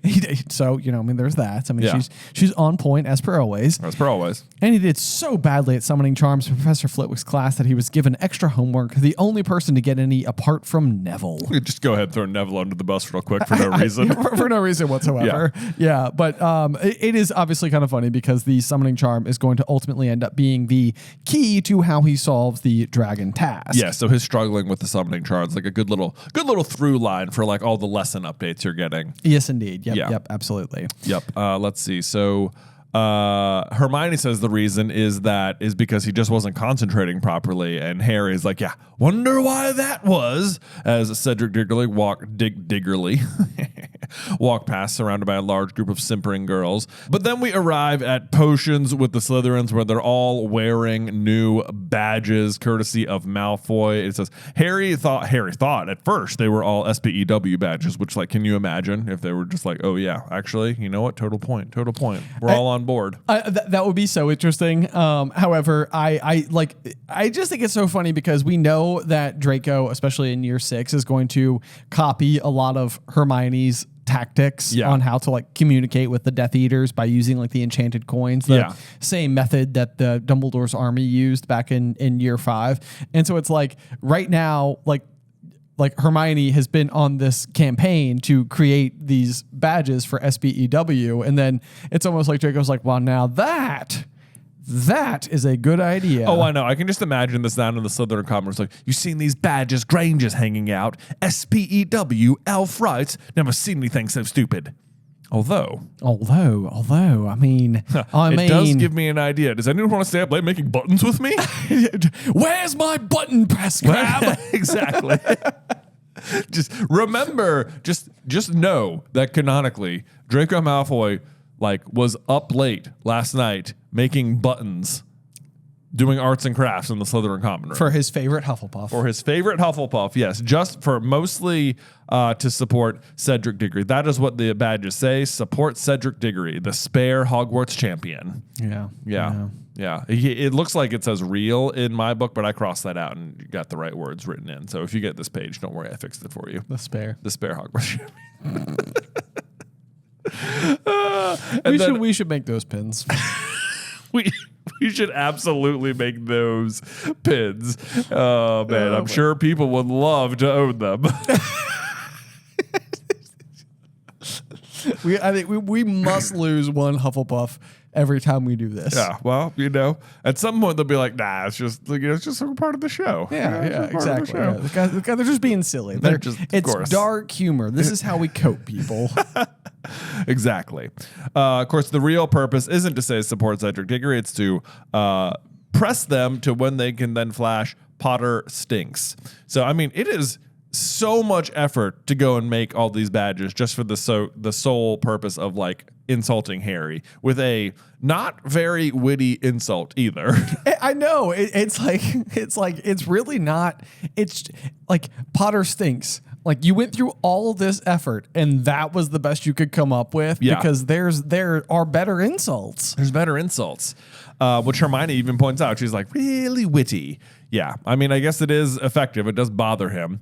And he says that he holds out a badge to Hermione. He says, I've got loads, but don't touch my hand. I've just washed it. You see, I don't want a mud blood slamming it up. Which, two things. One, he says he's got loads. So I can only imagine he was literally up till 3 a.m. making more and more and more badges. Just like, man, people are going to really, really want these. They are absolutely going to want to wear. They got to make sure I have enough. Got to make sure I have enough supply to meet demand. Got to have a whole box full. Got to have a whole box full that I can shake around in people's faces. And also the mudblood insult here, like, it's like at some point it's like, why is Draco popular? Like, he's not a likable person. He's not. Yeah, exactly. It's like any decent person looking on is not being like, oh, no, this guy. Yeah. This guy has got it figured out. Like, I want more of what he's selling. Can I get him one of the pins? Give me one of those pins. What do they do? Oh, and they're mean.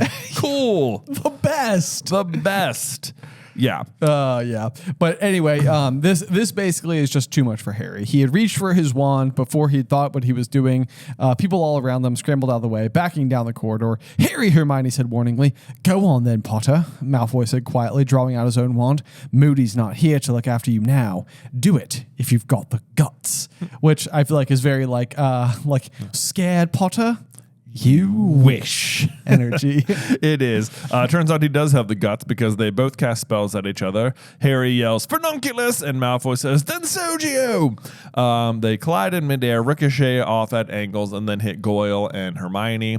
So Malfoy cast Densogio. His is the one that hit Hermione. That's what makes her teeth grow, which then I guess Malfoy's intent was to make Harry's teeth grow?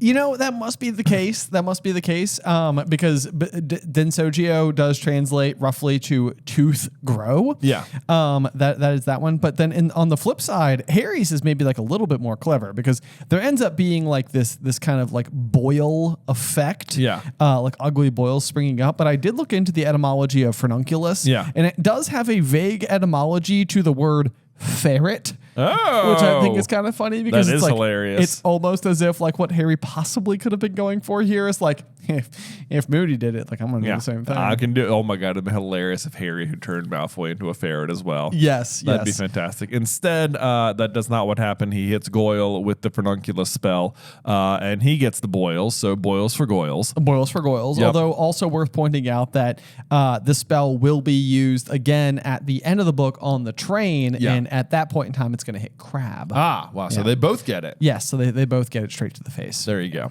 But so Hermione's teeth start growing. They're already larger than average, but are now growing at an alarming rate. So this is all set up for like the Hermione glow up later on in the book where she's going to come down and be Victor Crumb's like Yule Ball date. Yes, and at that point in time, it's almost like I think it's Harry who notices the teeth, and then like Hermione's like, well, the thing is, like when Madame Pomfrey was shrinking down, I just let her go a little bit further. Yeah, you know, so she ends up kind of going from having like what was apparently kind of like larger teeth to then smaller, straighter teeth. Yeah. So she's effectively getting magical She's getting braces. like magical braces. Yeah, which is funny because her parents are dentists. So. Yeah, and they're like, you should just have regular braces. And she's like, but I don't have to. Watch this. Being hot. No, I didn't do it. It wasn't me. What are you talking about? I was in the hospital. I was attacked. I was attacked. Yeah. They fixed my teeth. This is how they have to look now. Sorry. Right. Yeah. But then, as per always, whenever Harry and Malfoy seem to be having a battle of any kind,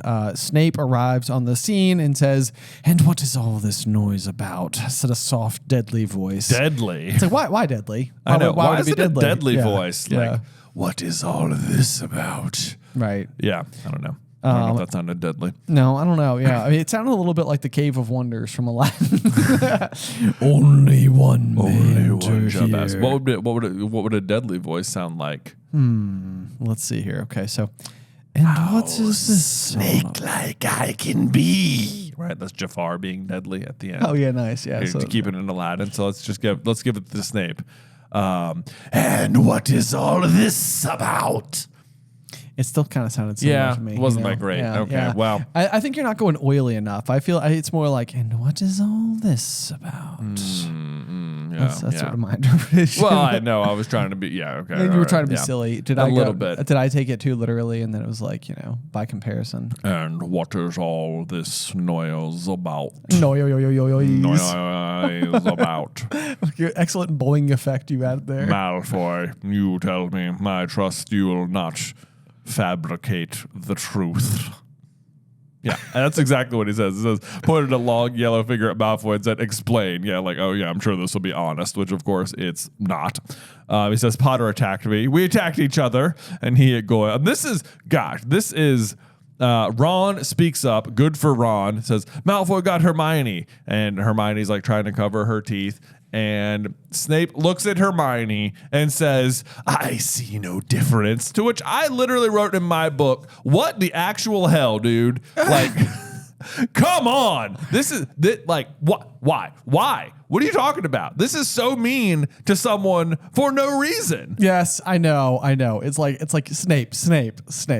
Dude, you must do better. You must do better. This is the moment. It's like you are the teacher. You are the adult. You are supposed to be the mature one. It's like you can hate Harry as much as you want. Clearly, multiple things happened here. Clearly. Malfoy's a prat. He's not exactly doing legilimenting the answers out of anyone now, is he? Exactly. He's like, I could probably just read your minds, but why don't I have my dishonest student tell me what happened? Exactly. And then I'll insult someone who got attacked on accident. That seems like a cool thing to do. I know, especially when Hermione is like probably the best example of the modern day Lily. Yeah, exactly. It's like you would think that he would have like a soft spot for this character. I know, you would. The Muggle-born Gryffindor super achieving student. Yes. Yeah. Snape, what are you doing? Yeah, it doesn't make any sense. This is like when I can never get over this. People, if they're like if you're like, Snape's a pretty good guy though, it's just like, no, he's not. No, he's not. No, it's just too hard to it's too hard to bring him back to center. Yeah, it's so annoying.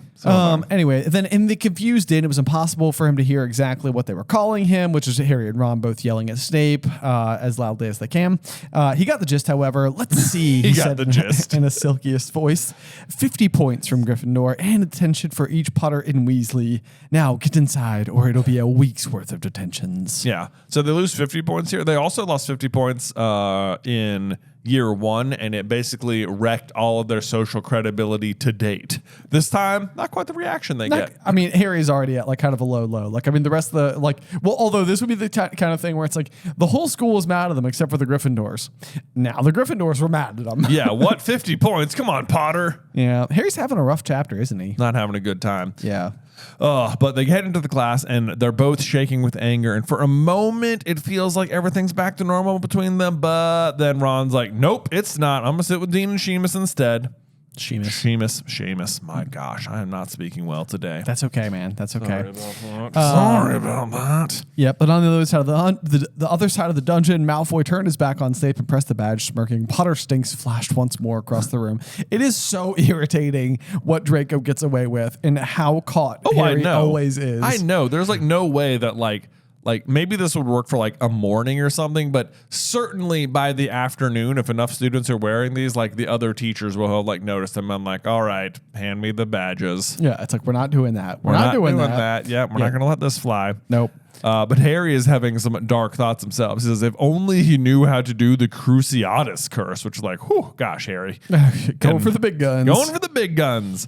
But instead, Snape starts teaching them about antidotes, which, if you'll recall, fast forward to book 6, Slughorn's going to also be teaching them about antidotes, and Harry is just not going to have any idea what's going on. So maybe the reason he doesn't know what's going on in year 6 is because he's in such a bad mood in year 4 when he's first learning about it. Yes. Yeah. Yeah, but then it goes on to say that, and then we'll be selecting someone on whom to test one. Yeah. And I was like, I bet we can guess who. Also, like, what? I know. It's like, what is this class? I know. It's a pretty savage lesson. It is. Yeah. Like, Snape's eyes met Harry's, and Harry knew what was coming. Snape was going to poison him. Yep. Then it says, Harry imagined picking up his cauldron and sprinting to the front of the class and bringing it down on Snape's greasy head, to which I think solid idea, although you do want to make sure, Harry, that if you're going to do that, like you have a nice solid cauldron bottom. That's true. Because you wouldn't want it to break through. You'd want it to really slam down and hit him on the head. So the blood. And if you have a flimsy bottom cauldron, that's not going to work out. I know. Yeah, we'll call it Percy Weasley. Yeah. Like, I have something to report, Perce. Yeah. Anyway, and then a knock on the dungeon door burst in on Harry's thoughts, and this is going to be the funniest exchange between two characters, Colin Creevey and Severus Snape, where somehow Colin seems to have the edge on Snape. Oh my gosh. The whole time. This is the most Gryffindor Colin ever is. He is so bold in this scene. Yes, he does. Yes, said Snape curtly. Please, sir, I'm supposed to take Harry Potter upstairs. Snape stared down his hook nose at Colin, whose smile faded from his eager face. Potter has another hour of potions to complete, said Snape coldly. He will come upstairs when his class is finished. Yeah. Colin went pink. Sir, Mr. Bagman wants him, he said nervously. All the champions have to go. I think they want to take photographs. I know. Like, if I was Colin, I'd be like, I'm just going to go back and be like, Snape wouldn't let him leave. Yes, someone else has to go try. I'm leaving now. Yes. Yeah. Yes. So let's see here. Harry would have given anything he owned to have stopped Colin from saying those last few words. He chanced a half glance at Ron, but Ron was staring determinedly at the ceiling. Very well, Snape snapped. Potter, leave your things here. I want you to come back down later, just your antidote. But Colin is not done. Please, sir. He's got to take his things with him. Squeak call. The thing is, they will finish before class ends. So this isn't even true. It's not even true. Yeah. Yes. All the champions. Very well, said Snape. Potter, take your pack and get out of my sight. Boy, Snape really loses this argument so bad. He does. To Colin. Colin outmaneuvers him. Right. Yeah. Right. Yeah. It's pretty great. Boy. Yeah. Yep. Let's see here. Then, so then they turn the corner and Colin's like, "It's amazing, isn't it, Harry?" Yeah. Yeah. Really amazing, said Harry heavily. What do you want photos for, Colin? What do they want photos for, Colin? The Daily Prophet, I think. Great, said Harry dully. Exactly what I need. More publicity. Good luck, said Colin. Oh, Colin is just like, this is the best thing ever. You're so cool, Harry. Colin can't read anything. No, he cannot. He's not good at reading people. Not one bit. Nope. Yep. But finally, we've arrived at the weighing of the wands, where we have Rita Skeeter there wearing magenta robes, which I always imagine her in green, probably because of the movie, but there she is. And again, Victor Crumb standing moodily in a corner, not talking to anyone, being suspicious as ever. Yep. And then you got, this is fun. There's like a little running, like Fleur has a crush on Cedric thing going out through this book where it says, Cedric and Fleur were in conversation. Fleur looked a good deal happier than Harry had seen her so far. She kept throwing her hair back so her long silvery hair caught the light. She's definitely just like sitting there like, oh my gosh, Cedric, what's up? Hey, notice my hair. Yeah. My mind immediately goes to Galinda from Wicked. With the yes. Toss. exactly what's happening. But notice how Cedric is not drawn in by her Vila charms, because Cedric has outstanding character. That's exactly correct. And could not be controlled by the Imperious curse, and therefore definitely cannot be controlled by her quarter brand of Vila magic. That's exactly right. That's exactly right. Anyway, then it says, Bagman suddenly spotted Harry, got up quickly, and bounded forward. Here he is, champion number 4. In you come, Harry, in you come. Nothing to worry about. It's just the wand weighing ceremony. The rest of the judges will be here in a moment. Yeah. This is going to continue to be like sort of like the unusual special attention that Ludo seems to be giving to Harry for reasons that we don't fully understand. But he seemed very excited about the fact that Harry was involved in the tournament. And again, we don't know why. But of course, it's because he's planning on betting on Harry and his long odds, cheating, and then helping Harry cheat. Exactly. Yes. Yep. Or so he thinks. Right. We have to check your wands are fully functional, no problems, and as they're your most important tools in the tasks ahead, said Bagman. The experts upstairs now with Dumbledore. The expert, of course, is going to be Ollivander. And it's like, don't know why you wouldn't just say his name here. Right. This is Rita Skeeter. It's going to be like the first time we formally meet her on page. And then I've just written in a little note here. We got Skeeter, like Mo Skeeter, like mosquito. Mosqueater. Yeah. Yeah. That's a little nod to the fact that she is a beetle. She is a beetle. Later on. She's doing a small piece on the tournament for the Daily Prophet, which actually is kind of surprising. Like, you would assume that, like, regardless of who is covering this particular subject, that it would be like front page news. This would be a big deal to the wizarding population. Absolutely it is. And of course, she is not planning on it being small. Maybe not that small, Ludo. Her eyes on Harry. We get the description of the jeweled spectacles, which are, of course, important for identifying her as the Beetle later. She's got her crocodile skin handbag. Nice little trivia thing for you there. And then she says, can I get a quick word with Harry if he has no objections to having, if he has no objections, which of course, he does. Yes. He's like, no, I would rather not do that. Yeah. Or I think exactly as Harry would say is actually just and I have an counter. Oh, you have an counter? An counter going. Yeah. So that's going to be number 1. Number 1. Yep. There we go. So Rita leads him aside into a closet or to a broom cupboard, to which I was like, cleaning or sport? Yes. Yeah, I know. But there's actually, this is kind of a funny one as well. From the film, when they go into the broom cupboard, I'm pretty sure Harry's like, it's a broom cupboard. And she goes, you should feel right at home, which is kind of funny because like, it's like, how much research have you done on Harry? Because I know. That's definitely like it's a throwback to his life at the Dursleys. Yeah. Yeah. Yes, it is. And then it's not like that remarkable or anything, but like the description of what happens before they start the interview is like, there's like some weird details in there. So first, she sits herself precariously on an upturned bucket, pushing Harry down onto a cardboard box. And I'm like, cardboard box just doesn't seem like it lives in the magical world. It's like the word hamburger. Yeah. Yeah. It's like, did they use cardboard? Like, I don't know. It seems like I don't think they ever mentioned a cardboard box ever again.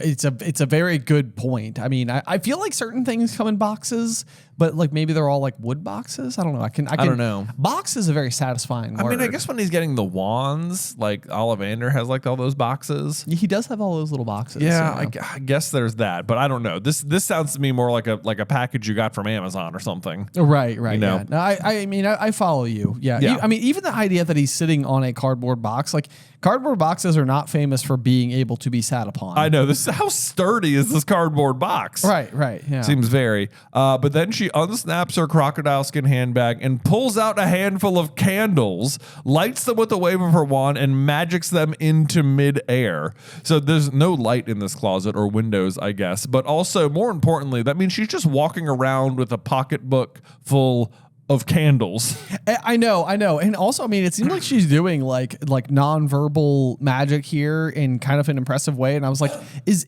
Rita Skeeter like kind of good at magic? And I guess she should be if she's like a fully qualified witch, you know? Oh, and she's a fully qualified witch and an animagus to boot. Like, that's true. It's like she's actually performing kind of difficult feats of magic. So maybe just yes. Anyway, then she busts out her quick quotes quill, and it says, let's see, and Harry's like, what? And Rita Skeeter's smile widened. Harry counted 3 gold teeth, which I think is a great piece of trivia. Great piece of trivia. How many gold teeth does Rita Skeeter have? But we will find out later in this this is interesting too, because we'll find out later that there is like magic that like fixes your teeth. Yes. Right? So it's like but like you can't fix like cursed scars. So it's like, what happened to her mouth? It got cursed. I guess she's been cursed. Somewhere. There's a story there. There's a story there. Yeah, which she probably wrote about. Or maybe she's just doing it for the aesthetic. I guess. You think so? Could be. Maybe she just vibes with the gold teeth. You think the beetle has like gold teeth? Ooh, that's an interesting question. I know that there exists like a pure gold looking beetle. Ooh. Like they're actually awesome looking. If you've never paid enough attention or gone to like an insectarium, beetles are awesome. Beetles are awesome? Yeah, they're really cool looking. Okay. Yeah. All right. Well, next time I'm around the insectarium. Yeah, exactly. Yeah. I'll go look at it. Let me know what you think. I'll tell you what I keep enjoying at zoos is frogs. Frogs are great. Are pretty cool. Like a poison dart tree frog. Yeah, they're like so bright and colorful, and like just like they would seem like, oh yeah, these are fun. Did you know that the poison dart tree frog itself, while it does have poisonous venom on its back, it's not the frog that secretes the venom itself. It's from the insect that the frog eats in the Amazon rainforest. And so if you just had like poison dart frogs, but just fed them non-poisonous crickets, they wouldn't be poisonous? Correct. Wow. Yeah. That's fascinating. I know. Fun stuff. Didn't know that. Things you learn when you work in the reptile section of Petland for a few years. Yeah. There you go. Anyway. Let's see. So Rita tests out the quick quotes quill, and it says, attractive blonde Rita Skeeter, 43, whose savage quill has punctured many inflated reputations, which is like, it makes you wonder how the quick quotes quill works. Like, is it like reading her thoughts, or like, because she like sucks on it, so, or is it just sort of like, that feels like what it has to be, because you didn't say those things out loud. I know. Yeah. I sort of agree with you. Like, it's almost like it's like taking her like her own personal brand of spin and immediately including it. But I can't imagine that that's like what if the Weasleys, for example, made a quick quotes quill, it's not like it would be like writing. Like, it has to be part of you. Yeah, you're right. Like, I don't think it would like come down as like savage if like Ron was using a quick quotes quill. Exactly. Yeah. So maybe it's just speaking more to like shorthand for what your brain waves are saying or something. Yeah. Let's see here. So Harry, what made you decide to enter the Triwizard Tournament? To which Harry responds, So counters up to 2. They're up to 2. Yep. Says nothing, but what it writes down is an ugly scar, souvenir of the tragic past, disfigures the otherwise charming face of Harry Potter, which there's some choice words. Very nice. Yes. Ignore the quill. It's like, what? But no. It's writing down mean things about me. Right. Yeah. Why did you decide to enter the tournament, Harry? I didn't, said Harry. I didn't know how I don't know how my name got in the Goblet of Fire. I didn't put it in there. Yeah. One of the only real quotes he's going to get out. Yes, I know. Yes. Rita Skeeter raised one heavily penciled eyebrow. Yeah. Which I can't do. You can't. Oh, you can't raise an eyebrow. Raise like one eyebrow. I can raise 2. Can I do one? Sometimes you do it when you're chugging something. You'll raise an eyebrow. Oh, just one? You get You get like a little wiggle there. It's kind of working. Now, just gotta work on your motor control. That's all. I'll just be staring at the mirror for like an hour tonight, and Beth's gonna be like, "What are you doing?" And I'm like, "Working out my eyebrow muscles." Yes, exactly. Let's see here. So then Rita Skeeter is like, our readers love a rebel. But I didn't enter, Harry repeated. I don't know who. How do you feel about the task ahead, to Rita Skeeter? Excited? Nervous? I haven't really thought. Yeah, nervous, I suppose. Yeah. Champions have died in the past, haven't they, said Rita. Have you thought at all about that? Well, they said it's going to be a lot safer this year. Yeah, well, that's what they say. That's what they say. I mean, it's not going to be. Someone's still going to die. I mean, I think they say it's going to be safer, but then they still have dragons. Yeah. And I'm like, I don't know what you guys think you could have done if someone just got like blasted by the flames. Yeah. You know, do you think you're going to save them before they're dead? Because like, I don't think so. What is the animal that goes in like a tirade that like we learned about from Hermione?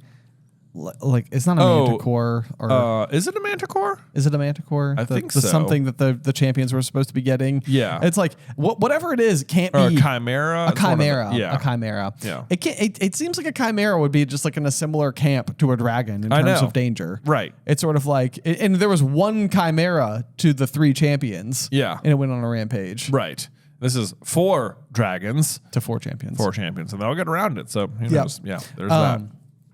Of course, you've looked death in the face before, haven't you? Said Rita Skeeter, watching him closely. How would you say that's affected you? To which Harry's going to respond, So that's his 3rd time. Third counter. Yep. Also, quite a bold question. Like, how has being orphaned affected you? I'm like, I met you 3 seconds ago. Yes. Let's open up about that for the public right now. I know, right here, right now, when you've got like maybe 1 minute to talk. Right. Not that it's going to matter. She's just going to make up all the answers herself anyway. Yes. So Harry tells her for the 3rd time that he didn't enter. And she just skates right past that because she does not care. She has her own agenda that she's working on. Let's see. The quick quote squirrel says, "Tears fill those startlingly green eyes as our conversation turns to the parents he can barely remember," which is like, oh boy. That's crazy. I know that Harry's like, I have not got tears in my eyes. Yes. And fortunately, at this particular moment, Albus Dumbledore opened the door, looking down at both of them, squashed into the cupboard, which if you're Harry, I feel like it's kind of like an embarrassing scene to be found in. It's like, I don't know why I'm here. Yeah, I got pulled aside. Now I'm in here. There's floating candles. I'm sitting on a cardboard box. She's on an upturned bucket. She's on a bucket. Yeah, it's weird. It's not an overall good look, really, for anybody. Yeah. Dumbledore, cried Rita Skeeter with every appearance of delight, but Harry noticed that the quill and parchment had suddenly vanished from the box of magical mess remover, and Rita's clawed fingers, which feels a little like foreshadowy. Yeah, a little clawed bit. fingers. Yeah. How are you, she said, standing up and holding out her large mannish hands to Dumbledore. Mannish hands. Yes. I hope you saw my piece over the summer about the International Confederation of Wizards Conference.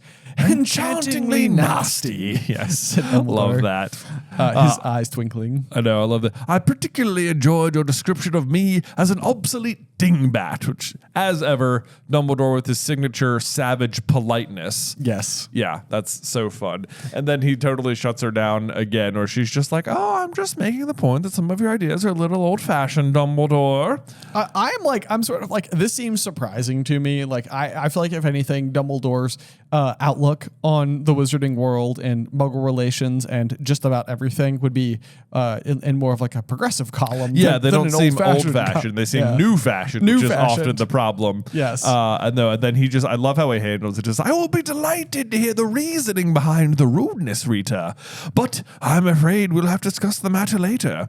Which is like, he finds a way to like tell her like, you are being very rude, but I'll be happy to hear about it, you know? Yes, exactly. Yes. With a courteous bow and smile. Yes. To which I wrote a note here that just says, constant politeness. Constant politeness. Yes. Yes, he does it all the time. But it is time to re-meet Mr. Ollivander, who will only appear in the series 3 times in books 1, 4, and 7, which, not for nothing, is the same amount of times we will run into dragons in the same 3 books. Yes, I feel like there was something else we just encountered recently that we were like, wait a second, that's interesting. It's just 147. I think it was Ollivander. Oh, was it Ollivander? Yeah, okay. Yeah, okay. But so like, I think we've talked about it before, like when every time Harry meets a dragon, it like mirrors his situation a little bit. Yes. So like, you know, like Norbert arrives to Hogwarts with Hagrid into like a unknown world to him, which is like Harry leaving the Muggle world and coming to Hogwarts and entering the magical world.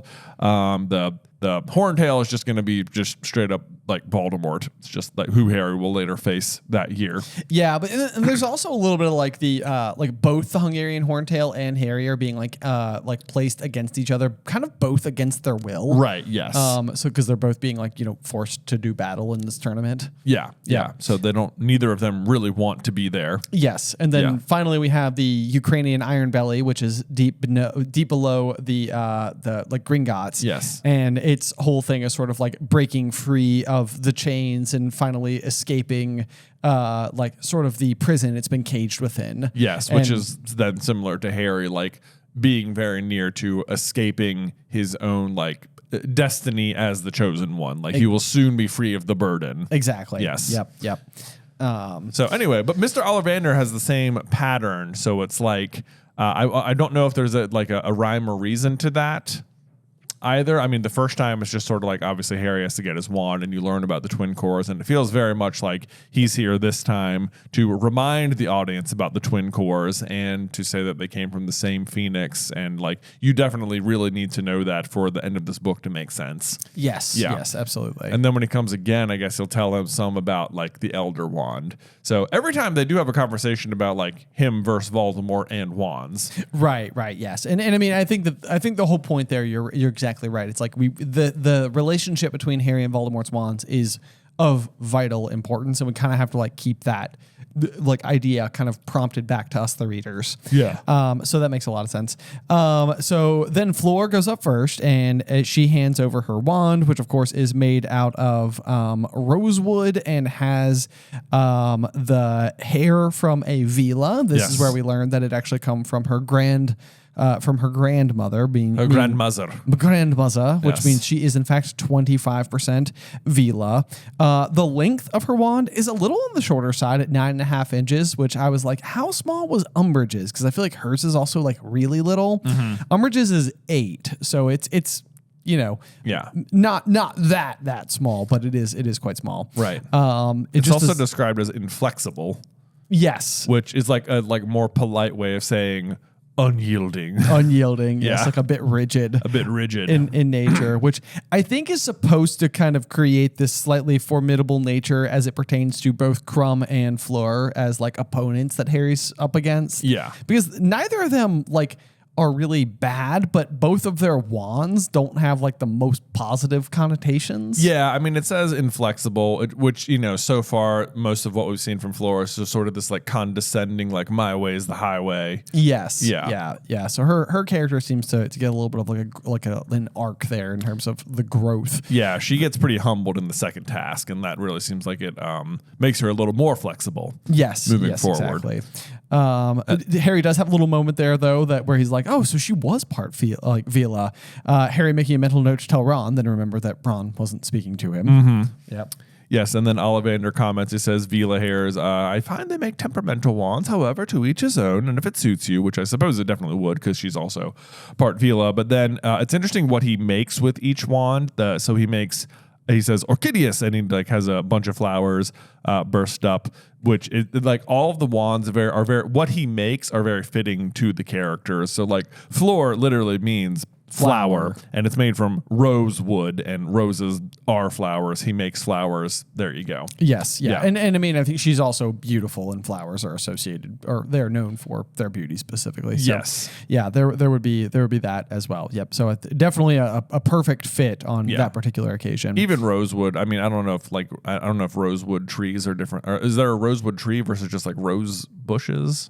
I don't know. I don't know exactly how that works. That's sort of an interesting question, because I know that like holly similarly is also both a bush and tree. Yeah, when it comes to it. But the other thing I was going to say about the rosewood in particular is that it is not only does Ollivander not use Vila hair as one of his cores, but on the Pottermore website about wand woods, there is no information about rosewood at all. Yeah, so, very interesting as well. So he also doesn't work with rosewood. So this is a very foreign wand to him altogether. Yes. But the other thing, the other thing about roses you always think of is like they have thorns, but they're beautiful. Yes. And then that kind of fits in with like the like inflexible nature of it as well. Yes, it absolutely does. Or like prickly personality. So far, anyway. So far. Yep. So then Cedric is going to be up next. And so as he's walking over, though, it does say that Fleur glided back to her seat, smiling at Cedric as he passed her.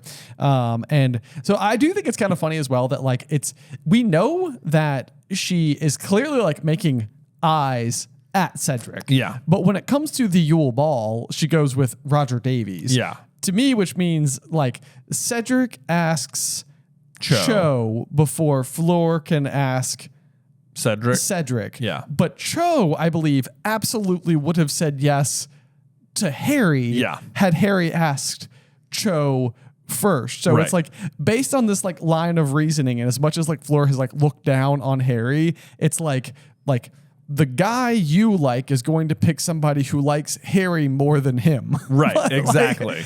So it's like, and that particular way, I mean, not that that's how relationships or hierarchy or social dynamics or any of it actually works. Yeah. But I think it's funny that you've kind of got this like group of 4 people who all kind of could be mildly interconnected. Well, if only Fleur had found out that Harry also asked Cho, she could have just asked Harry and been like, let's make them jealous, right? Yes. And then we could have had like the whole flower pot situation, the classic Fleur-Harry ship. I know. And people are asking for it. People are asking for it. We've had it happen in a What If. We have. We've also had Cedric and Fleur happen in a What If. So, we have. Yeah, We've got just about every. We got a lot of What Ifs going on here, man. Yeah, this is some fun stuff. Meanwhile, Ollivander is basically going to be like, as far as I'm concerned, almost flirting with Cedric over his wand.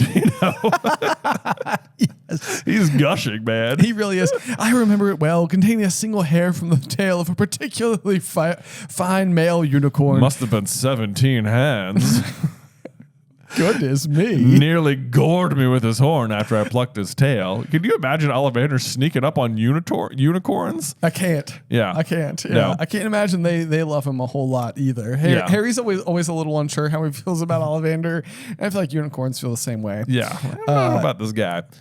12 and a quarter inches. 12, yeah. Ash. Pleasantly springy. It's in fine condition. So this one I think is of most interest just because it matches Ron's exact first wand. Yes, it does. So it's ash and unicorn hair, but of course Ron's is passed down to him from Charlie. Yes. And the information that we know about this wand in particular is that they are not well at being passed down. So it works a heck of a lot better for Cedric, who is the original owner. Yeah. So unicorn hairs don't like changing owners, and Ashwood especially doesn't like it. So yeah, Ron was sort of doomed out of the gate there.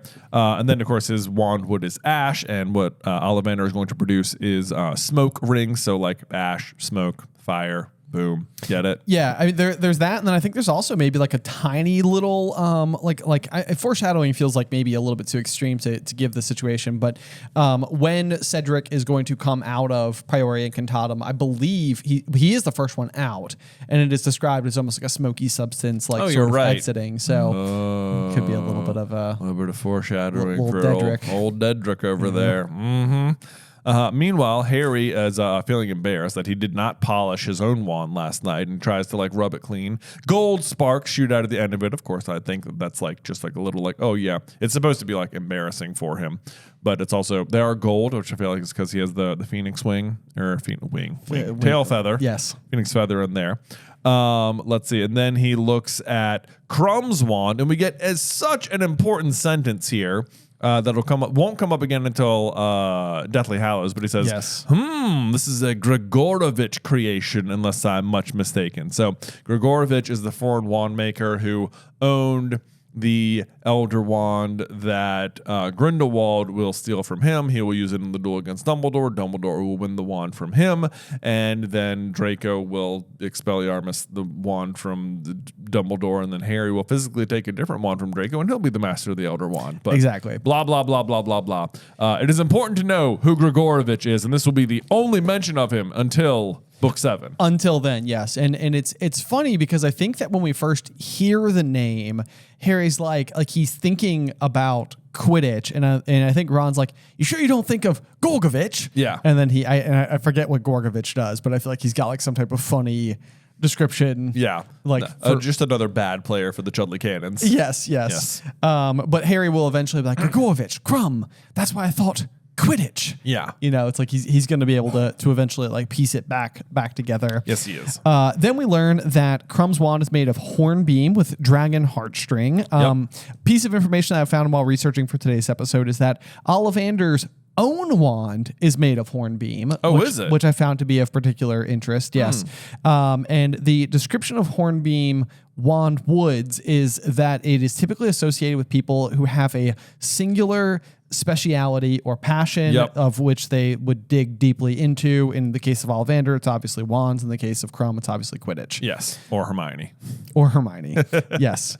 And the fact that his is dragon heartstring stands out as well because it means amongst the 4 champions, you have 4 different cores, being Phoenix for Harry, dragon heartstring for Crumb, Unicorn for Cedric, and Vila for Floor. Exactly. Yeah. And that's another one of those where it's kind of like when we were getting our seating arrangement back when the other two schools arrived, you've got basically like Harry from Gryffindor, Cedric from Hufflepuff, and then Floor sits with the Ravenclaws and Crumb sits with the Slytherin. So you're always kind of getting like the representation as to how like they are each distinctly of different types and kinds of like personalities, if you will.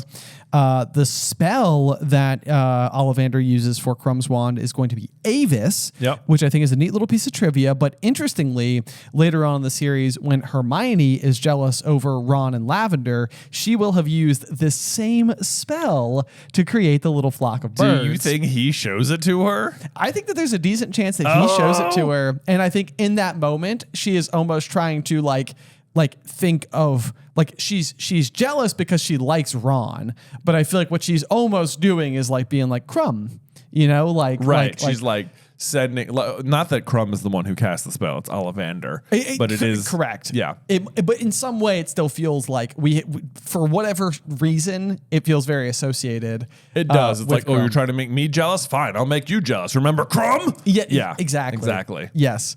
And then, of course, the other interesting thing about it being birds in particular is that Crumb is an excellent flyer. Exactly. So that's the other detail that I think we can certainly figure out from that.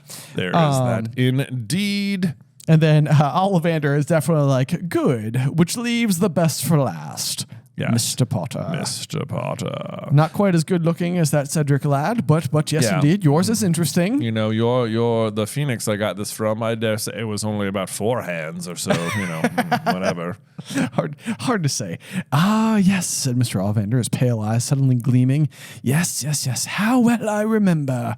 Harry could remember too. He remembered as though it happened yesterday. Yeah, and then we get the quick summary, and basically Harry is just really, really hoping that he's not about to reveal to the whole room that him and Voldemort's wands share this weird relationship. And then you get another sentence on here. It says, as far as he was concerned, Harry had never shared this piece of information with anybody. He was very fond of his wand, and as far as he was concerned, its relationship to Voldemort's wand was something it couldn't help. Rather, as he couldn't help being related to Aunt Petunia. But again, this is it's another like Harry is the chosen one thing. It's like he can't help that he is the chosen one. Exactly. Like, you know, it's like he just is. He just is. I mean, and in that way, it's like, yeah, Harry compares it to being related to Aunt Petunia, but also it's like it has so much more to do with his own relationship to Voldemort. Yeah, right. It's like you and this wand both can't help it. Yeah. Right. Yeah. Yeah. Exactly. So, fortunately, Ollivander does not reveal that to the entire room. Instead, he just examines the wand, and very interestingly, what he shoots out of Harry's wand is wine, which I feel like is absolutely supposed to be some kind of like Jesus imagery in terms of like water into wine, and Harry comes back from the dead, and you know all that. Yeah, major big time, like chosen one energy there with the wine in particular. Wine is also typically like a symbol for blood. They will take Harry's blood later as well. Yeah. So that would be the little piece there. I mean that is why wine is usually associated with Jesus. Yes, it is. Right? Yeah. Okay. Mm-hmm. Yes. Well, he has the miracle of turning the water into wine, but then if you take like communion at church, you take like the body and blood, and like the body is the bread and the wine is the blood. Got it. Yeah. Okay. So doing our best to interpret that one. Where the other ones are very, very obvious. That I feel like this one has like much greater symbolism attached to it. Absolutely. Yep. Let's see here. And then, this is the moment where Dumbledore says, "Thank you all. You may go back to your lessons now, or perhaps it'll be quicker to just go down to dinner."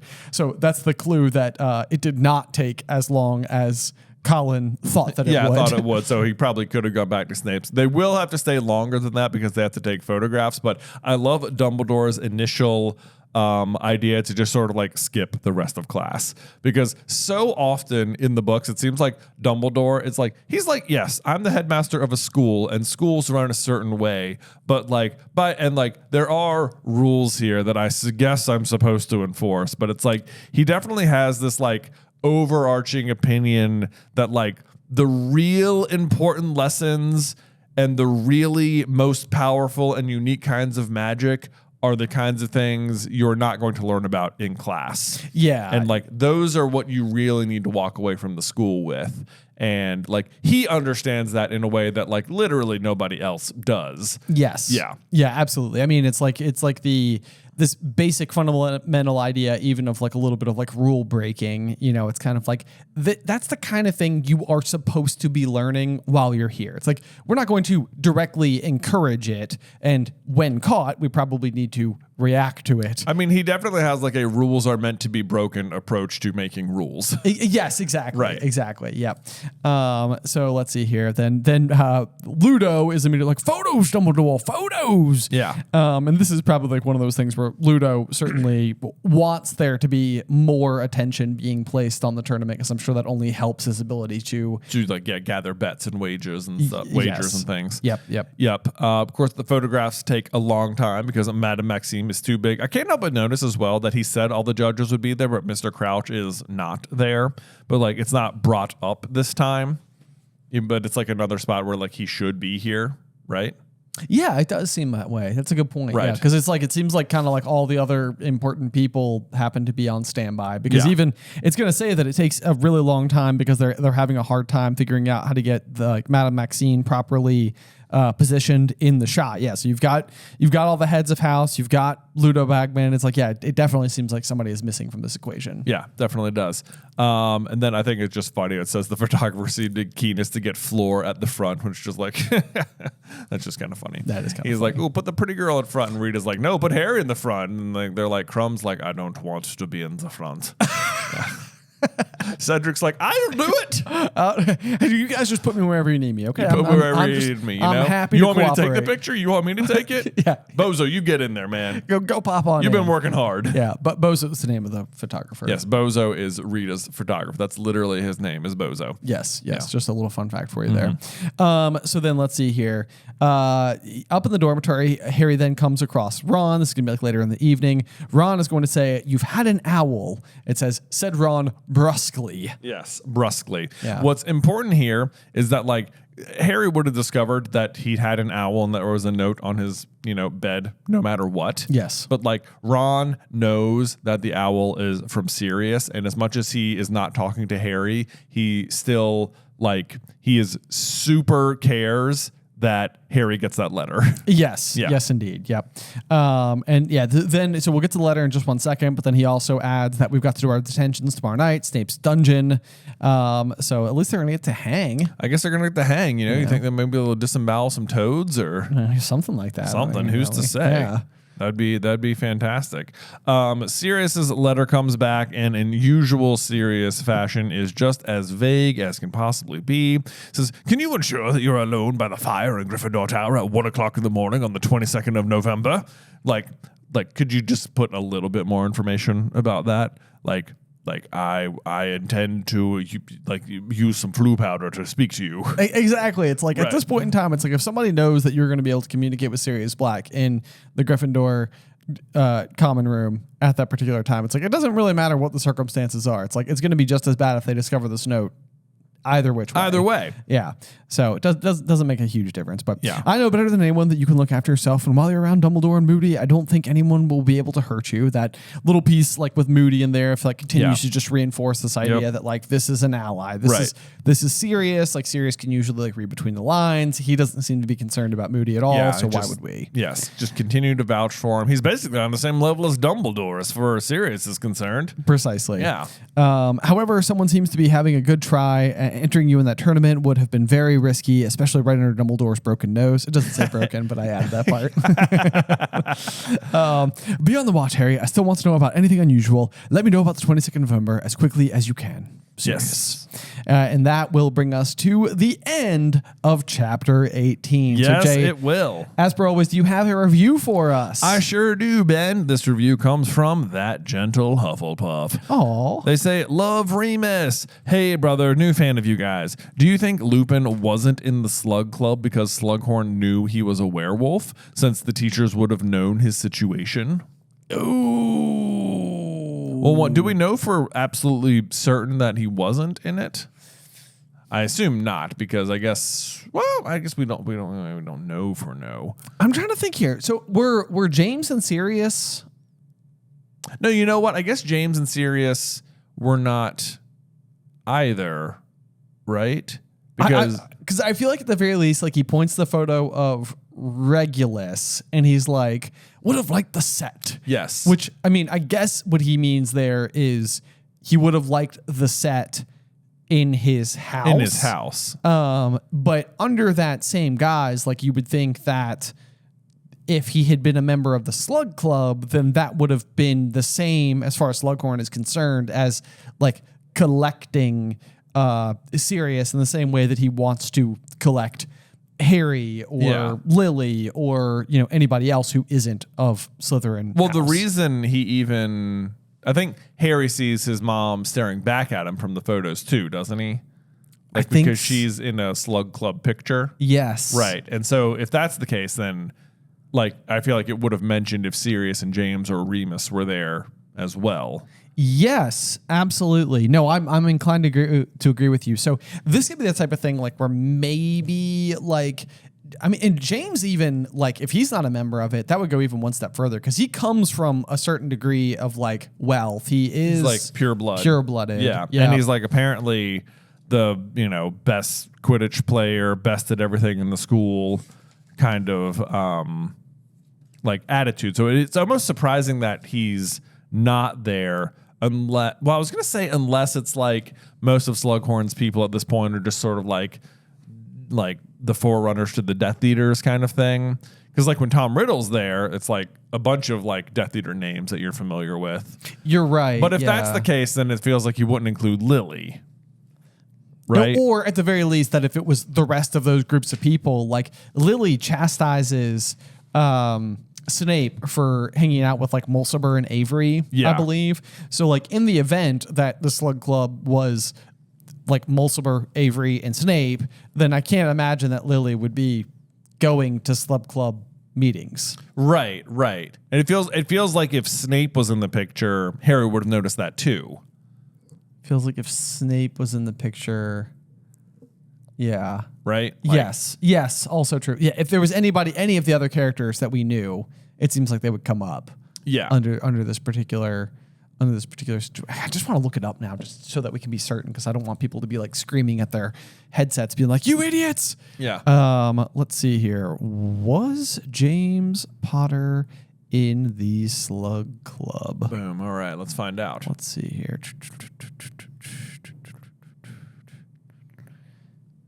It says, based on the Harry Potter books, there's no indication that James Potter or his friend Sirius Black or Remus Lupin were ever members of Professor Slughorn's Slug Club.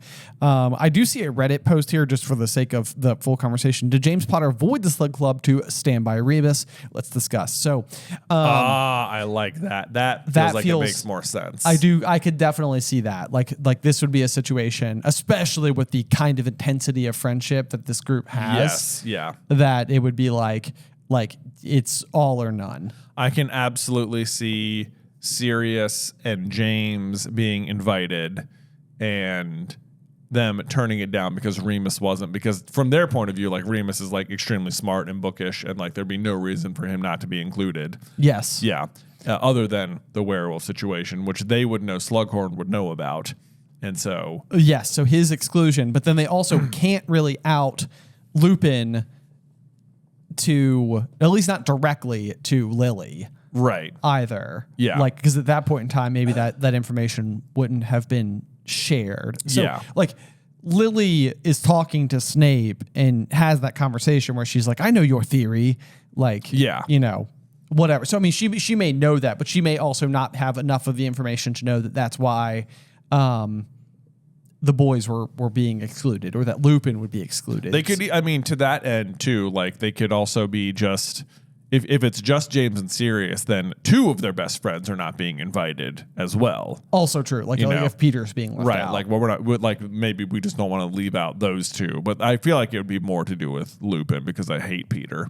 I know it's, I agree with you. Like Peter's not someone who I ever want to give any grace to, but like, I also feel like there's the, like, the extent to which they are friends and the fact that James would agree to Peter becoming his secret keeper, it's like you can't help but imagine that even if he's like the weak link of this 4 group, and that's not even like an if he just is the weak link of the group based on who he goes on to be, and he betrays them, and he's experiencing like a lot of like cowardice and stuff. It means that like despite any of those things that we may know about Peter, like James just sees him as a trusted friend and ally, and would not think to question someone he cares so deeply about. Yeah. So it could be both of them. Yeah. Plus, I mean, they've got their own little club going on just amongst themselves as the Marauders doing their own little brand of rule breaking. So, but yeah, it seems like there's no way James wouldn't be invited because like he is pure blood.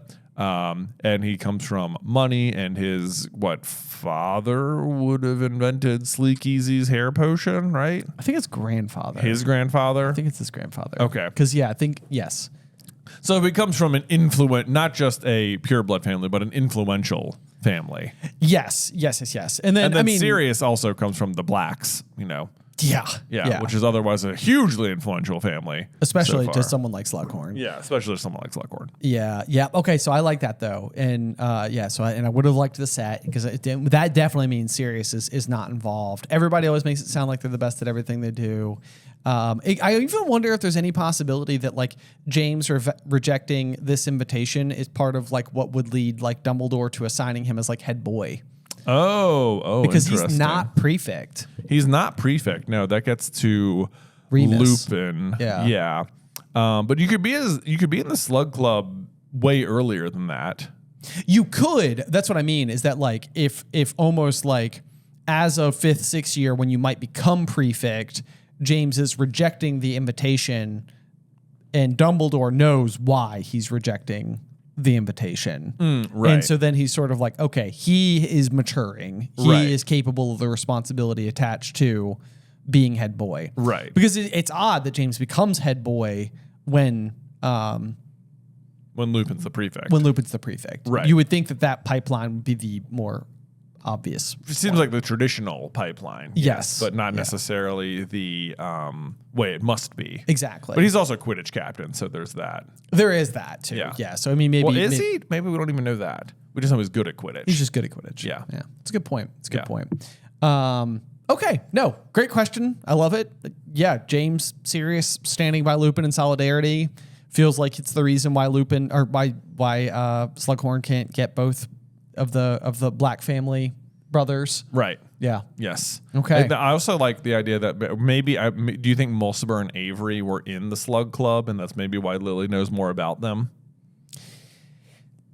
Is also possible because it seems so like, like when I forget who it is, like Colin Creevy steps on a 5th year Slytherin's toes or something like that when the Beauxbaton students are arriving. Like so often you wouldn't know the names of the other people from different years and different houses. Yeah, that's true. You just don't have that much reason to cross paths with them. Right. Or how they know any Ravenclaws at all that aren't just Quidditch players as Gryffindors. It feels I mean, we know Luna and Cho. Yeah. And Zacharias Smith? Roger Davies. Zacharias Smith is Hufflepuff. Oh, that I always get that wrong. Yeah. He has Ravenclaw vibes. Yeah, we have Roger Davies. We have Terry Boot. Terry Boot? I believe, right? Okay, yeah. Yeah. And we have Flitwick. We have Lockhart. We have Quirrell. Yeah. Yeah. All right, we're doing great, man. We got all sorts of Ravenclaws out there. Yeah. Anyway, none of which is the point whatsoever. Just now we're just off the track, so it doesn't matter. Anyway, I think that should do it for today's episode. That should do it. Thank you guys so much, as always, for tuning in, and make sure you join us next week for Chapter 19, The Hungarian Horntail Through the Griffin Door. Today's episode was edited by Isabel Chrisley. Vaishon Brandon does our art. Catherine Stein is our production manager, and the show is hosted by me and Jonathan Carlin.